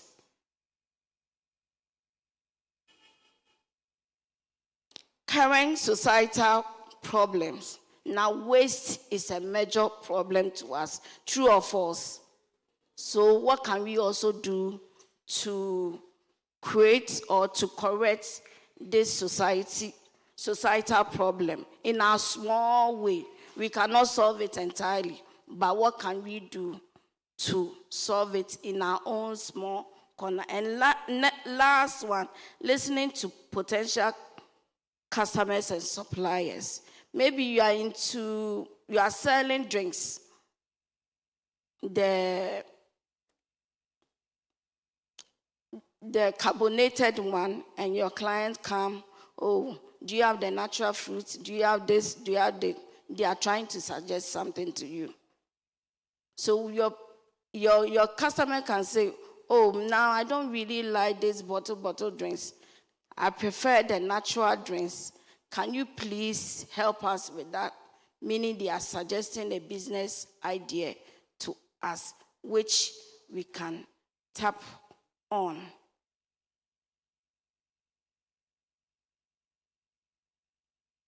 So screening our business idea, we need to ask ourselves questions.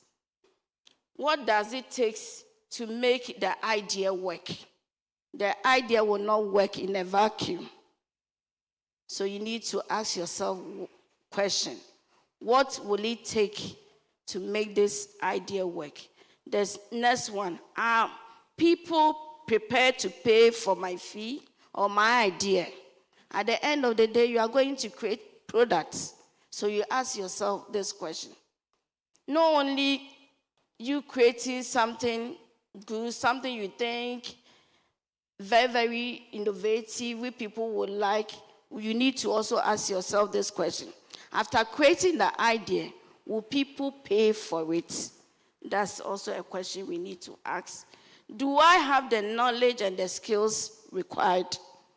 With the beads, I told you before, I thought we needed some complex thing to do or machine to do it. But the observation that I made, I realized was a simple process. And with the kind of talent that I had, or I'm very, very creative in that nature, I was able to combine two or three things together, and I was able to do the beats. I didn't learn from anywhere. I started, and with time, as somebody earlier mentioned, with the YouTube tutorial, I go to YouTube, download videos, then I'll be learning, and I build my capacity on that. So how can we select a good business idea? This is our last slide. So first, we have to satisfy the need of our customer. So whatever we are bringing, do we think we will be able to satisfy our customers? And the next one, is the product unique or distinct? Is it just a copy and paste? Like what the Ghanaian contest, what we like to do. Somebody is doing this, the next time you see another person doing the same thing. Or what are you bringing on board? What is your unique proposition? And the next one, is it profitable? You are in business because of the profit, true or false? So you need to bring out something that you think is profitable. When people see it, they will buy. Is it viable both in the short and the long term? There are some products, maybe this year you see it there, the next year people are not patronizing. So just for a short live or a short term. Is it innovative? What you are bringing, is it innovative? Are you adding something on or just the raw state? And the last one, create or add value. Whatever we are bringing, we need to what? Create or add value. Thank you very much.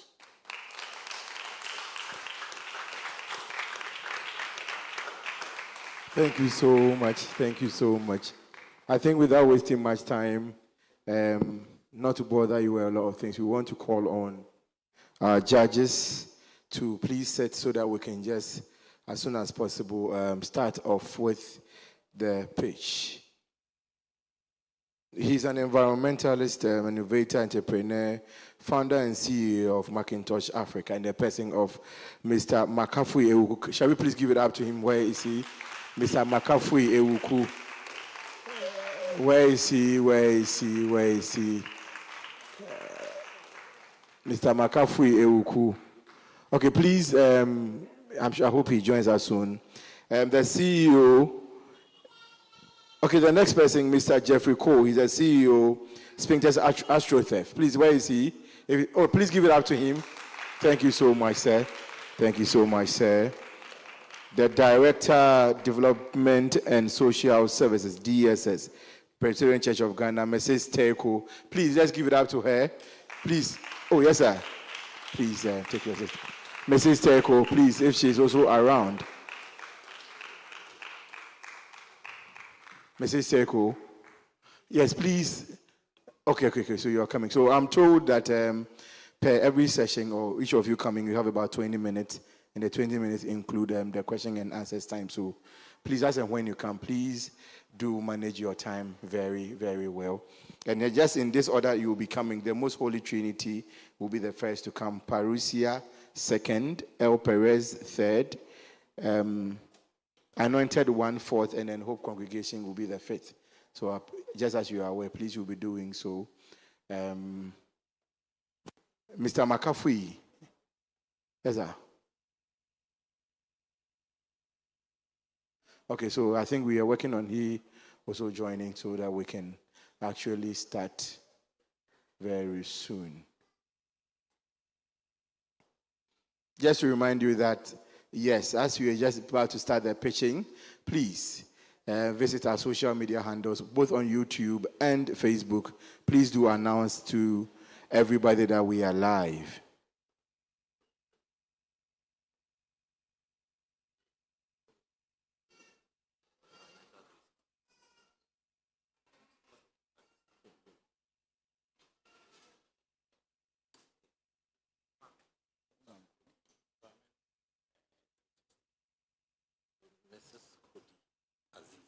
Okay, so please, let's welcome the CEO Environmental 360, Mrs. Kodi Aziz. Let's welcome her. Let her also join us here. Yes.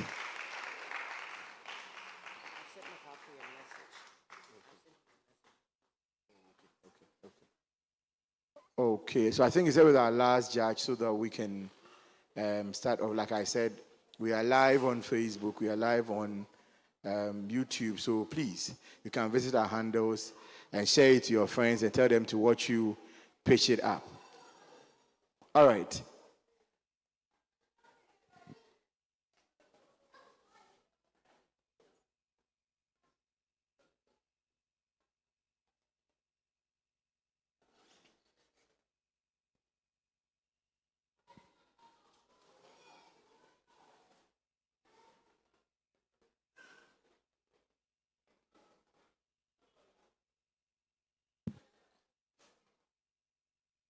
All right, so yes, please. All right, so without messing up with time, we want to call on our very first congregation to start off with the pitch, and we have the Most Holy Trinity. Shall we please give it up to them as they walk towards the Most Holy Trinity, the Most Holy Trinity.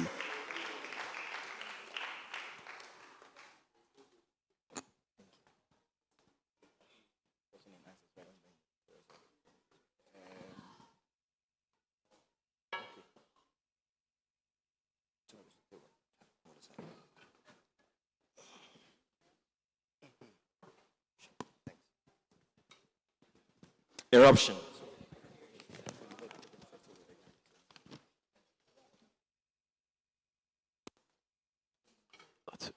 Okay, so you have 20 minutes, and yes, the judges, I'll get them.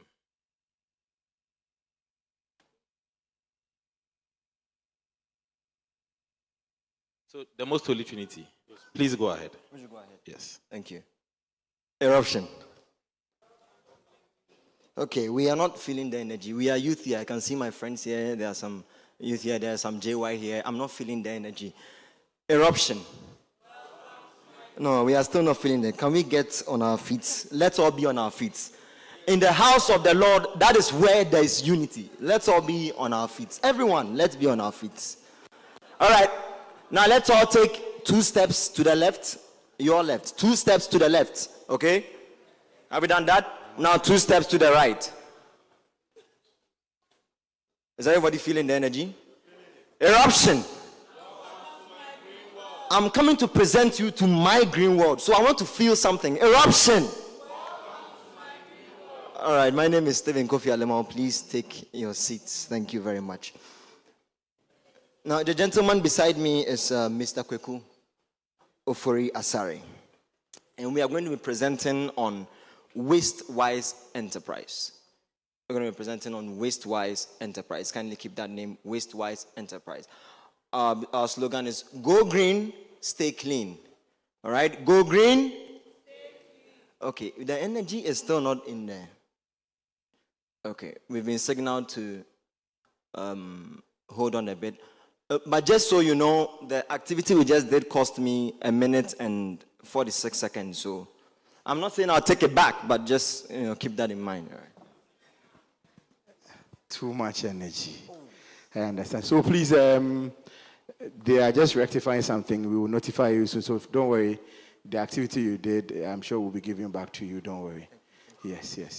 The criteria that we are going to use is going to be shared so that we all be in the know, so that the judges also be in the know, so that we can all be, like I said, on the same page as we get this done. So we are just waiting for the team to get it to us soon, the next minute, so that we can get it started. So please just bear with us for, I don't know if audiovisual would want to give us some nice song for like about 30 seconds, a minute for them to get it to us. Then, so that when they come, of course, they should decide. No for chair, like 2-3 minutes. So please, audiovisual will just give us a musical interlude for the next the church. Then when it's ready. I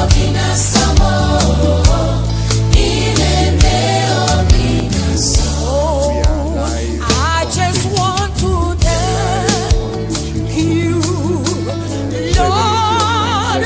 I just want to thank you. Everybody, yeah. I just want to thank. Come on, Lord, come on.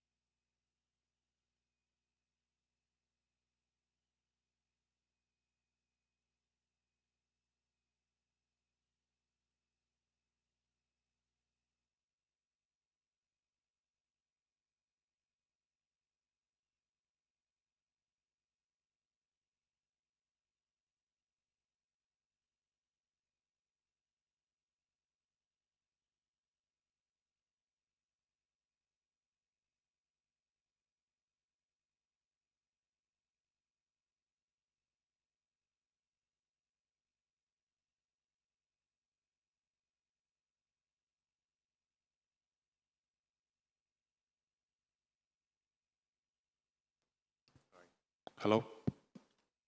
Good afternoon once again, and you're all welcome.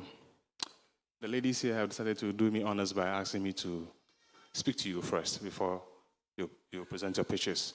And whilst we wait for the other details, we would like to take the opportunity to go through the criteria we'll be using to judge your work. Thematic areas, assessing the need, that's the first thing. An analysis of the social issue and its affected population. The key is, does the proposed venture address a significant and critical social problem? You get a 10 mark for this if you're able to assess the need clearly in this way. Does the proposed venture address a significant and critical social problem? It doesn't only have to be a problem, but a social problem, by the way. Then you will also be assessed on the point number 2, a well-defined target, characteristics of the market and targeted population. Does the proposed venture adequately describe the problem it hopes to address and have defined parameters within which it plans to operate?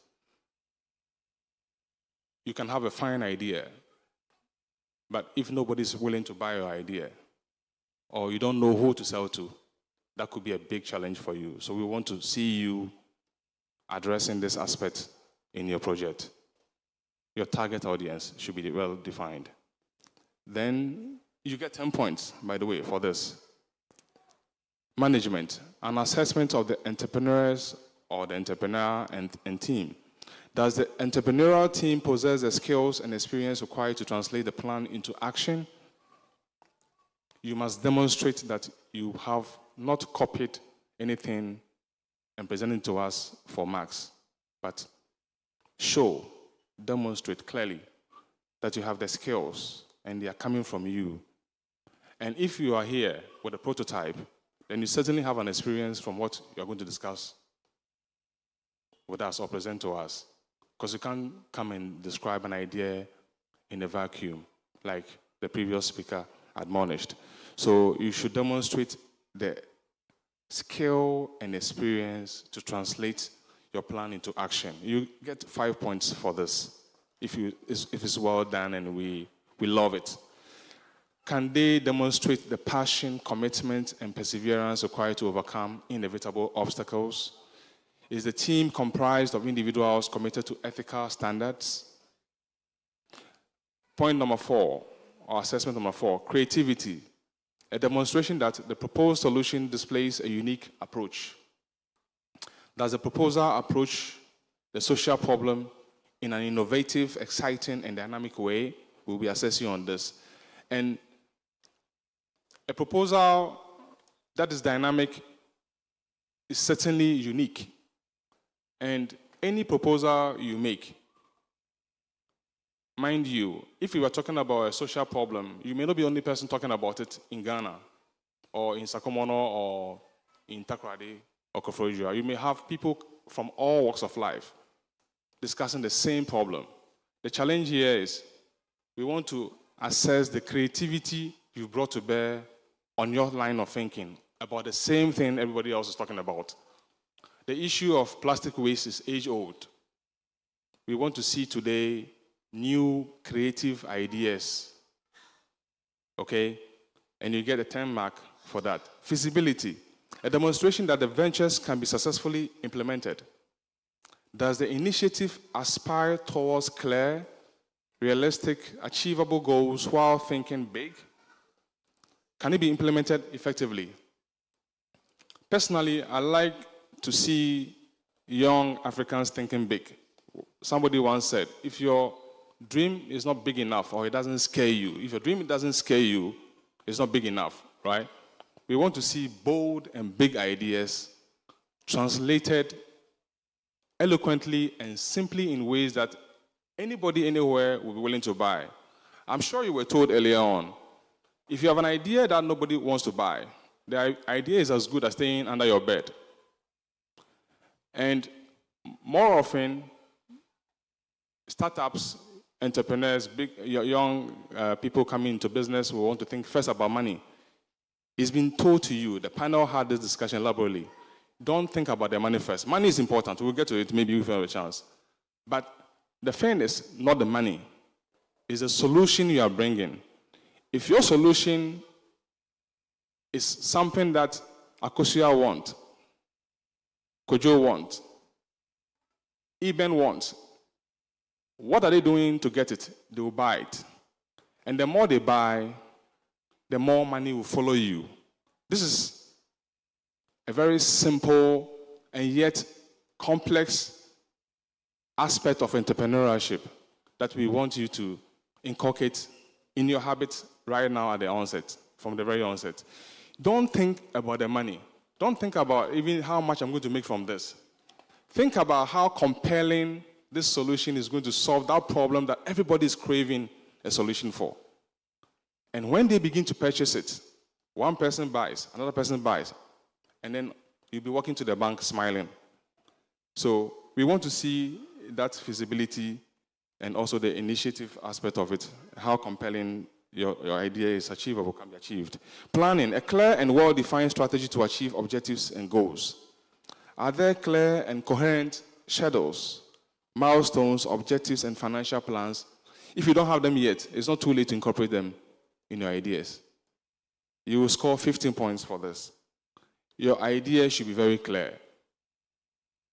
The best slogans, I wish I had opportunity, maybe I can't ask you, but the best slogans in this world are not very long, if you recognize by now, in your journey towards entrepreneurship at this point. The very best slogans in this world are very short, but impactful. You hear them once, you can remember them, not only now, for weeks and months and years to come. So you have to plan in such a way that your ideas are coherent. They are not hazy or fuzzy or anything of the sort. It should be clear. We can read, and any idea that is clear is an idea that has got time scale on it. If you have an idea that you woke up from a dream from, it could just be a dream. But as soon as you sit down to put it down in writing, and you put some time scales to it, then you're working towards a plan. And that's only when you can achieve something out of that idea. So planning is very critical. And then the milestones and objectives and financial plans. Some ideas may not be financially sound. It may be very good. It may sound good to the ears and optics, nice to the eyes. But then, who will buy it? If it's something that is going to only satisfy your whims and caprices, then you should probably keep it as a pet or a hobby at home. But we're talking about a venture that could ultimately bring you financial reward. So think beyond the fun, or think with the fun as well as a reward, because it will cost you your time, even if it didn't cost you money. Even if an angel investor puts money in your business or startup, it's going to cost you your time and effort that you could have been spent doing something else. So it has to be financially sound, and you score a higher mark for that. 15 points you get for that. Operations, how the product or service will be physically produced and distributed. Has adequate attention been given to the way in which the product or service is to be produced and or delivered? Here, you score very high marks if you already have a prototype. We don't want talk is cheap, they say. Everybody can talk, like I'm doing now. I'm talking and it's cheap, it's free. But if you can come and demonstrate to us what you are talking about, you're going to score marks for that. Do they have or can likely secure the resources required for production? Very important. It should be compelling. Again, if your idea is compelling, you don't have to even worry about this point. Because somebody will see it and say, immediately, we want to get it. Immediately, I can connect you to somebody I know. Or I can link you up to somebody elsewhere who needs your services. I may not want it, but I know somebody who wants it. So pay attention to that as well. Will they be able to operate competitively and grow? When we talk about competition in business, like another previous speaker also spoke about, Ghana in Africa, generally, we like to copy and paste. But in business, you can only survive and grow if you have a competitive product. I'm sure for those of you who have done your research for this work, you would have probably read something about Coca-Cola and Pepsi. Coca-Cola, as we all know, is not a natural drink. It was actually manufactured in a laboratory. And today, after so many years, we don't have even, I wouldn't say Pepsi is a close substitute of Coca-Cola, because Coca-Cola still tastes unique. I'm not here advocating for Coca-Cola, by the way, because I don't take Coca-Cola. But we are talking about business, and we can only draw inferences from how successful others have been, however bad or good.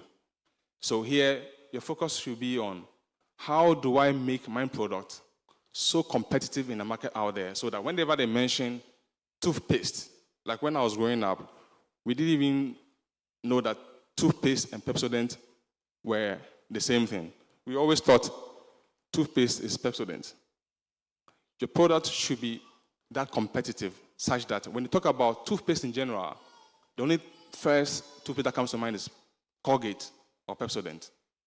That's how competitive your product has to be. That's the only way you can guarantee that you can grow on that business from the very first day and into the future. Because, mind you, like I said, people will try to copy you, whether you like it or not. And in some cases, you don't have control whatsoever.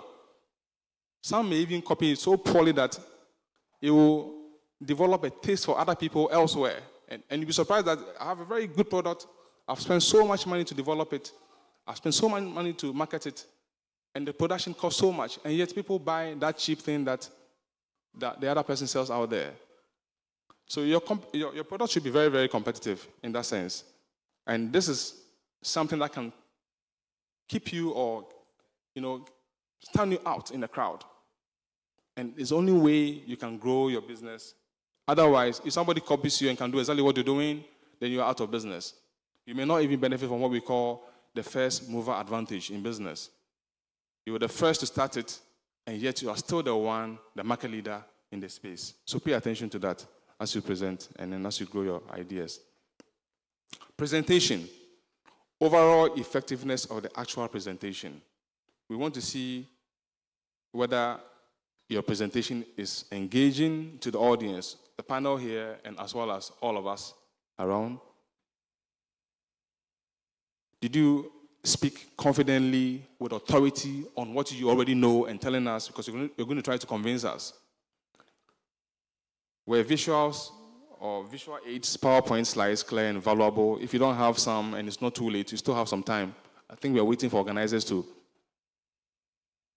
add a few points of what we have to do, so you can add that to your presentation. Was the pitch exciting and compelling? We'll be looking out for all of that.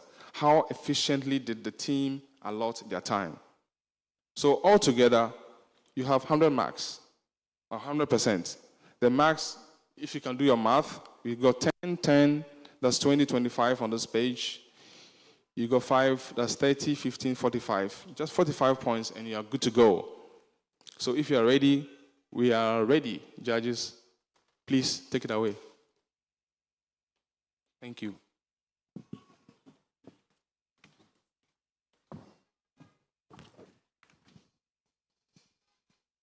All right, so please, the Most Holy Trinity, start off with the pitch. Thank you. Or shall we give it up to them once again as they come?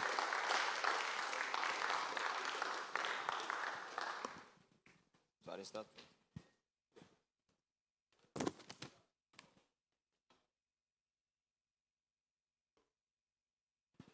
$20. Yes, audiovisual, please, the timing. Okay. Sharp.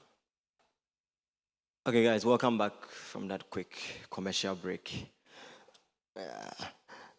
Okay, so we're still on our slogan, go green. They've forgotten. Go green, stay clean, okay? All right, let's take it again. Go green. Oh, I said, Yantio, judges no muntio. Go green. All right, that's what we want to hear. Okay. Now, audiovisual. That's our fire call. All right, next slide. Okay, guys, so I want to talk to you about my previous experience in a similar sector, okay, in what we are about to present today. Remember, I told you the name is Wastewise Enterprise, okay? Now, what I'm going to talk to you about right now is Voltman House. Now, this is a company that started in 2021. And what we do is agricultural commodities on a large scale. Okay, so we aggregate these commodities, we supply them to Tema, they are exported. Be it corn, soya beans, cashew, sesame, coffee, or what have you. Okay, and we started in 2021, but then active business is somewhere from last year, June, to this year. And in 1 year, we've done about 3,500 plus metric tons of supplies. That is about 80 trailers. And we are in about 3 countries. We are in Mali, we are in Burkina Faso, we are in Ghana. And in Ghana, we are in all the northern regions, the northern aspects of Ghana. All the regions there, we are in there. Okay. Now, when it comes to waste-wise, I want us to look at something small. Next slide, please. Okay. So, about 840,000 tons of plastic waste. That is what is produced in Ghana per year. 840,000 metric tons of plastic waste. Now, the internet gave me that figure, so if I'm lying, the internet is lying. All right? Okay. Now, we're saying that 9.5 of that is sourced and collected for recycling. And then less than 4% of that is actually recycled. Okay, next slide. Now, we've had a lot of presentations, and I'm sure most of my colleagues are also going to bring us more presentations on uses of plastics. I've just got a few here. I want you to take note of them. We're saying that plastics can be used for, shoes, bags, brakes, and in some countries, they are doing so much innovation that they are using plastic for fuel and for electricity. Now, me personally, I would love to see a Ghana where we can use plastic for electricity and fuel. Because, Charlie, the fuel rate is high. It is very high. Okay. So, next slide, please. All right. Thank you. So, in our process of business, now, I want you to know the exact thing that we do when it comes to waste-wise enterprise, okay? With the same experience from commodities, we're going to implement that same experience in waste-wise, okay? Now, everyone here who is going to present something else is going to need the waste as raw material for whatever it is that they're going to do. And by the grace of God, we've had some of our judges, when they were panelists, give us some info on that. I mean, most of them buy these waste materials for recycling in Ghana. Okay, we had the head of DSS say that they actually sell. Some would say sell. So that is where we are getting our business from. We are going to use our experience to gather these plastics, so gather them all over, and then supply them to buyers who are ready to take them. Okay, so we're looking at Belacqua, we're looking at Specialized, most companies that actually produce bottled water for us. Okay. Now, this is the process we are going to engage. Previous slide, please, not the next, the previous one. Thank you. All right. So, we're going to do what we call strategic placements. Okay. So, we're going to have metal cages of this sort, and most of us have them in our churches. We're going to go a bit more beyond the churches. We're going to conquer event grounds. We're going to conquer, funeral grounds, what have you. Not just Presby churches, there are so many churches around, there are so many social places in Ghana, because Ghana, we are still very social. Okay, so now from these points, we're going to have what we call the collection and appreciation. Okay, so in collection and appreciation, whenever the cages are full, we go there, we collect them, we appreciate those who collected them for us, either for collecting them or for giving us their grounds for that purpose. Okay. Then the next thing is where we do our supplies. Now, when Madame Kodil, I think Kodil, yeah, mentioned that if your sole business plan is to just source the bottles, you're not going to be making much. Okay, and that is actually very true. That is actually very, very true. So what we in the commodity business, we call something that we have a popular statement. We say that the profit is in the volume. Okay. Now, when we say the profit is in the volume, what we are saying is that if you buy a bag of, let's say, soya, maybe you're getting 5 cedis on a bag. But then if you are multiplying that 5 by 500 bags, which makes a trailer, then you're looking at something more. than just 5 cedis. So the profit is always in the volume. Now what we want to do here is to have the volume. So when we have the volume of the raw materials, the source of it, now everyone will be coming to us for their raw materials. And that is where we make our profits, in the volume. Next slide, please. Okay, so now everyone, next slide, please. All right, okay. Kindly move to the next one. We'll come back to this right after this. Thank you, okay. All right, so now we are saying that who is affected? We are looking at impact, okay? Now impact, we're talking about reducing population in the country, which is SDG, number 6, right there, which talks about sanitation, okay? So with everything we're going to impact in here, we are directly targeting the SDGs, okay? Now the next one, we are talking about, creating employment, because if you have something of a magnitude, that you will need aggregators. You will need people supervising operations. You will need to employ more people, okay? And that creates employment for the local Ghanaians, okay? Now we're looking at good health and well-being. Of course, we all know that if you're in Ghana and, your streets are polluted, you stand a chance of, getting cholera. If you don't believe me, you can go to Medina and check it out, okay? So we are looking at no poverty as well, which is number 1 right there. Of course, if people have jobs to do, there's no poverty. All right. Now we are looking at the vision. Kindly take us back to our previous slide.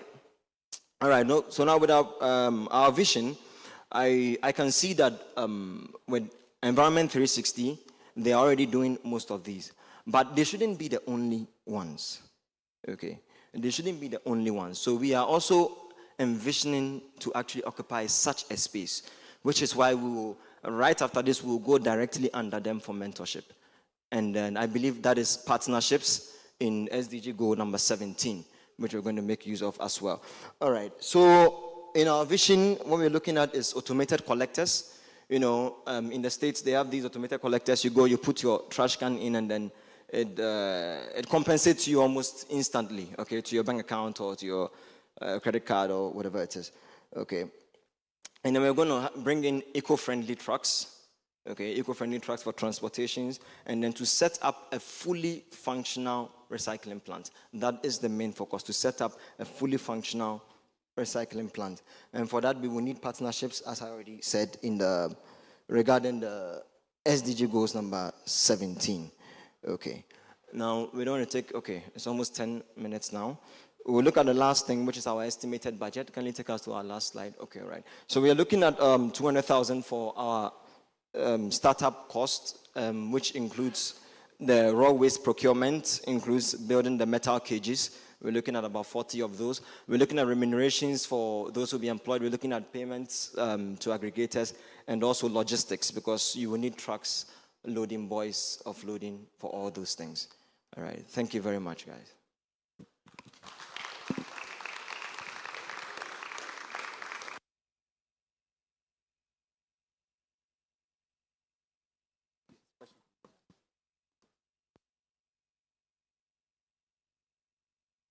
Thank you for that lovely presentation. It was quite informative. I might have a lot of questions because, of course, this is my direct business. So my first question is, how much are you paying per kg of plastic? Okay, so per page for a kg of plastic, we actually don't want to mention anything here, because we don't want to mention anything here. We would like to retain that. No problem. But then we want to do more research on that before we. Okay. That kind of and how much are you going to sell it for? That is also. Okay, so you're not sure if you're buying and selling points yet. Good. Yes. Okay, and then what is your break-even point for volumes? So what are the volumes you need to sort of either pay back this 200,000 or sort of get to a profitable point? Like, what is when I collect 100 tons, when I collect 300 tons, like, what is that? Okay, so I think in your presentation you mentioned 340 tons.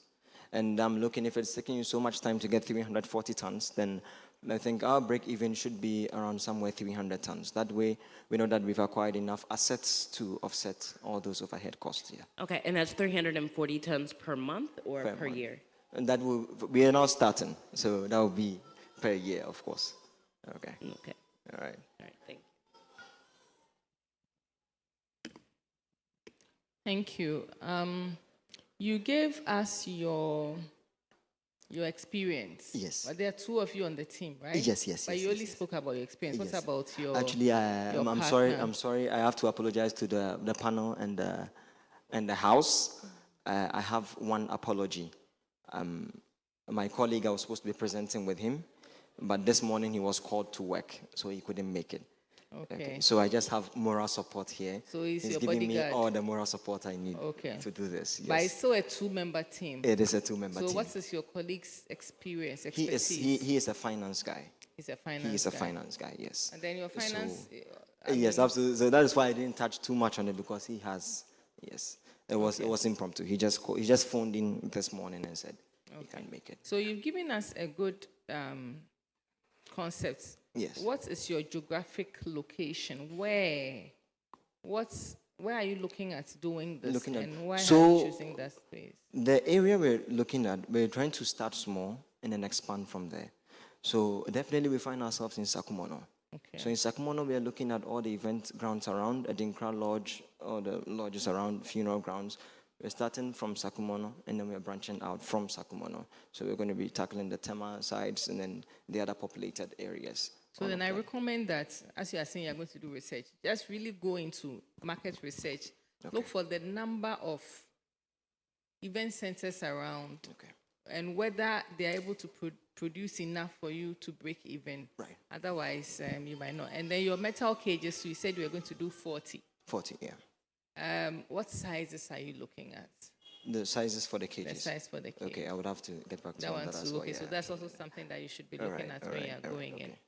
And then your vision or something, you speak about automated collection. Automated collections. And eco-friendly trucks. I mean, for each single box, I have a question. You have a question for each single box, right? That's going to be a lot of But your questions. automated collection, you are saying that the person will put it in and then will be paid. Yes. But you just showed me a box. I did. So I did how show you a can that box Okay. pay people? So I think the presentation didn't play out as I thought to. But anyway, with automated collections, it's more of a machine. It's more of a machine. So whatever waste you're putting in is going to measure it in but grams. I'm just saying that it doesn't tally with Oh, it your doesn't box. tally with the. Yes. Oh, Your current- okay. And So maybe that could be the innovation, Right. actually. That so far everybody is doing collection, but nobody has tried automated collection box. That could be something that sets you apart from body. And all of us who are doing collections, that you are doing an automated collection box. Okay. Now, with your budget of Noted that down. 200,000 cedis, you want eco-friendly trucks. Yes. And then you want automated collection and a fully functional recycling plant. Yes, mind you, that's a vision, not the startup. Then what it means is that your budget is not well done. The budget is not for the vision. The vision is the long term. So the budget is only for the cages. The budget is for the cages, it's for the logistics, it's for the procurement of the raw materials. I think in slide. Visual, kindly take us back in our slides. Can you do that for us? Okay, that's fine. Yes, fine. that's I mostly understand. operational. That's mostly operational. So raw materials, logistics, remunerations, etc. Yeah. Okay, thank you. Plus miscellaneous, of course. Yeah, I just have one more question. One more question. I see you're using metal cages, Yeah. oldie but goodie that I invented. Right. How are you going? What is your mitigation plan for contamination? Mitigation for contamination. Yeah. Is it for the metal cages or?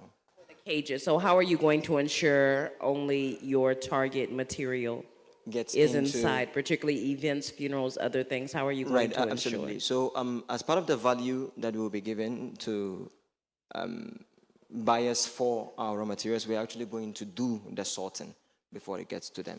So what they are going to get is what they have requested for. Currently, we don't have a yard. We're not going to start. yes. And that's a lot of space. That's a lot of space. Yeah. Okay. Last question. I have. You said last question. I know. I think we're just waiting for you. We're just waiting for you. Well, knowing how much your cost will be and how much you sell your product, and then evaluating profit margins are key. But my other panel Yes, targeted. Broader than that, so I wouldn't. But it's something that is missing. Okay. In your proposal. Okay. And this is critical for attracting even a partner or anybody An of investor. interest to your project. Now, my question, I'll reduce my question to one.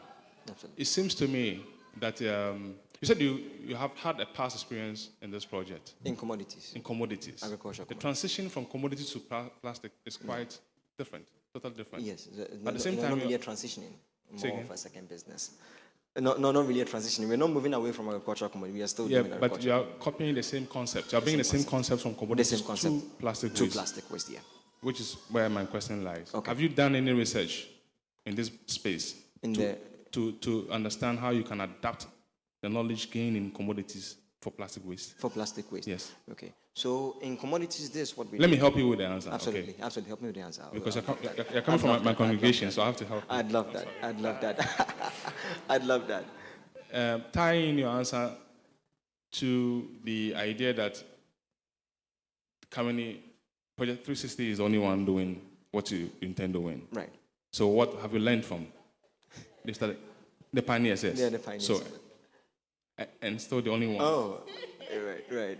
You know, I don't want to say stealing because innovation is actually wide and varied. So it's open to everyone. Yeah. So welcome. But the critical thing here is if you don't score on this, then that's where everybody's going to say, oh, yours is just a replication of what someone else is doing. Yeah. That's why when we ran the criteria by you earlier, we said yours should be unique out there. Should be unique out there. Okay, if there was some aspect of it, uniqueness, you're going to use automation, you're going to have eco-friendly trucks and all of that. Yes. Now, the transition from commodities, experience-wise, to waste, what have you learned from Project 360 that is, you think is going to make yours stand out and not even appear as competing with them, but doing something different from what they're doing? Something different from what they're doing, okay. So I think in the vision, we already spoke about the automated collectors, you highlighted that. And then I mentioned to Madam Cordell also that what we're going to do differently is that, she spoke about contamination in the cages, which means that there's something they're already facing. Because over here, we see it over here, you said you should put plastic bottles in there, and you come and find something else in there. So the value we are given, different from theirs, is that we are doing the sorting before it gets to them. Okay, so they don't have to go through the stress of sorting out again. So when it gets there, it's ripe for you. Yeah. I would just ask you, are you aware of how plastic bottles are sorted when they reach a yard? I've seen one. So can you explain to me your sorting process to ensure it meets standards, industry standards? I would be interested Is that in my sorting process? Yes, please. Okay, I think she wants to give me a job, but then I think she wants to give me a job, but then I think we have to speak. We have to speak in chambers. We'd have to speak in chambers. Yeah, we'd have to speak in chambers. Okay. Thank you very much. Thank you so much. Thank you so much. Oh, please, shall we please give it out to them? Shall we please give it out to them? And that is the most holy trinity with their picture. The next to come will be Parousia. But let me just get to my judges with my sheet. Then we.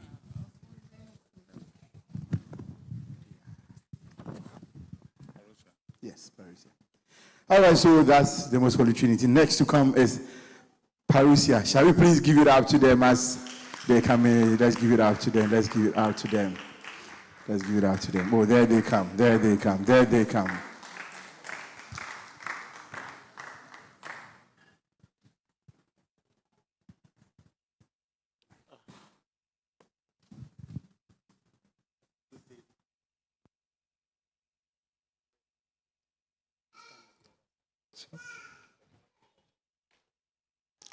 Good day, one and all. Good day, judges. I am Isiedu Boache Boaten, here with my colleagues Jeffrey, Henry, and Adelaide. We are from the Parousia congregation, and I would kindly ask that you lend us an ear as we begin this presentation. I'll give the next slide, please. Right, so I'll give a little summary about this business idea. Then we would talk about the objectives of the business. We would have a breakdown of how exactly we want to use the resources to achieve our business goals. And then we would look at the products that we are actually bringing on board. We will deal with the process, look at the market analysis. So all these things going through, and then we'll look at how the impact to the environment is also about. And please, the next slide. Thank you. So our business is Plastcraft Ghana. Plastcraft Ghana. The menace that is pollution has been festering for a while in our nation, Ghana, and plastics in particular pose a more serious threat because they are not, most of them are not biodegradable. According to leap.unep.org, 92,000 to 260,000 metric tons of plastic debris can be attributed to Ghana alone. Now, this may be a bit small in the global scale, but it's still a very serious issue because some of these plastics are going into our very bodies because of what we eat and things of the sort. And so, upon deliberation of the theme, which is recycling plastic waste into profitable green projects that impact sustainability, my team and I came up with a solution. We understand that the plastic recycling industry needs to move from the collection phase to the production phase, where we place actual value on recycled plastic. We present to you Plastcraft Ghana. Now, this is intended to be a small-scale business in recycling and crafting, and then the retail industry. We would start small and then build up as more profits and more revenue comes. Now, the next slide, please. The next slide. So, our business objectives are essentially to produce 50 to 100 plastic wallets, bags, and purses per month. Our target demographic is generally environmentally conscious consumers, students, and fashion enthusiasts, because we believe that these people would really patronize the products that we are bringing on board. On the topic of sustainability, we plan to ensure that our production processes avoid harmful emissions. That is, we are not going to be burning any plastic. We are going to be using more appropriate methods to recycle them. And our plan for the long term is that we are going to expand the product lines. We are not only going to be producing wallets and bags and purses, but we'll be adding other products into the mix as more revenue comes in. Now, the next slide, please. Thank you. So to break down our capital, all we would require is 5,000 Ghana cedis. As I said, it's a small-scale business, and so, yes, we don't need too much capital at the beginning. Now, we plan to use the capital in 3 tranches. So with the first tranche, which we are expecting to be about 2,000 Ghana cedis, we are going to purchase the basic tools that we need for shredding the rubber and then heat pressing. And we also are going to use this amount for the raw materials that we require to start up the business and for setting up waste collection processes. Now, we would also use a bit of it for marketing, with creation of flyers, doing the whole social media advertising thing. Okay, the next slide, please. Now, the second tranche would be planning to expand on the initial raw materials that we'll be using. We would be buying things like threads and zippers and dyes just to make the material production much more effective. And if we come to realize that maybe a workshop, a small workshop is needed, then we would use that to get some renting done. And we would also continue, the raw material sourcing. With the third tranche, we'll be investing in packaging and distribution. We would also be strengthening the advertising campaign for the business. The next slide, please. So at this point, I would hand over to my learned colleague, Dr. Adelaida Powell. She will be lending us her expertise as a medical doctor while taking us through the products that we plan to make and the actual processes that are involved. Thank you. All right, thank you very much for this opportunity. Without much ado, I'll go straight to the product offering and the procedures involved. So the products we'll be offering, as my learned colleague said, were plastic wallets, plastic purses, and then plastic bags, basically. So these plastic materials, these plastic fashion items will be made out of shredded sachet rubber waste that are durable and stylish and also customizable in various colors. The next thing we'll be looking at is how we plan on achieving this. So the first step is collection and sorting. So step 1, collection and sorting. So sachet rubber waste will be collected from our local suppliers or sourced from our neighborhoods. Those who presented right before us mentioned the fact that they'll be going to the funeral grounds, the event centers, among other places, to be able to source out these raw materials. For us, we would also like to partner with the sachet pure water production companies, just in case they have any waste rubbers remaining, they can give to us so that we use for what we need to do. Yeah, an example of such companies include the Jospon group of companies, also known as Zoom Lion, Asadu Royal Waste, Bellaqua, Voltic, Specialized, among others. The rubber waste will be sorted out according to the type and color to ensure uniformity in production. And this will also depend on the style. We'll have a particular design we're going to look at. So if I want to make a yellow purse or a yellow bag, I'm not going to be using fine yoga rubbers. However, I'll be using Fandango plastics instead. Please, is that okay? Now, the next thing we'll be looking at is the production process. So we have to ensure that there are no harmful emissions. One of our panelists was saying initially that sometimes even the amount of waste generated during the process of melting these plastics is even better if you had left the plastics there where they were. So what we want to do is that though we are making very important or profitable, we are making a profitable venture from this, we are producing as little waste as possible, which will do us more good than harm. So the collected sachet rubber waste will be washed thoroughly to remove dirt and contaminants, and decontamination will also be done with 0.5% chlorine solution to also take out all bacteria that may cause like some diseases and that may be detrimental to the health of those who will be using it or the consumers.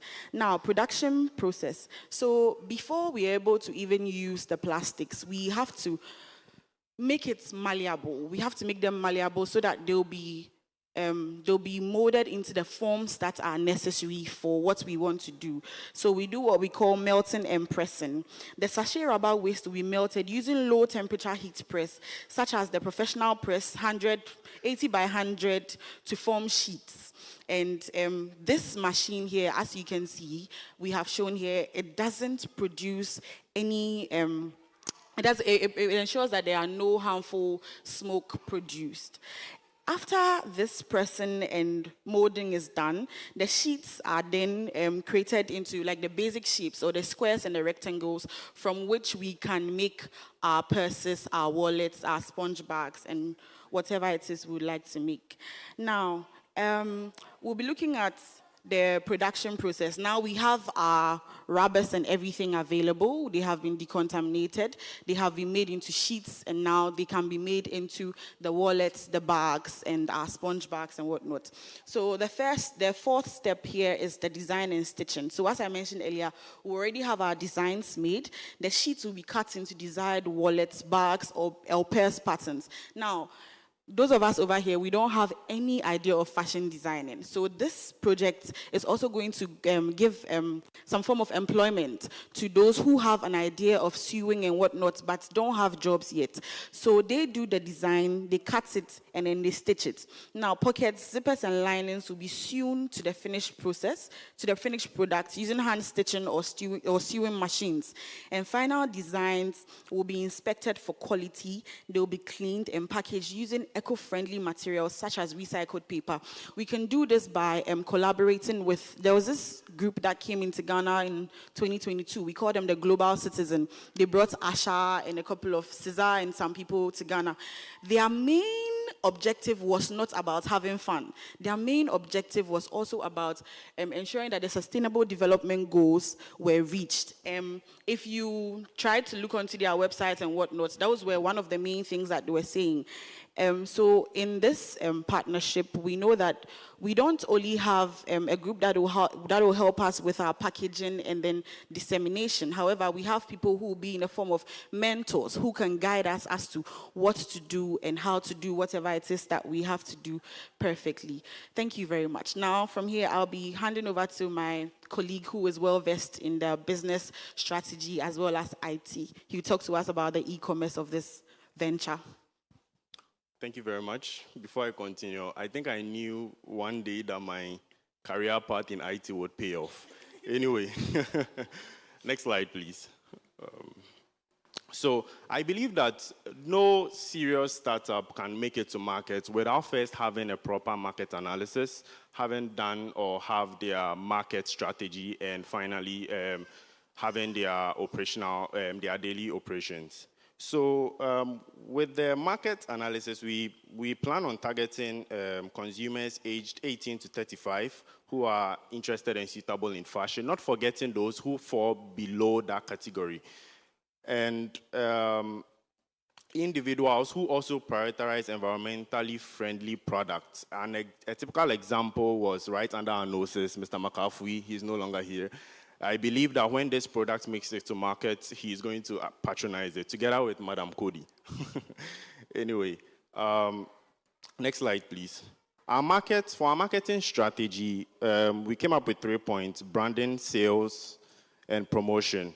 With the branding, we go by the slogan, turning waste into wonder, which I believe is going to be very, very, very good for our customers who would be wondering, who be intrigued, how do we actually turn waste into wonder, and the kind of products that have been produced.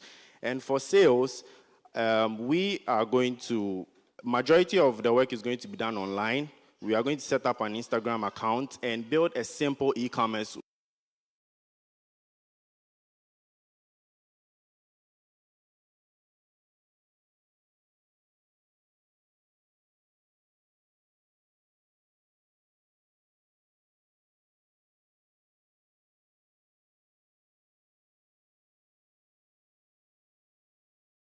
e-commerce. We might not be the Amazon of Silicon Valley, whereby they sell technology products and home appliances. But I believe we can be the Amazon of Accra when we scale, Amazon of Ghana, and finally Amazon of Africa. With our operational plan, we are going to pick up part-time roles where we'll collect these sachet rubbers and liaise with suppliers from local collectors and households. Also, we are going to also liaise with people who sell the Ziplocs and other materials that are going to aid in the final production. I would pass the baton to my learned colleague, Jeffrey Ban, who is well knowledgeable in the field of research at the University of Ghana. Thank you. Thank you so much. He has given the whole details, adding University of Ghana. Anyways, before I start, I would like to first say, just as our beautiful lady Cody told us earlier, she said something that I really liked. She said that even though some of these things are very expensive, the question here is that, would you buy something that is maybe 40 cedis to 60 cedis, or you would rather go and sleep in the hospital and end up paying a bill of 200 cedis tops? Sometimes we complain here in Ghana that Kolibu, there are no beds. So I think we need to rethink our strategies. Now, when we come to the financial projections, which is the revenue projections, each wallet or purse or bag from us will sell at an average of 20 to 40 cedis, which is dependent on the design. As my learned colleague said about if we want a certain color, a color yellow, why would we go for Fanugo, which is maybe red or pink? We go with the Fandango, which is that particular color, so we get the design out. Every person has the specific color they like. I'm more favorable black, blue. That is what I like. So every sachet rubber or plastic that we pick, if I want the color blue out of it, it will be based on what we are looking at. The monthly revenue was between 1,000 cedis to 3,000 cedis. The annual revenue would add up to 12,000 to 36,000. That's why we stated at the beginning of our presentation that it's a small scale. But once the revenue keeps on rising, we would get there and then we improve. We can't just start up with a very large sum of money and don't know where we are heading to.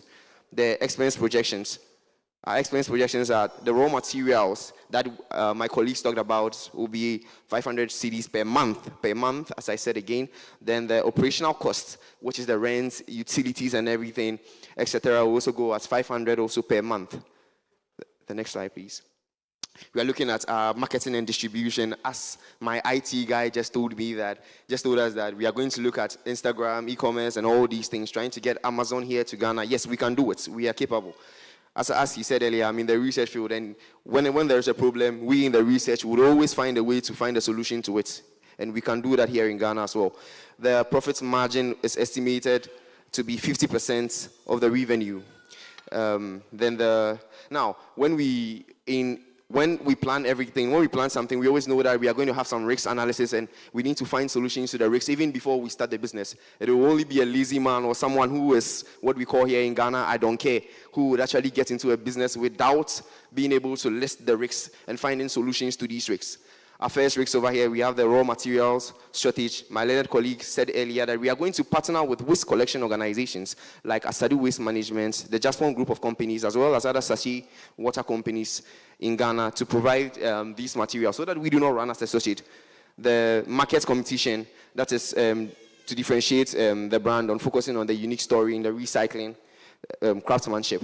The price fluctuations is also a problem, and how we are looking at solving this is to ensure that the prices is competitive whilst keeping production costs low throughout the resource. I'll give it to my colleague who began with us to conclude with us on the impact of this to the SDG goals. Thank you very much. So we are basically dealing with SDG goals 12 and 13. That's responsible consumption and production, as well as climate action. We believe that this project is going to deal with these two goals excellently by reducing or preventing emissions and also making production and consumption very responsible. Now, next slide, please. Okay. Environmental sustainability is it's incredibly dear to our heart. As such, we ensure, as I've said before, that there are no harmful emissions associated with our production process. Pluscraft Ghana epitomizes the combination of environmental sustainability and business profitability. There is indeed a growing demand in the field of eco-friendly fashion, which we hope to fill. And we believe that with your partnership, Pluscraft Ghana can become a lasting and profitable business. Thank you very much.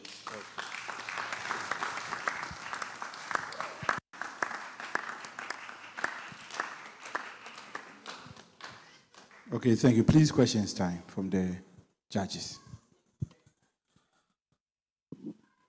Thank you very much. I have a few questions. You are asking for 5,000 cedis, right? Yes. To do this, and when will you break even? If I give you 5,000, when will I get my money back? I don't see that. I just see that you're going to make 50% profit. You haven't told me how much you're going to pay your staff. You haven't told me a few other things, like, for example, out of the 5,000, you're telling me that you're going to rent space out of the 5,000. But if I give you 5,000 cedis, when am I getting my money back? Okay, so we mentioned that we'll be renting the spaces if necessary. That's the first thing. Now, in our financial projections, please, slide 16. Okay, you just speak Okay, to so it. in our financial projections, we mentioned that we're expecting a monthly revenue of between 1,000 cedis to 3,000 Ghana cedis, Yeah. and an annual revenue of about 12,000 to 36,000 Ghana cedis, telling us that in the maximum of a year, all things You'll being pay me equal, back we should be within a able to year. pay you back your 5,000 cedis Okay. and make more revenue as well. Oh, okay, that's good to know. How much will you buy that your machine that you put there? Because Okay. it's not part of any of your... Yes, please. So upon doing our search, we found this machine. Please go to slide 10. The machine cost about $100 to $140. Yes, please. That's converted to Ghana cedis, about 2,000 to 2,400 Ghana cedis. So that's almost 50% of the money you Yes, want from please. us. Yes, please. And with that, you can still make profit within a year. Yes, please. Wow. Okay. Well, let me just say that on the score of management team, you have a very impressive group of people gathered Thank for you this very project. much. Thank you. But, and what other good thing did I write down here? Your project is also well defined.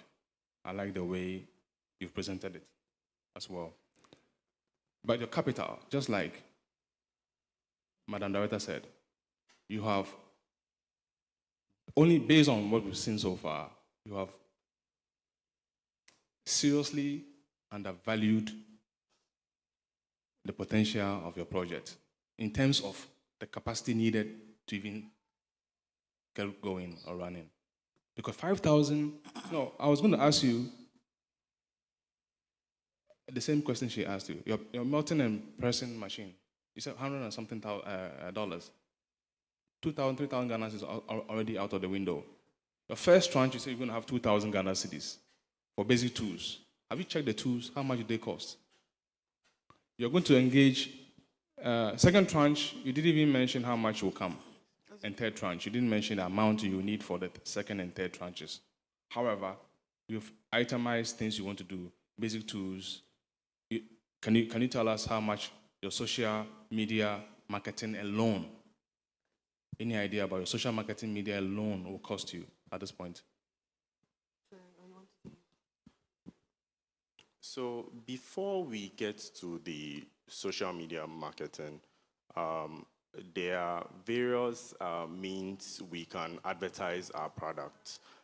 Saying that because I'm currently the publicity head for an upcoming program at the end of the year, when flyers are being made by the publicity team, we put them in district groups we find ourselves in.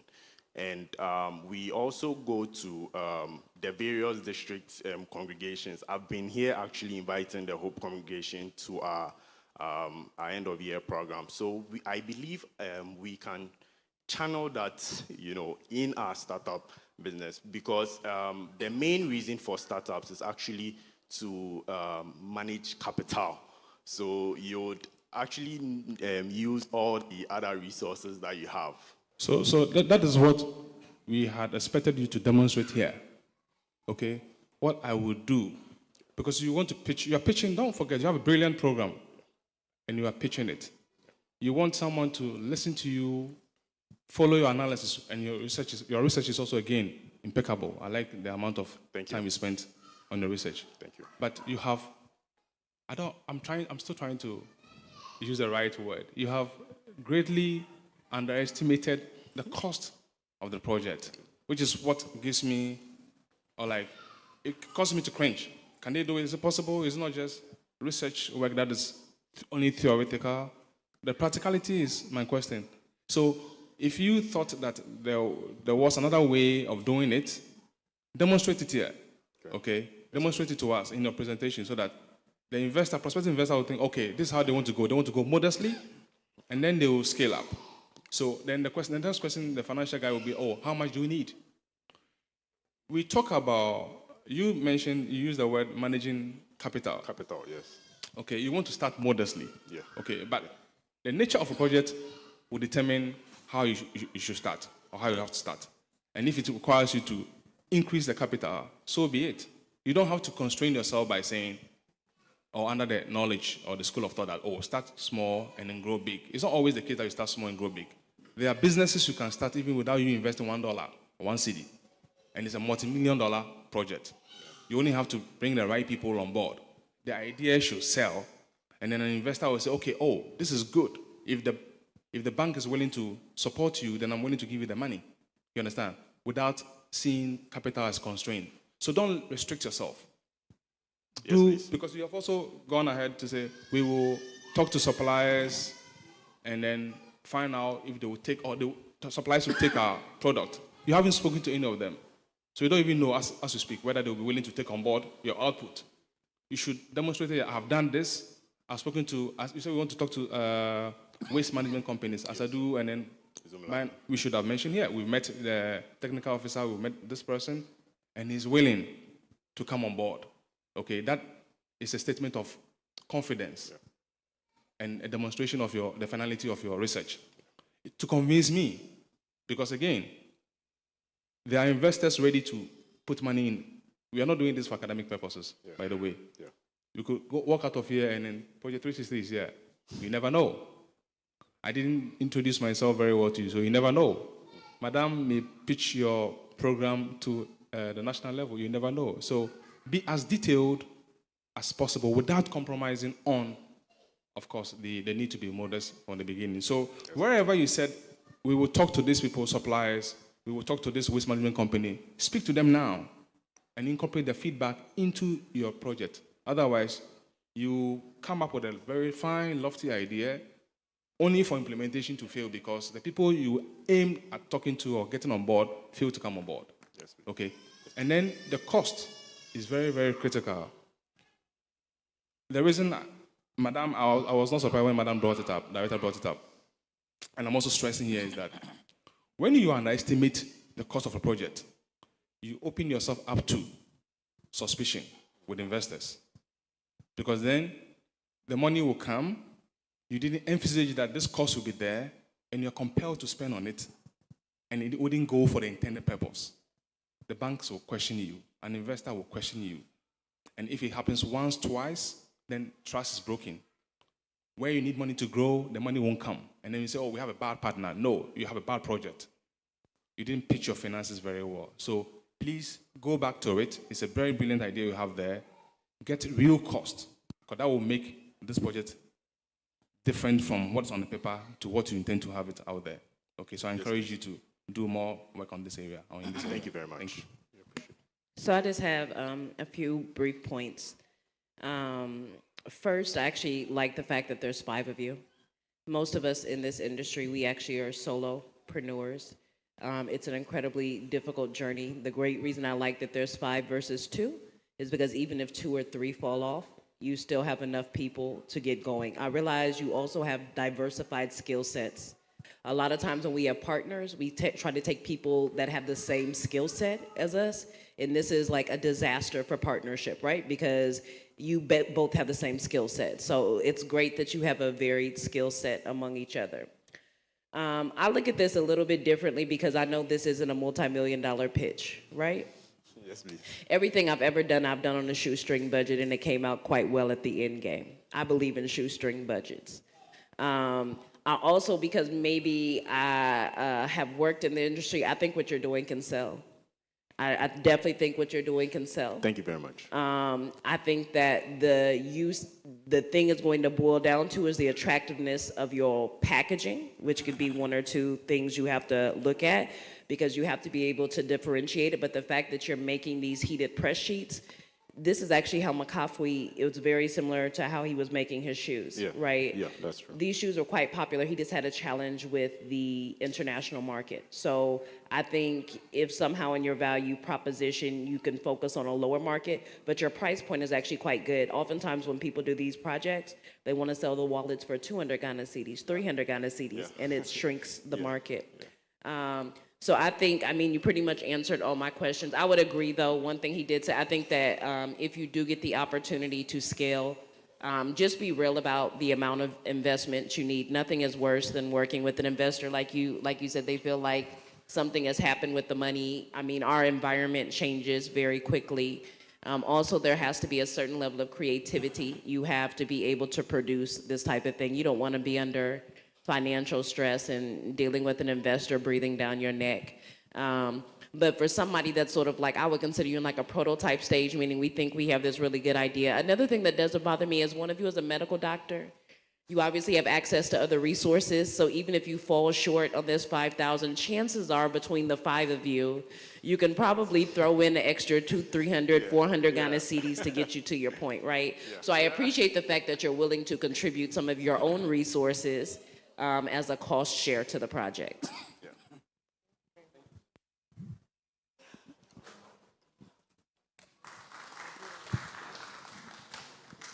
That's the final point. You guys, you are on the whole value chain. You are starting from collection all the way to production of a final product. You have to think through what is the objective, okay? How many people are you impacting? Because the impact will be more at the collection stage because more people are collecting and you are paying them. Or you are doing the sachets. In that case, you can start this whole thing from the shredding. And there are companies that shred. So you just buy the shredded ones, and then you hit press and you go ahead, rather than starting from the beginning. So it's up to you to decide whether you want to do the whole chain from there, because Cody only does, collection. Somebody also, you do otherwise. Okay. So where do you want to be? Okay. If it's just at the end, then cut and start from the shredding. There are people who shred. But you don't go through the whole backlog. You start from the shredding and you do the materials. Otherwise, it depends, once again, it depends on what is your social objective. Please, about that, we are part of the SAKUMONO District Parousia Congregation. At our church, as part of the DSS's goals, we have the segregated waste, we have the box and everything. So one thing we can even do is to partner with you and yes, please, and then come together, meet the shredding companies, and then we have our raw materials from there. All right, thank you very much. Oh, please, let's give it up to them. Thank you so much, Parousia Congregation. Thank you so much. Thank you, thank you, thank you, thank you.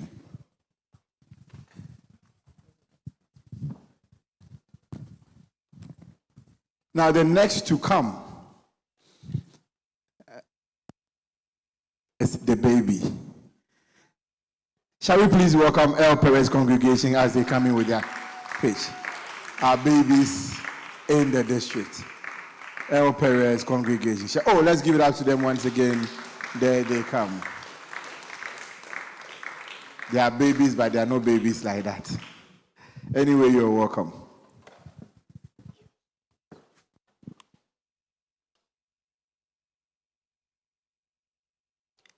Peace be unto you.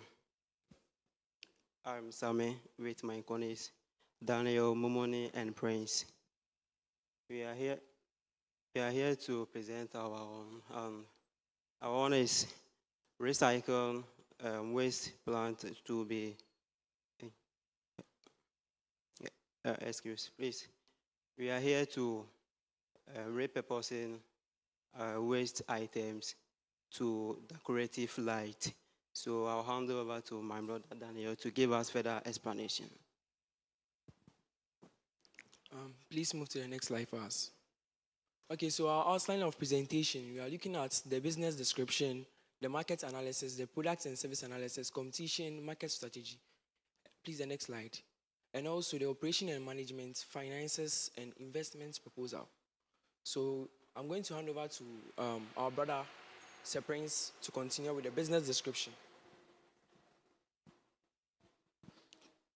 Okay, so like my colleagues have mentioned earlier, we are looking at repurposing waste materials into decorative lights, and then these lights we are looking at wall hang lights and then string lights. Okay, so that is what we are looking at. So repurposing waste materials, and the focus is not really on plastic waste, because we've also realized that it cuts across, and so we are taking a holistic approach, and so we are looking at electronic waste vis-a-vis plastic waste, and then glass coming in at a point, and so we are taking a holistic. Kindly go back to the previous slide, please. Yeah, so that's what we are doing, and then one of the things we are also looking at is also generating revenue for plastic waste collectors. That's in the long run. Next slide, please.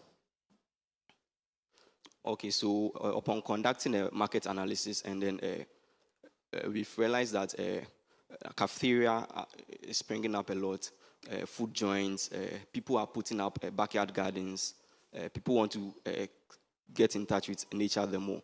And so there's the need for decorative lighting. And these lights are more of mood lighting, and so not task lighting, so mood lights, warm lights.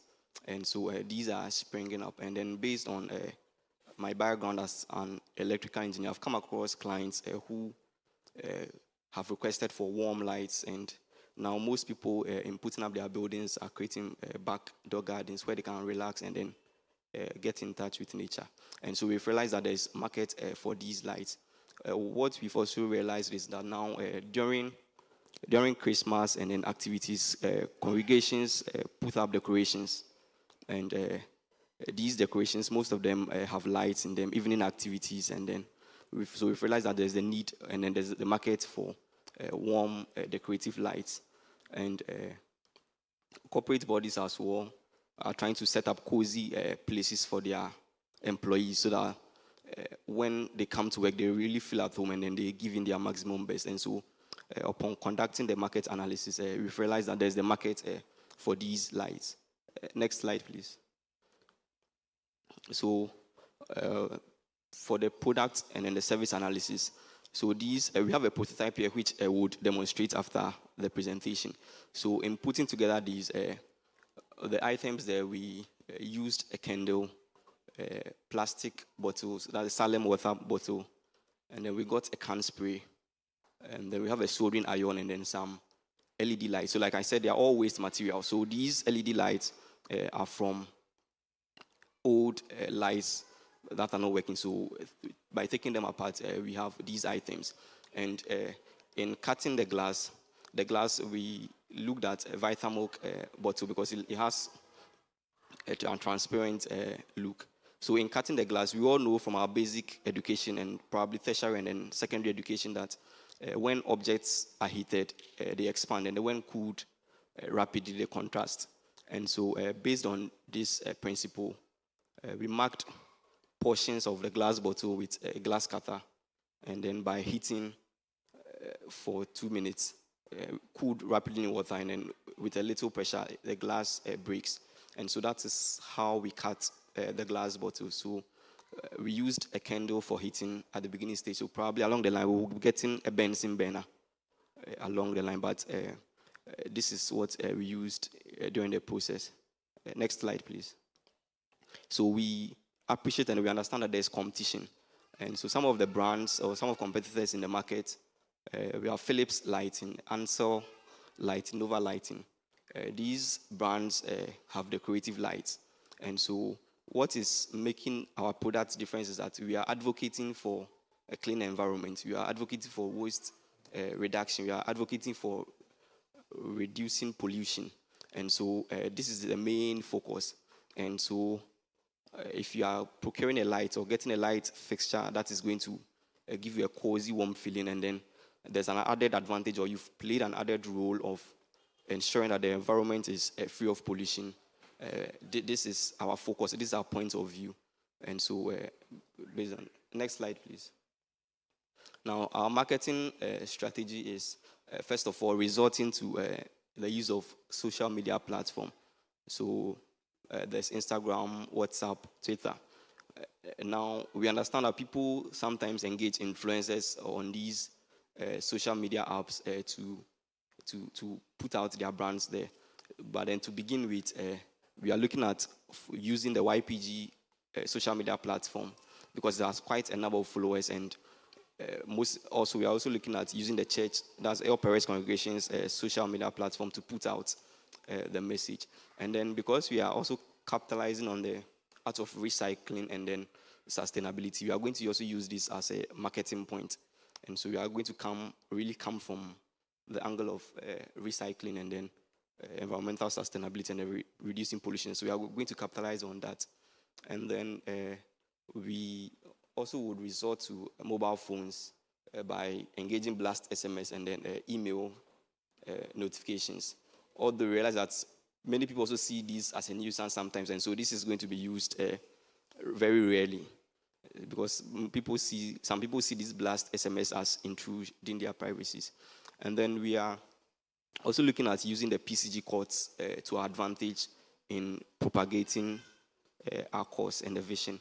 And so we are making use of because this is a district pitch and then a district program, we are first of all looking at the district courts, so the various congregations in the district, speaking to the various DSS coordinators in the 7 congregations in the district, and then including the preaching points we have as well. And then also kindly request that they spread the message across on the various platforms for us. Next slide, please. Okay, so I'll hand over for my colleagues to present on sustainability and growth. So now, for the sustainability and growth, the first thing we are going to capitalize on is improved packaging. Now, improved packaging, we have proper branding and registration. The second is add factory acceptance text. Improved quality, which means you are going to improve the quality of the units that you are going to produce. Now, we are going to introduce solar panels and sensors along the way, which will be energy conservative. When we add sensors to these units, they will make them more efficient and more reliable. Okay, operation and management. Now, the first thing we are going to do is the YPG executive will form a committee to act as management. Now, that committee will give annual reports to the executive, who will present it to the entire guild. The guild reports to the session, and now the session also form an oversight committee. Next slide, please. The financing. Now, the financing, that's where you are going to get our money. Now, our startup capital is about 10,000 Ghana cedis. And we want to make about 300 units with that 10,000 Ghana cedis, 300 units. And that each unit is going to sell for 50 cedis per unit, depending 50 to 60 cedis, depending on the design of the unit. And also, we assure that anyone who invests in our project will get guaranteed returns. And the second thing is congregational support. Our goal is that maybe we'll get support from the congregation and individual donations and sponsorship. The next slide, please. Okay, so in concluding, the general overview of the project typically is going to, first of all, reduce electronic waste. As most of us may know, most electronic waste have plastic components coming from the printed circuit boards to the housing. They have plastic components embedded in them. So we are looking at reducing electronic waste. And then we are also looking at reducing plastic waste. So that's one of the visions we are going to achieve, to reduce plastic waste. And then, like I mentioned earlier, because it's a holistic approach, we are also going to look at reducing, or we are going to end up reducing glass waste. And we are going to have improved financial conditions, because at the point we are going to have people. And thankfully, during the preparation of the prototype, I have most of the tools, and my colleagues here have a very high interest in electronic and tech stuffs. And so their expertise, actually, they did most of the soldering, most of the joining and that. And so at a point in time, we are going to have improved financial conditions, because we are going to open it up and then bring people on board. And we're also going to tackle unemployment in our own little way. And then we also see this as improving on innovation and ingenuity, and it's also going to encourage young people to step up.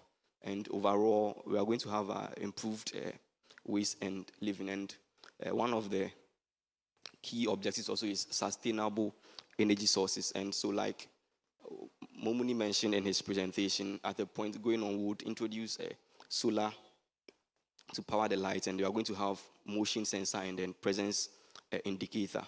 Now these help in conserving energy because once there's no one around and there's no movement around, the passive infrared sensor is able to detect that there's no one around and then shut off the lights. So in conclusion, this is what we have for you. Thank you. So in demonstrating the prototype, Daniel will take us through.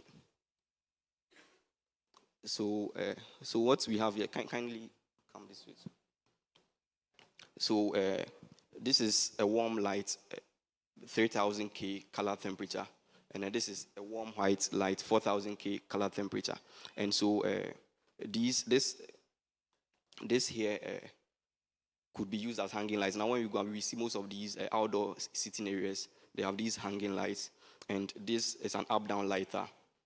You could have it wall-mounted. You could have it on your table to light your task area. Maybe you are doing some night reading, and so this could do some task lighting for you as well.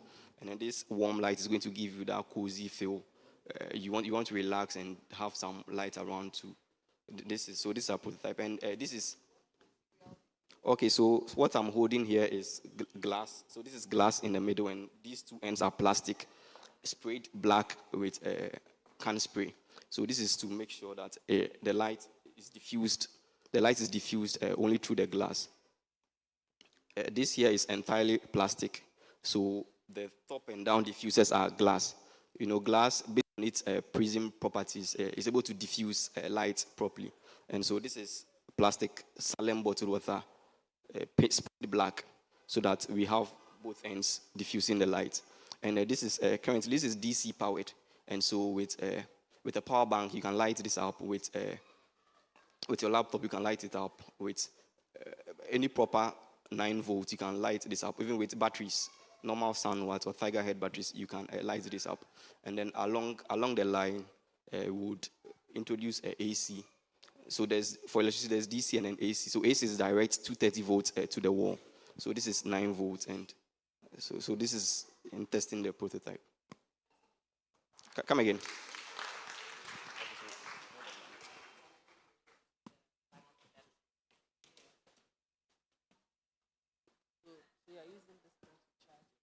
Yes, to provide the power. Yeah, this is plastic, and then glass to act as diffusers. No, we didn't buy anything here. All these are waste products. So yeah, so the lights, yeah. So this is from our last year decoration in the church, our Christmas decoration. Yeah, it's with the sports we had. We reused the lights here. So all the stuffs here, nothing was bought. So these are all items that yes. Okay.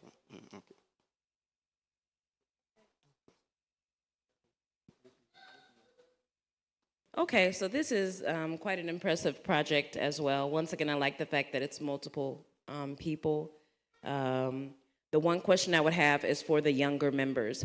How would you balance school with the venture? Like, have you sort of thought about how you would be able to do that? Yeah, so 2 of my members are actually JY members, and so this he's in SS3, and this is a YPG member. So with that, so this was done. Actually, putting together this prototype was done yesterday after church, and then wrapped up this morning. But because the idea and the concept was there, so basically we are looking at using weekends for that, and then weekends when they are away from school. Yes, because they are still in school. So that's what is being currently looked at. And the last thing I would just have is, because once again, I mean, it does take a certain level of skill set. It looks fairly simple, but when you're looking at scaling and production, how would you sort of ensure your individuals had that skill, or how would you ensure that you were getting that quality? Okay, so my background, I'm an electrical engineer, and so based on that background, I have people who, since they may not be able to participate fully and may come in on weekends, there are people, electricians and people, so with the oversight knowledge, and then with a prototype, and then each product is going to be an improvement on. And last thing I want to mention, it's so unfortunate a lot of sustainability ventures aren't very high. You guys should take a visit to Renee at Croco Bite Institute. She actually makes beautiful light fixtures, glass, and other things from recycled glass. I'm sure she would have some better insight on how you can even quickly improve your quality, but she sells abroad only, mainly in Europe. But you should visit Renee at Croco Bite Institute. All right, thank you very much.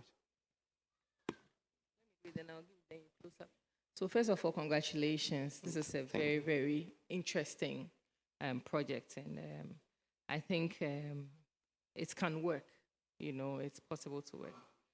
I have several questions, but just one. So how much money do you need to start this off? You didn't mention any. So when Mohab was presenting, he mentioned, to produce an large scale, he mentioned that we'll be needing 10,000 CDs. Oh, 10,000. Yeah, to produce 300 pieces, and he also mentioned, between 50 and then 60 CDs a piece. Yeah. And then within which time frame do you think you can make a profit? Okay, so with a piece going for 50, 60 CDs, to sell that batch is going to end up generating 15,000. Sorry. Okay. Yeah. So because you need to reinvest, and then in a period of 6 months, there will be full recouping of capital. Okay. Thanks. Thank you. And I'm impressed. Thank you. This is our first prototype. And prototypes on its own carry a big weight or influence when you're pitching a project or a product. So well done. Thank you for this effort. It's obviously work in progress. I see a lot of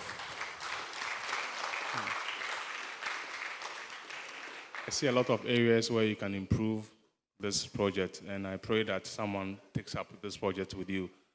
My suggestion would be, why not consider solar? AC/DC in villages, because you're going to compete. I saw the list of your competitors are big. They are not even Ghanaians. They've got deep pockets. Nova. Did you mention Nova? Yeah, Nova. Yeah, they are big. Yeah. And I want to see you win and succeed. So why don't you, if the skill is there and interest is there, incorporate as well solar to some extent. Mood lights are good. They will be very unique in our market. But even ordinary plain lights in villages where there are no lights, you could still trap light with waste. Yeah, so in our presentation was mentioned, so we have plans for solar. So we mentioned solar, and then we mentioned do the solar motion now, right, because the solar will be a very good, attractive point for you. Okay. And also, since we are talking about sustainability, you could broaden and this market already is occupied by Nova and all the rest that they are there. You could target the rural areas of Ghana, okay? Sure. They wouldn't depend on electricity or solar generator. Yeah.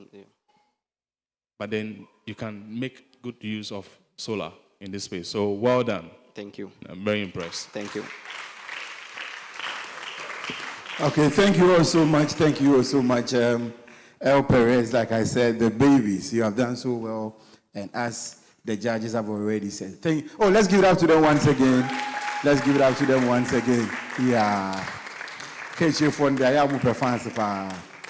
right, so before we come home, the next one will be from Anointed One. Shall we please give it out to them as they also walk in for their presentation or for their preaching? Oh, let's give it out to them once again. Oh, there they come from the back. And, I see.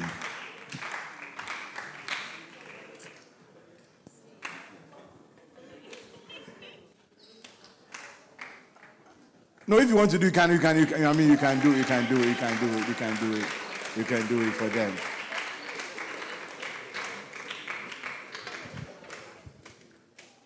And this is Anointed One.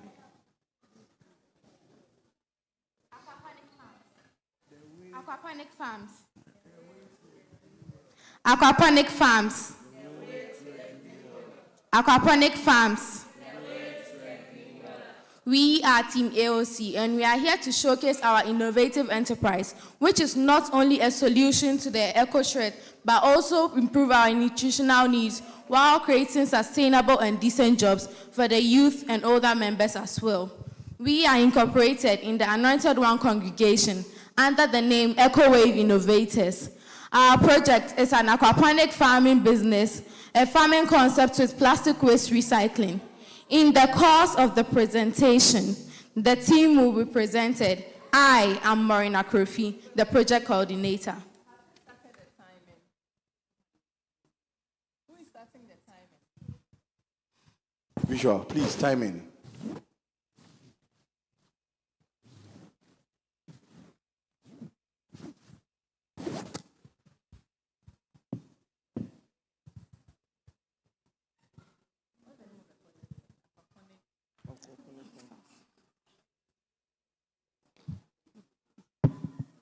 Okay, go ahead. No. Yes, please work on the timing for us. All right, so start. Aquaponic farms. Aquaponic farms. We are Team AOC, and we are here to showcase our innovative enterprise, which is not only a solution to the eco threat, but also improve our nutritional needs, while creating sustainable and decent jobs for the youth and older members as well. We are incorporated in the Anointed One congregation under the name EcoWave Innovators. Our project is an aquaponic business, a farming concept based on plastic waste recycling. In the course of the presentation, my team will be represented. I am Marina Krofi, the project coordinator. So EWI is an aquaponic farm that is built on plastic waste, and we've identified that SAKUMONO is not only a generator of plastic waste, but a major transit route where waste from Legon, Ebri, Adenta, and other parts of Eastern region flow into the sea. We've also identified that the SAKUMONO Lagoon and other streams around used to provide us with fresh fish, but that is not the case today. We've also identified that there's limited space for farming around due to residential buildings around. Even the SAKUMONO Lagoon, I recently saw that there are buildings on it, which is not good. EWI Aquaponics Farm is a local tailored solution. A solution that, one, it will provide us with fresh fish and organic vegetables. Two,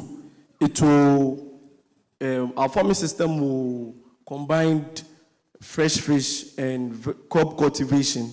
And three, of course, that's why we are all here, it's going to repurpose plastic waste.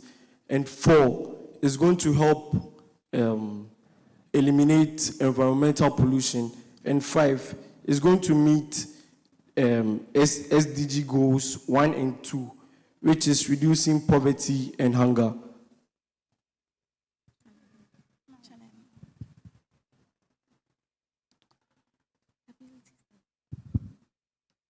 The EWI project viability study examines our project team's viability to deliver 1, products and services, customers, investors, industry, value chain, startup needs, and our competition. The viability study outcome will give reason why EWI Aquaponics Farm is worth your investment and capital. The team consists of experts with specialized roles. The team lead, Madam Rosemond Enim Eje, is an agribusiness expert with experience in fish farming and community development. 2, Madam Maureen Akrofi, the project coordinator. 3, Master Emmanuel Atipo, a plastic recycling engineer. 4, Master Seriam Atipo Fitz, an aquaponics specialist. 5, Madam Charlene Akrofi, a community engagement manager. And our team,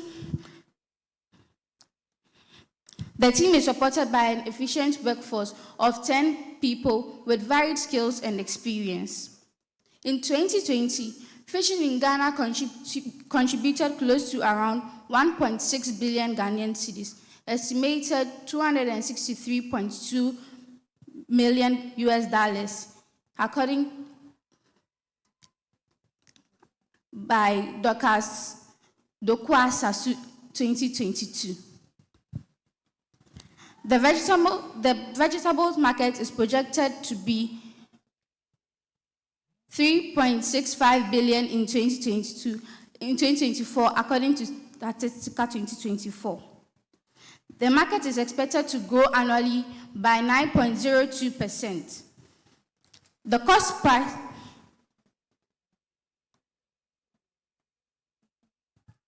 we have identified our competitors to be 1, Chinese-owned fish trawlers, who either harvest sea fish using non-sustainable methods or sell dead fishes to our local fishermen.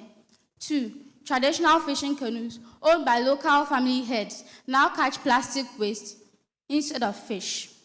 3, frozen fish cold store firms and local sales outlets. 4, fresh catfish and tilapia fish harvested from the SAKUMONO lagoons and sold by fishmongers along the roads. 5, retail sellers of vegetables bought from the major markets like Tema Community 1, Agbogbloshi Market, and Okaishi Market.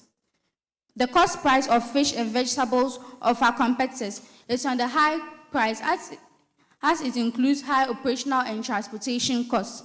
Research has also shown that vegetables grown in most parts of the urban centers rely heavily on wastewater from drainage systems for irrigation, which makes their products unwholesome. We use sustainable farming techniques that uses circular system to minimize the input of waste.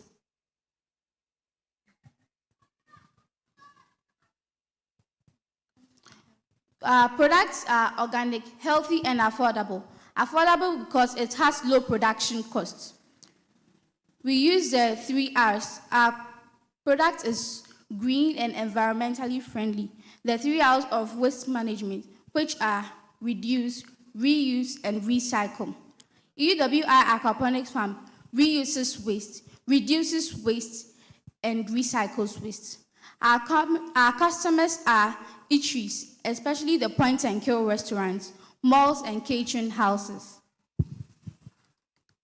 We have identified our economic model to be 1, outgrowers and small farm holders. Waste bottles collected will be treated, cut, filled with loam soil, and distributed to small farm holders who might be YPG, JY, WOYAF, or even senior fellowship members. 2, a research and training hub. It shall not only be a commercial outlet, but a research and training hub centered at AOC to train, provide extension services, provide startup and input to small farm holders. 3, off-taker services through a buyback agreement. We shall supply contracts with commercial outlets such as eateries, hotels, and malls. EWI will be positioned as an off-taker to guarantee ready market for small farm holders, especially during bumper harvest.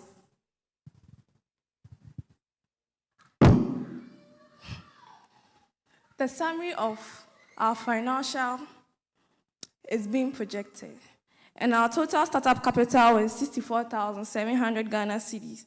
And my team and I will be providing 39,700 Ghana cedis from our personal savings, families and friends, and another 1 congregation entrepreneurial funds. The remaining 25 Ghana cedis is why we are here, which we will win.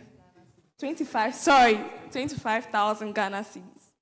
Thank you for correction. Oh, sorry.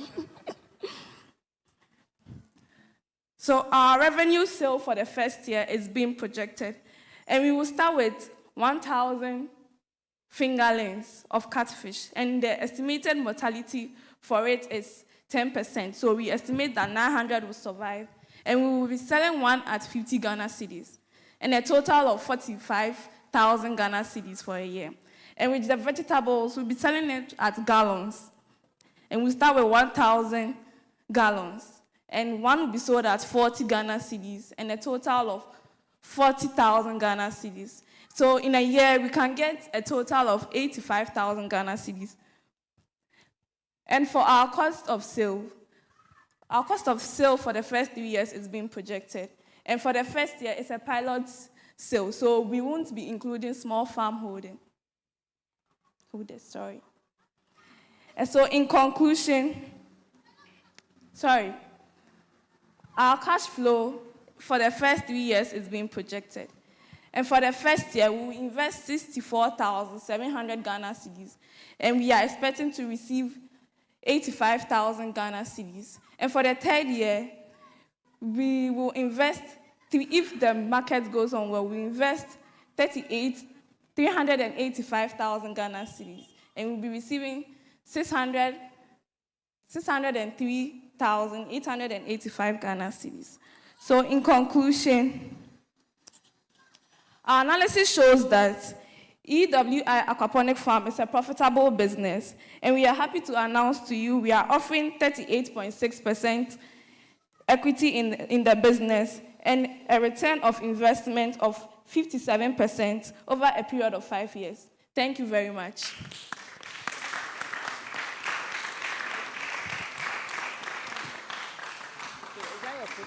Yes, please.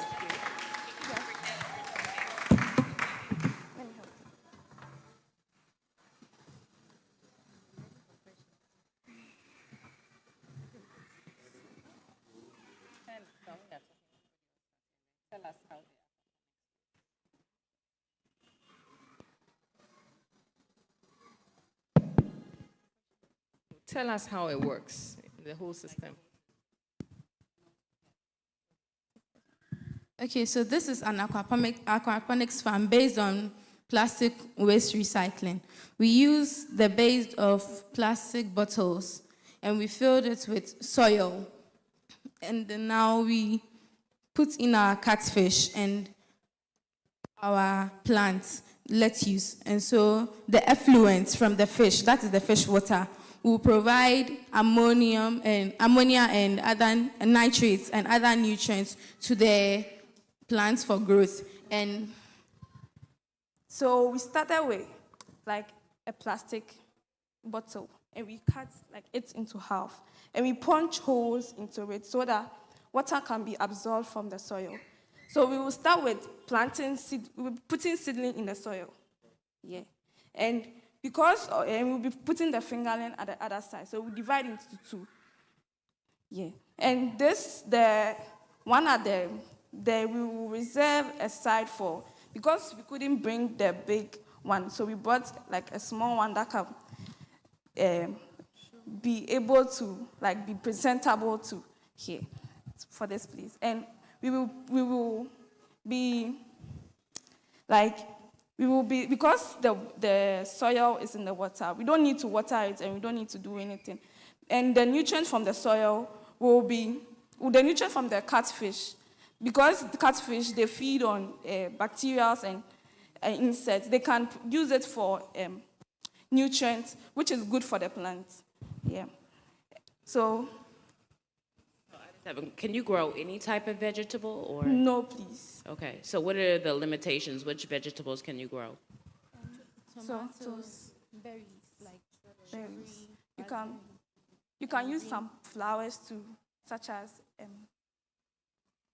cauliflower, cauliflower, and other.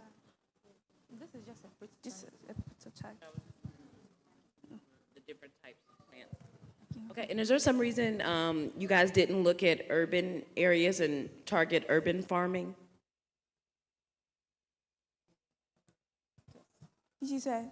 The urban farming, is there some reason you didn't look at communities and like try to get homes to purchase them versus just the small holder farmers? Okay, so we don't really know into it. So we are now studying it, and we want to, it's a pilot season, and we want to learn and want to understand it because it's a very profitable one.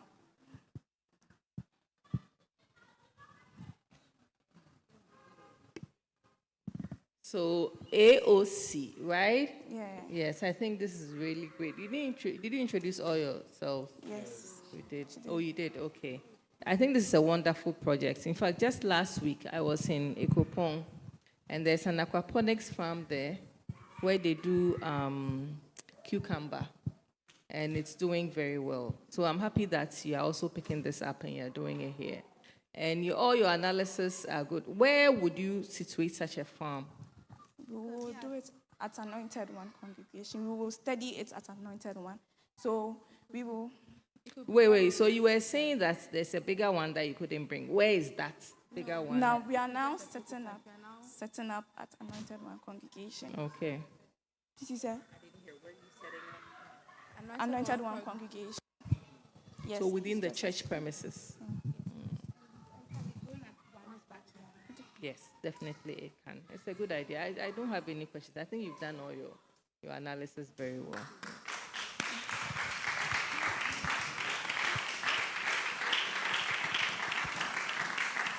Okay. Another one. I am thrilled but also disappointed. The reason being that you have not demonstrated the link between how you're going to use waste from plastics to do farming. I'm not convinced. I don't know how, on the evidence of what we have in front of us, I don't know how it works. Because from my knowledge in aquaponics, it's farming without soil, right? Yes, but this is just a prototype. No. This is not how we are going to actually do it, when we do it. Then you missed the point there. You're going to lose marks. Because you're supposed to come and tell us what you do with waste. And if this is a prototype without plastic waste, how many of these plastic waste bottles would you need to cultivate one farm to make this whole project viable and profitable? Aquaponics is a very expensive kind of farming because you are farming without natural soil. So there should be no soil whatsoever in your presentation. It's pure water and nutrients. Treated water with nutrients. It's what we call aquaponics. Basically, the essence of aquaponics is to use water instead of soil to do farming. You have not demonstrated that. And I said I'm excited about the idea and thrilled about the idea that you have in your head. But you have not been able to connect the topic using waste to do it. So, then number two. Oh, go ahead. So the research we did, what we researched on and what we came to show you guys, we researched that aquaponics is a farming system that combines plastic waste, crop cultivation, and fish farming. That's our understanding of aquaponic farms. It's not what... No, I don't even want to hear this is a prototype. Because the prototype should represent the idea, okay? A prototype is a sample of what I will do when I'm fully operational or when I have the finished product. So if I take his explanation to be yes, then your answer is going to negate whatever he said because it doesn't represent what he said we'll do. But aquaponics, in all fairness, you can all Google right now, pick your phone and check. Aquaponics farming is purely farming without soil. This is a prototype. I'm seeing soil, so already I'm not convinced. And two, The real deal, we are going to put sachets, rubbers of plastic. in the real deal, Yes. in the next presentation, okay, which will be when El Perez and the rest are showing us what they will do today, giving us a clue as to what will happen tomorrow. You say in the real deal. Okay, the effort is good. I'm not discouraging you at all. Aquaponics is what we all need because we have to save our environment, we have to reclaim land and everything. You are also very close to the sea. The water, I suspect, will come from SAKUMONO area, will not be ideal for aquaponics. Research further on aquaponics. You have to test the water. There's an aquaponic farm on the mountain. Madam, you mentioned that, right? I watched the founder's video on YouTube. Go and, I've forgotten it, I'm sorry, but I'll get it for you. But you can also Google aquaponic farms on the mountain. The greatest challenge they faced was the soil. Soil where? Where are you Googling from? Be careful, don't Google from anywhere, I beg you. Fine. Aqua is water. Yes. Wikipedia. Aquaponics is a food production system that couples aquaculture, i.e. raising aquatic animals such as fish, crayfish, snails, or prawns in tanks, with hydroponics, cultivating plants in water, whereby the nutrient-rich aquaculture water is fed to hydroponically grown plants. Thank you. There's no soil in aquaponics. I'm sorry. If there is soil, it is limited to the seedling stage. Watch this video, please. Google this man who is doing aquaponics on the mountains, okay? And you will read a good detailed account of the difficulties with aquaponics and learn from it, okay? I encourage you to learn from it. We are not here to discourage you, by the way, but we have to set you on the right path, okay? Such that if in future you have to present a project on converting waste to a viable business, then you strictly restrict yourself in that space, okay? So that we don't throw so many things in because they are good. No, it doesn't work that way. So research on it. Pardon? So,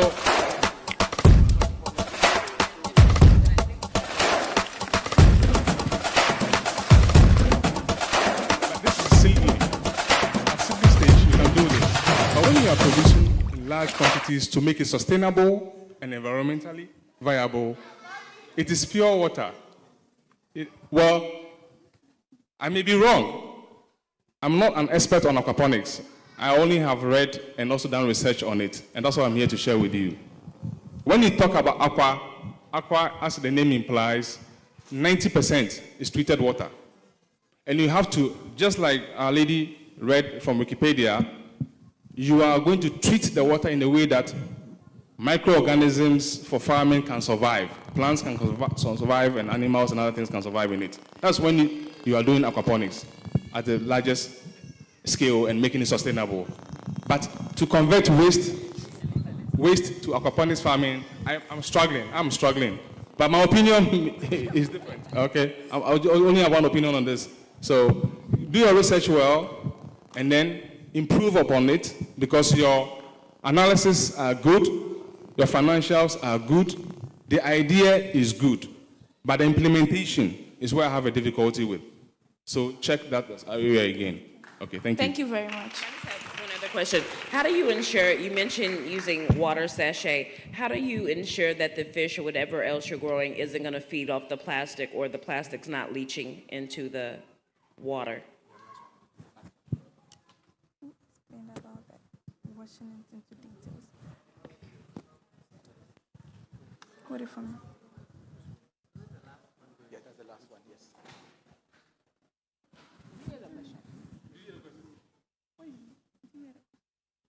How do you ensure that the plastic doesn't leach? Maybe that's something you go and check. Okay. So you can go and do some more research around it.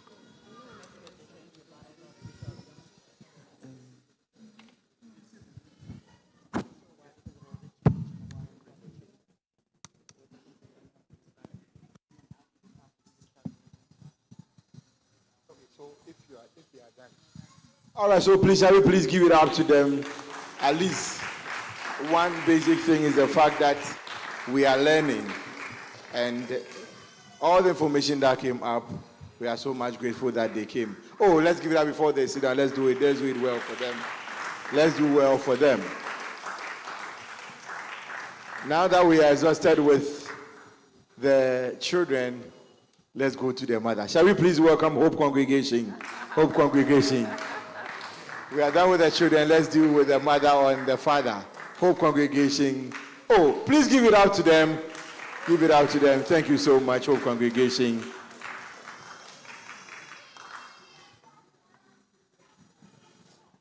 Good afternoon, ladies and gentlemen. Good afternoon. Okay, so we agree, Zach. As I believe we all read our Bible, right? So do we remember the Noah story and how his ship saved as a safety net during the raging flood? We at Grizac present you an ark of hope. As our motto states, ark of hope, building a greener tomorrow. Let me bore you a little with some statistics. On a global scale, we produce about 400 plastic waste, and just 9% is being recycled. In Ghana, we produce about 0.84 million plastic waste, and just 9.5 is being recycled.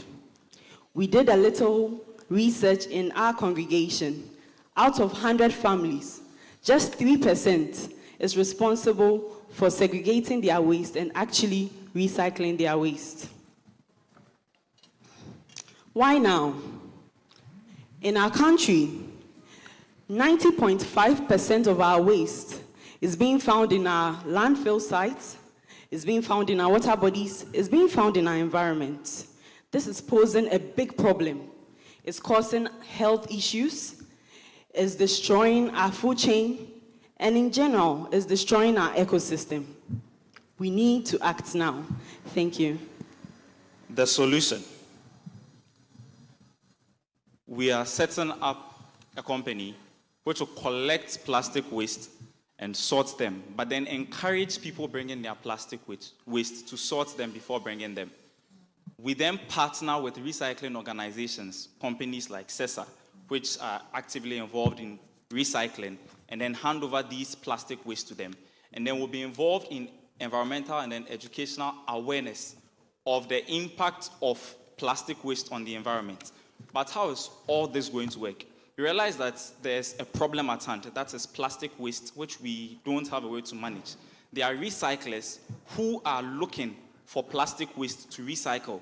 This is where Grizac comes in. We come in as a link between the waste which we want to clear from the system and then recyclers who are doing good stuff with the waste. So what we do is to collect waste from families and then give them to recyclers. This is going to happen primarily, like we are starting, the focus, because the startup, we are going to start with the Hope Congregation. Currently, we realize that if we look ahead of us, we see a structure where families are encouraged to drop plastic waste. But unfortunately, the company that's supposed to come for the waste have not come for them since we began this initiative. But what we have done is that we've spoken with CESA and asked them what quantity of waste would encourage them to come pick them up. They currently pick up waste in our sister's neighborhood. She does sorting and gives it to them, producing 1,000 kilograms from her home, her neighbor's home, and her workplace. What we are doing is that we gather the waste from church members. We realize that average attendance to church services in Hope, like I said, we are starting for the first 6 months focused on Hope. Average attendance to church services is 1,500. And with 1,500, the average persons in a household in Ghana per the 2021 population census is 3.6. We round it off for worst case scenario, making 4 people per household. When we do this, we realize that we would have to be dealing with 375 homes in Hope Congregation. 375 homes, and the average plastic waste produced by a home in Ghana is 0.7 kilograms per day. And so what we seek to do is that if we are looking at all these numbers, then we are looking at 375 families producing 0.7 kilograms per day over a period of 1 week. When we do this and collect it weekly, because on a normal Sunday, families would come to church. And so the only thing they are to add on to their coming to church is to bring the plastic waste along. When they bring them along, volunteers pick them up and then register it. But it's because it is also an initiative to encourage people to be plastic waste conscious, and then conscious of environmental safety for all of us. What we do is that we introduce what we call the Z coin. So you saw GRIZAC, green arc, and then the Z is the link between them, the GRIZAC. So a family brings plastic waste. What we do is that it is recorded into an app. We have begun with the back-end session of the app where we can take details of family members. Unfortunately, the ID on the laptop is not opening. We would have demonstrated that, quite unfortunately. But we are working on it to expand it. Like we said, for the first 6 months, we are working with Hope Congregation. But subsequently, we would open up to community. So that's where the app is going to be very important, where people can access us, tell us that we have this amount of waste. You can come pick them up. So we have volunteer stations who would pick the waste up. When this is done, we realize that we cut down the cost of recyclers who find it difficult to come for smaller quantities of waste. But now we give it to them in larger quantities. So when we do this, we realize that our revenue, we are looking at an amount of 4,410 cedis per month. This calculation is based on the number of families, estimated families in Hope Congregation, the average amount of plastic waste produced per home, and then 7 days in a week, 4 weeks in a month. This would give us a shortfall of 4 weeks if we do the annual one. But this is, in the worst case scenario, what we are supposed to get per month. But then, because like we said, we are encouraging people to now stop using plastics, we are going to sell sustainable souvenirs like tote bags in various sizes, encouraging congregants that when they go out to the market, they should pick their tote bags. When you buy your wache, instead of picking the black rubber, you have a smaller tote bag you can put your wache in. You don't take it in the first place to bring it to us. So we reduce the consumption of these plastics drastically. Now, where does the Z coins come in this whole equation? Now, you have the Z coins. The coins are going to accumulate, and at certain thresholds, you are given prizes. And so these prizes would incentivize sustainable prizes like tote bags themselves and hand fans, other sustainable prizes, which would incentivize people to bring waste to get these to show that they are ambassadors of protecting our environment. And so we see that our startup cost or our setup cost, we have the initial setup cost and then the operational cost. Storage area setup, like we said, there's currently a storage area, but because it belongs to the PCG Hope Congregation, we would have to be in contact with them, negotiate with them, and see how best we can get that area and then make it suitable for the business we are going to introduce.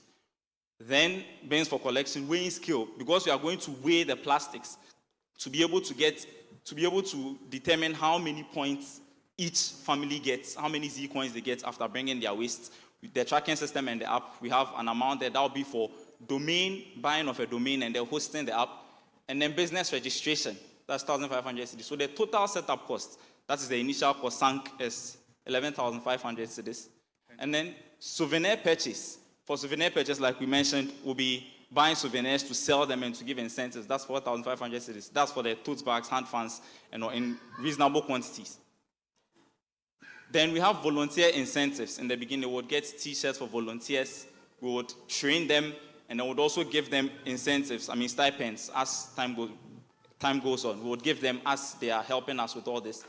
And then for Aboboya, like we said, as we expand, we are going to go into the community. So in picking up waste, when someone sends a message, I need my waste picked up, we would collaborate with the church with our current Aboboya and then use that, and so we'll need 4 for that. So that's our total initial operation cost. So when you combine this, we have a total of 22,000 Ghana cedis as our initial startup cost. And so how do we now break even? We realized that we saw that we're making 4,410 cedis a month from the sale of the plastic to the recycling company. Based on the rates they gave us, that was 0.6 cedis. That's 60 pesos per kilogram. And so when we did that, we realized that we are getting 4,410 cedis a month from that. And from the sale of the souvenirs, the profit to be realized was 500 cedis because we were putting a 5 cedi profit on the tote bag, from the company we've contacted, they gave it to us at 25 cedis, we'll be selling at 30. So that gives us 500 cedis. So that gives us 4,910 cedis per month from this business.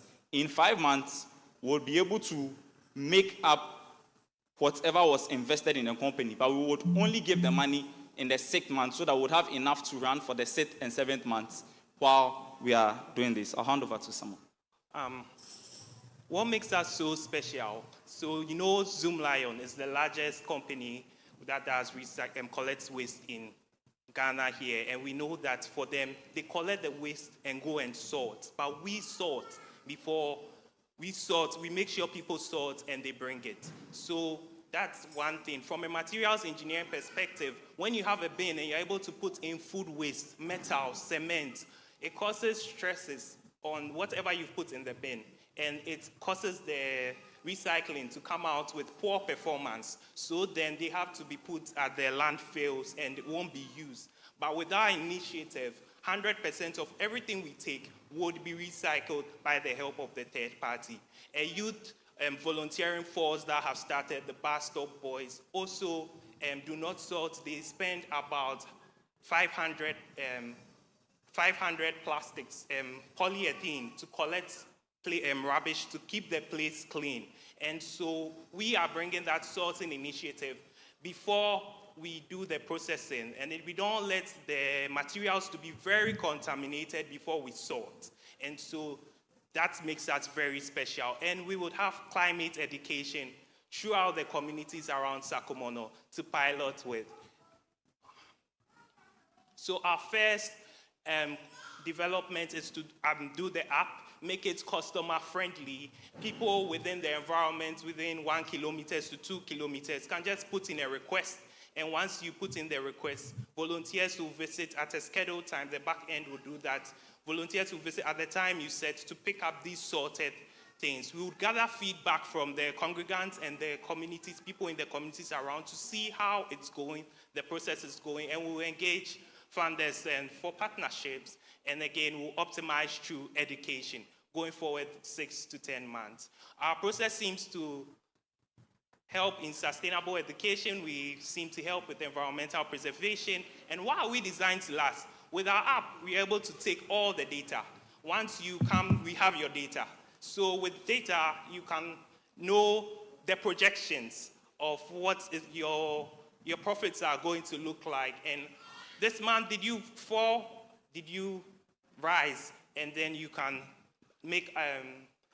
address the situation. So we also seek to reduce the carbon emissions with what we are doing.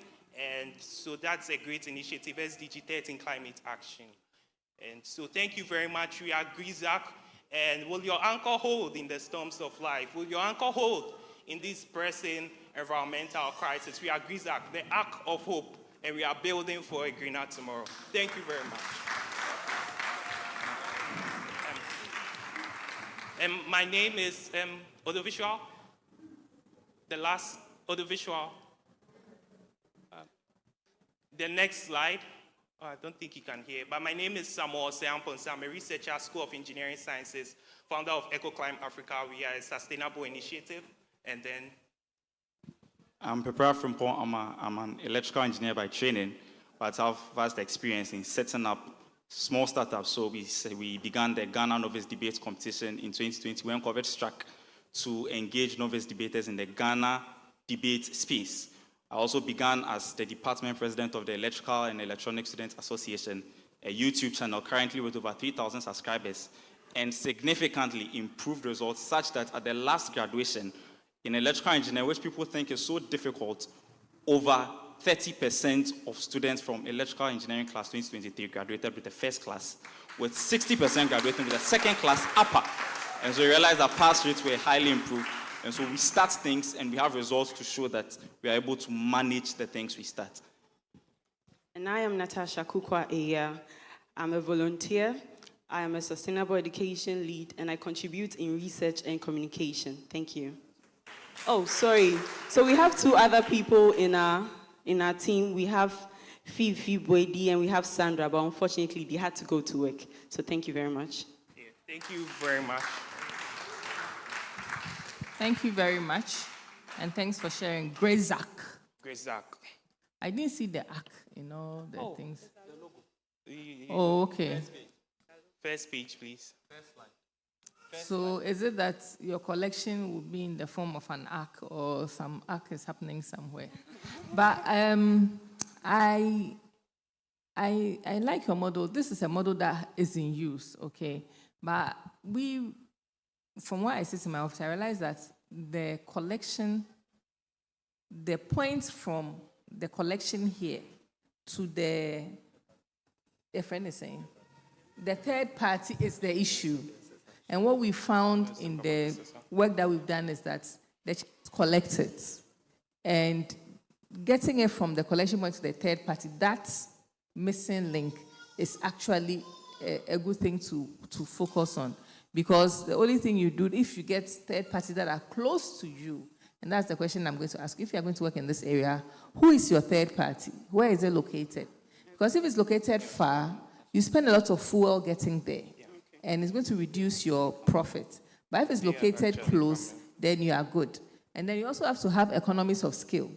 It means I have to get more collections around the same space. And what is the problem we have with CESA? Because if they come, it's only you that is full. And the other churches in this area are not full. They lose. Exactly. And so that is why sometimes, I didn't know it's because, not because they don't know it's full, but they want other people around us. So actually, you're stealing my model. I was looking for money to buy an aboboya and do that. So I think it's workable. It's a simple model. It's workable. I like the app. Yeah, in the first 2 weeks, the app would be live. You can visit ecoclimeafrica.org to see some of the startup initiatives we've done. Your app is not live. Yes. So but I like the fact that you're adding technology to it to make important. It a little bit more better. I think you have a lot of hidden costs in your budget. Okay, so I'm looking at it. I'm not seeing you put some small fuel money. But fuel will be a big transportation will be a big component of your work, moving it from point A to point B. I'm not seeing transportation in it. I'm not seeing, I see volunteer in incentives, but you would need people to do those sorting and things, and that is cost intensive. Yeah. So there are lots of hidden costs that you might have to look at and explore when you're moving forward. So I just have a question because I've walked through the church and I realized they already have segregation bins. So it looks like you're also dependent on a lot of the church's resources like the Aboboya and other things. I can't really make a clear distinction.